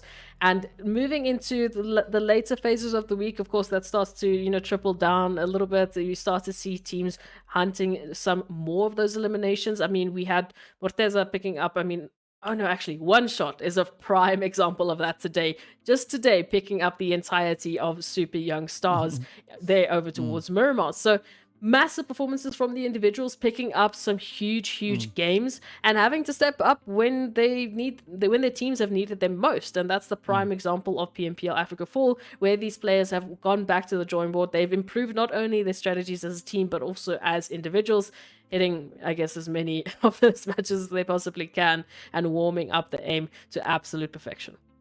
Yeah, and that's something that I look to see even more of, right? Moving into our later weeks of performances here.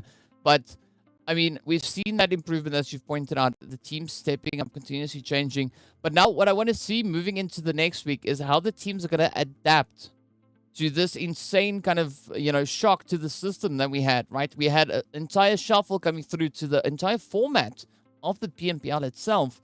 Not only are we rotating maps, we are rotating teams on a weekly basis, rotating maps on a daily basis.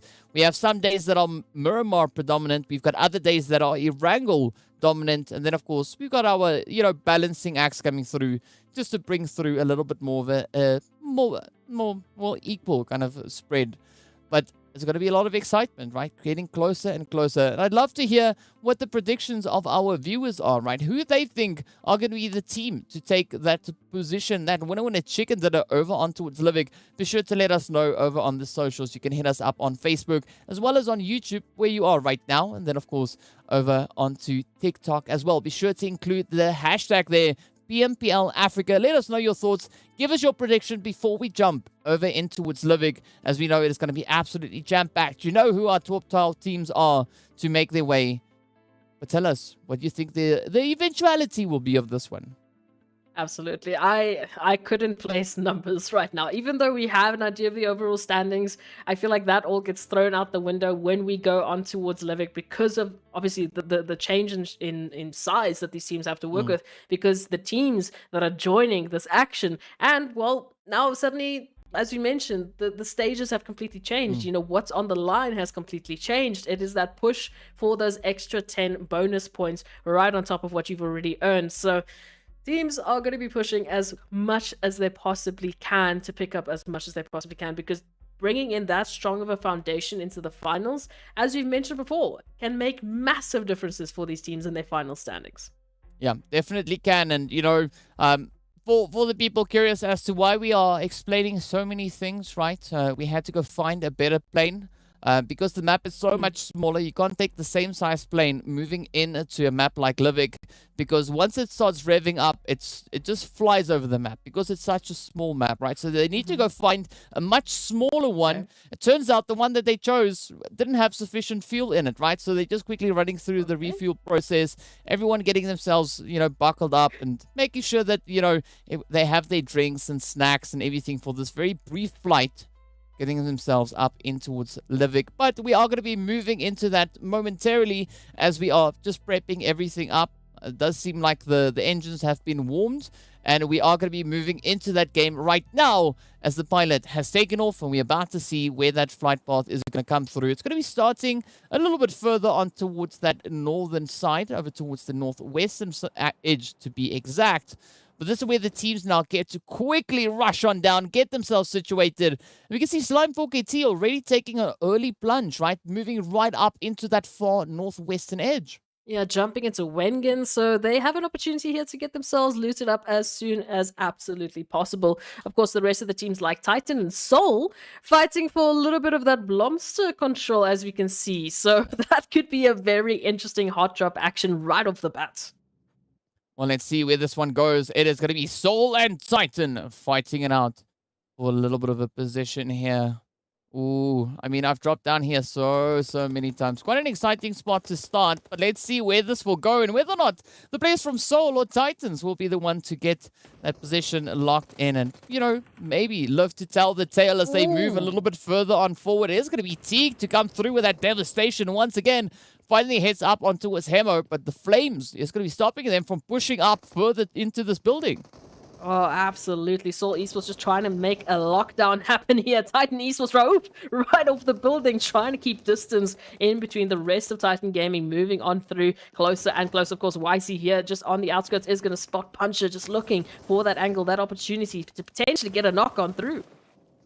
Well, let's see. This is going to be Buncher looking to follow through. YC. Oh, no. The animation of getting over the wall is just too slow. And unfortunately, the Titans just too quick on the triggers there. Just step up and lay waste to them.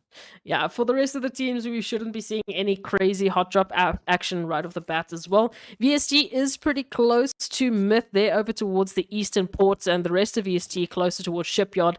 And of course, that zone now moving on in, centering around Midstein. So quite a good opportunity for some of these teams. No surprise, really, to see that happen, right? But also quite an exciting bit of action coming through up in towards Blomster, as we saw there. You know, Blomster never disappoints. Always a hot position to play in. But we also see the players from Virtual Gaming actually pushing a little bit further up, right? Trying to move as far north as they can find themselves. Pretty close to Rose. Also, they're just on the outskirts of Iceborg, so that could be a little bit of a delayed rotation coming through, an intentional delayed rotation on that end. But Blackjack, right? We see them all the way towards this far southern side in that logistics center, looking to just go about, grab some good loot before rotating further up. And of course, Wave, they're going to be all the way over towards Refinery and that dormant volcano.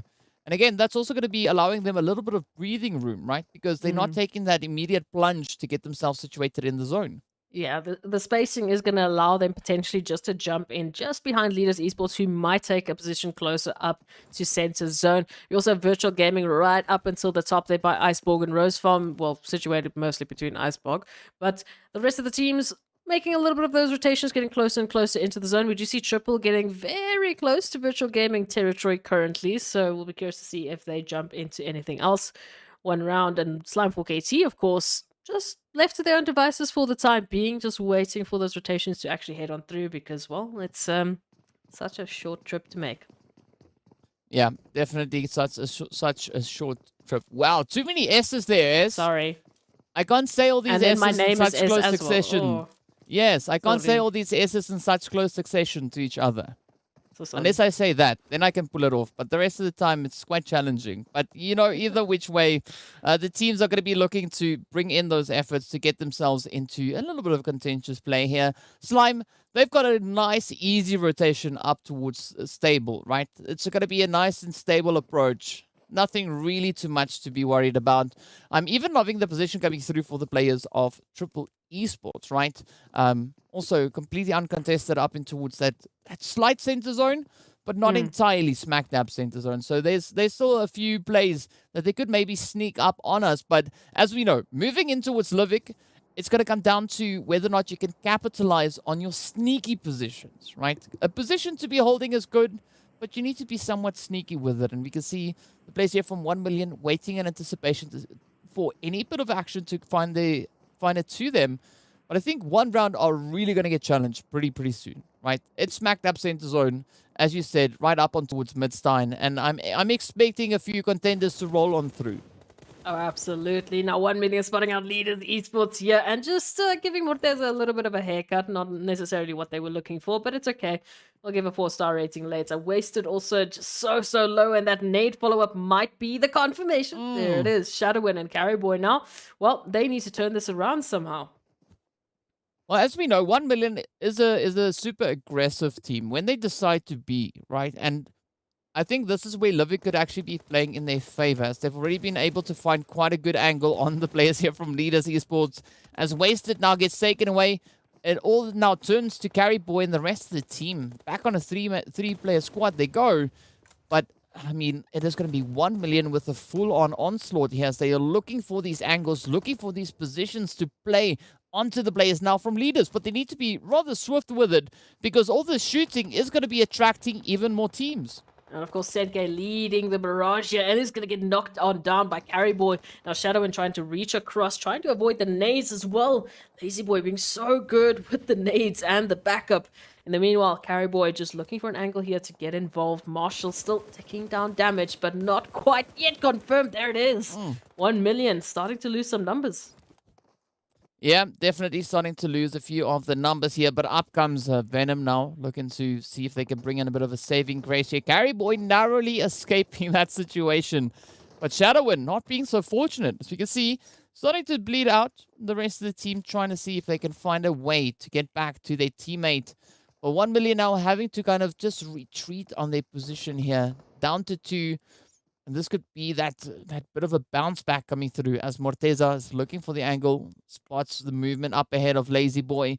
But fortunately for Lazy Boy, they are making their way through the compounds, and it's not going to be that easy for Morteza to lock in a solid position. Absolutely. And as you mentioned, the time that they're taking to actually finish off this battle, 2 apiece each so far, it has attracted the attention of One Round, who's just keeping a watchful eye on what's going on. You know, they're just keeping control or just an account of what's happening. Titans are also moving in to just the western edge of the zone, just behind Leaders and, of course, the other team of 1 million who are still in contention. The rest of the teams, of course, they have joined the zone. They're within safety, and now they're looking for that position and that information to work with moving into the rest of the phase. But I'm liking this position coming through here for VST and Myth, right? Both teams going for a little bit of that elevation around Midstein, and that could be quite a phenomenal angle to be holding. As we know, once the action starts in Midstein, it's pretty tough, right? It doesn't really stop anytime soon, depending on how aggressively the teams tend to push on forward. But we see Blackjack also now starting to creep a little bit closer. Wave's still going to be keeping their distance, not taking that full-on plunge just yet. But Leaders now having to deal with a few challenging positions, right? Titans also starting to advance a little bit further forward. And 1 million now trying to get themselves positioned in at least somewhat of an angle here, down on towards that Midstein area.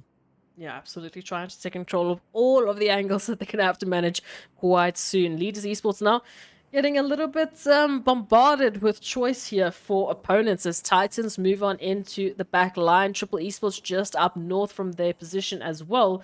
So they might have quite a bit to deal with as we see that zone shift just a little bit further up. So Titans would be very happy to take their position away from Leaders. You can get some controlling angles into the next phase, but they could move a little bit further up into Gronhu, you know, maybe just find themselves a little bit of safety there just behind Triple Esports.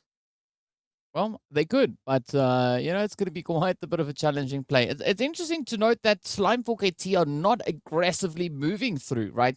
They're keeping themselves pretty much reserved on those edges. You can see a lot more activity coming through from the players there from Titan as they are pushing up alongside that western side, looking to kind of clear out that edge position. But here we have it. Koa now really close to Triple, and this is one of those maps where things are much closer than they appear when looking at the map, right? Seeing that it's so tiny, it looks like the teams are quite a distance away from each other. And in fact, as we now see, they are much closer to each other. So this is going to be a very exciting one as Koa is waiting for a bit of an opportunity to find on towards Triple. But again, doesn't want to fully disclose the position just yet. I am just going to say I am very happy that Triple Esports are purple with their logo. It's just It's so satisfying. It's absolutely so satisfying.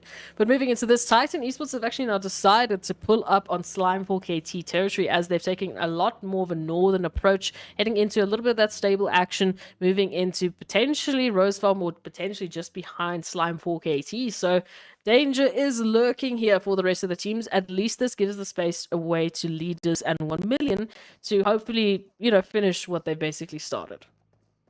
Yeah, there is going to be that opportunity to bring in that extra bit of closure. But I'm liking where the teams are moving towards. Triple going to be holding on to a little bit more of center zone with not a full on Sen coming through really from Virtual. We do see Zeus keeping a way off angle there. Not going to be taking too much, or not going to be putting too much emphasis on staying with the rest of the team, at least not for now. I think that situation is going to change a little bit later on, but of course, we see the players here from Wave also making their way towards the zone. Blackjack have had their spider senses tingling, as we can see Zakaria up ahead, and this could be that opportunity now for MG to maybe lock in a bit of a hit here. I'm just looking for the perfect pixel placement here. Of course, the rest of the information has been sent to the rest of the team. So now the hits are going to start raining on through as slowly but surely Blackjack just look to systematically take out Wave because they have full control of Wave's push into the zone at this point in time. Oh, but here we go, right? Zakaria super low on that health bar. Let's see. Is this going to be Blackjack now looking to capitalize it, right? As you said, they already have a bit of a control over Wave's rotation. But are they going to be looking to capitalize on it, right? Wave trying to make a bit of a dash for it, trying to see if they can sneak along the edge of that zone. But it's going to be MG now experiencing those utilities firsthand as MG has been isolated from the rest of the squad. Phoenix keeping a very watchful angle here. But Zakaria, Rhino, and D3S now getting themselves prompt and ready to roll on forward, waiting for that push. They want to see if they can lock it in, but nothing just yet, right? The zone, meanwhile, will be moving further towards that western side.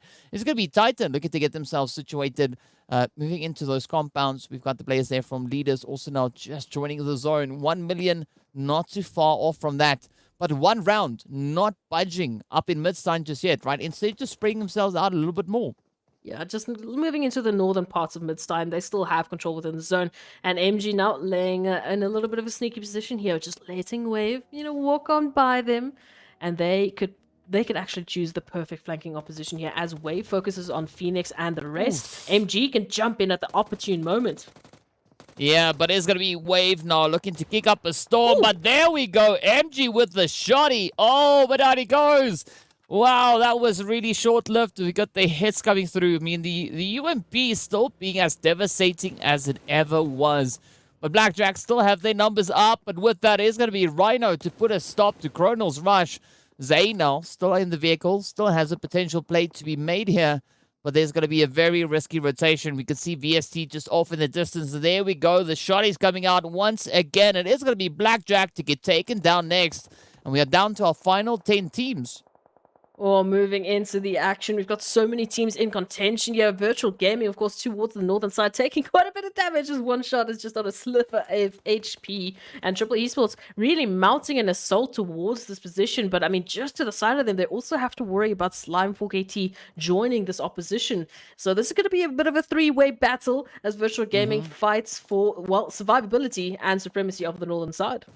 Yeah, it was a bit of a slow start to this match, but now as we're getting deeper and deeper into Livik, right, we are about to see where that fourth phase will be taking us, and this is where the pressure and the tension is starting to grow as we have the players from Virtual creeping in alongside Triple Slime just up towards the north, but the zone is yet to be decided. It's going to be sticking over towards this eastern side, and that bridge is going to be prime real estate, at least the compounds just to the west of it.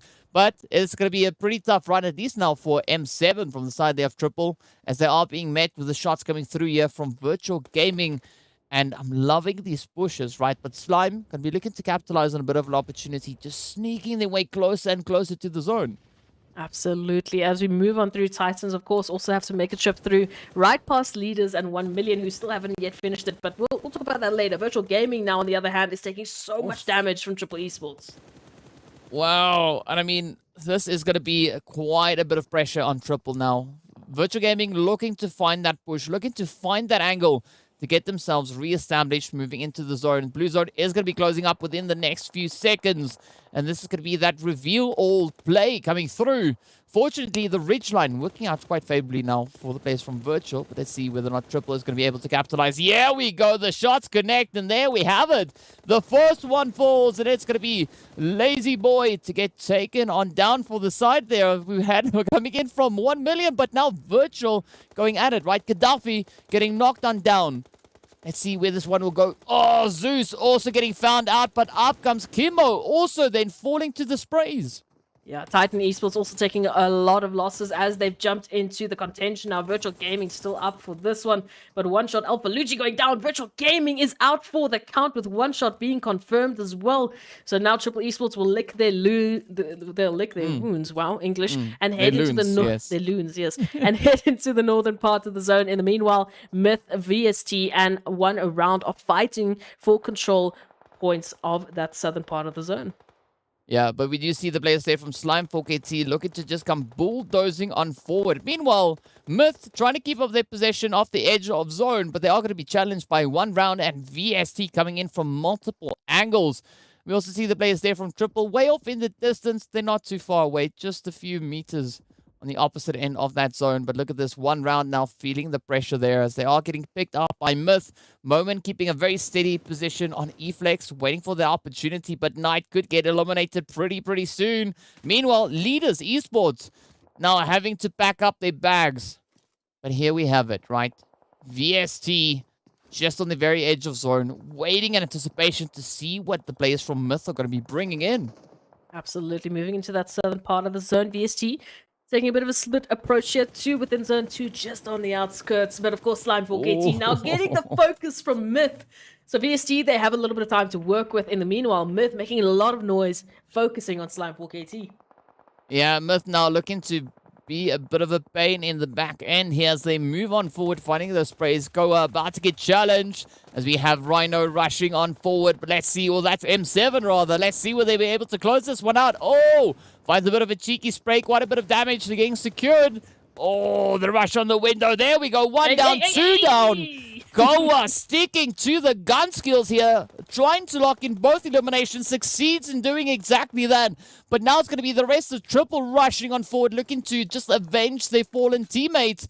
But it's going to be a very challenging position, especially now for Kamo and Black to make any substantial plays. If I was Triple Esports, I would want to get Koa out of this map as soon as possible, being an absolute thorn in their side, already picking up 2 and looking for a few more.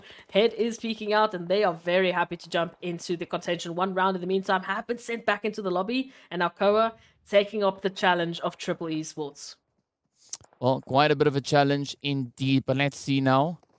Kimo trying to send that nade over into its skull. Oh, finds a bit of damage. So close. Up comes the quick connection.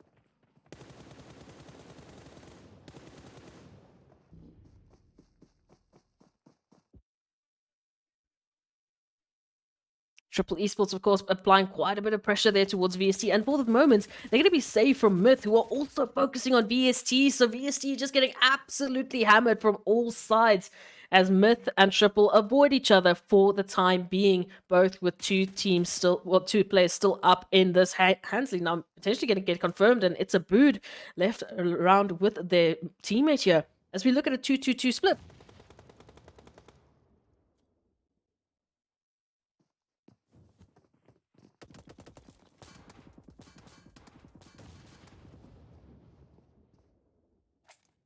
And looking at this now, DK will join us in just a little moment, but VST now holding the line. They have managed to keep hold of their numbers. Triple Esports, of course, with one knockdown. It's a Bood now trying to just get some sort of a spacing here, and Black 7 is going to be left to their own devices to take on the likes of VST and Triple. Never mind. It's just going to be Myth and VST to hold the line. Boy, how the turns have tabled, but now it's going to be up to Myth to try and get themselves situated back in towards the zone, but it's going to be VST lying in wait, right? They've got that slight possession advantage. Up comes the hits onto Broly, but Moment locks it in. It's a Boot, steps on up and secures the play. There we go. There we have it. It's going to be the players from VST to walk away with an absolutely amazing finish. 7 eliminations to their name alongside that winner chicken dinner. Absolutely fantastic. So they're going to be picking up some massive bonus points. They're moving into into the finals later on.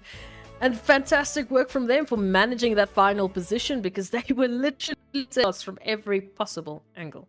I mean, we said Livik was going to be a very, very spicy match, and that is exactly what happened, right? The team's keeping the pressure up, and that's an extra little bit of excitement to see what the teams are going to be doing, right? Kind of being forced into more of a CQC situation than what we see coming through over on Sanhok. So a very, very glorious run coming through there from the players of VST. Just, being able to reign supreme and bring in some of that goodness. But, what an exciting match that was indeed.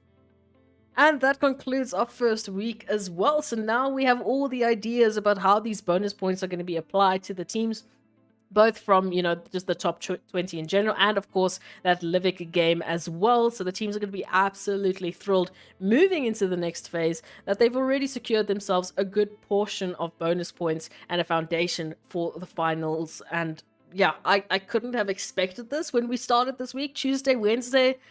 I was not thinking we were going to be talking about these people.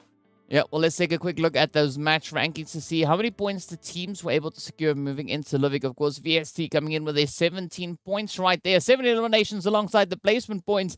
Then as we move a little bit further down, right, it's going to be Team Myth and Triple Esports. Both teams sitting on a very comfortable 12 points apiece. Slime 4KT locking in a Titan, coming in with those 6 eliminations, secured up in 5th place with 7 points in total. So a very nice run that we saw coming through here. But I mean, one of the changes, right? Seeing that we only had 12 teams participating, when we look at that second page, it's only going to be 4 teams now listed on this end, and it's going to be 1 Million, Blackjack, Virtual Gaming, and the players from Seoul Esports. But unfortunately, Virtual and Seoul not being able to lock in any eliminations.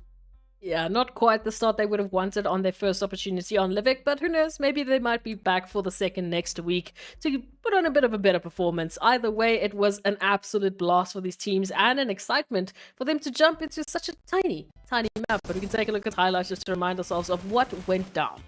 Yeah, a lot of sweaty action, and that is pretty much what you see if you look up Livik in the dictionary. That's pretty much what it is, and the teams just keeping it so true. As we can see, some beautiful nades being exchanged once again. But I'm loving the fact that the teams are really having to think of this match in an entirely different way.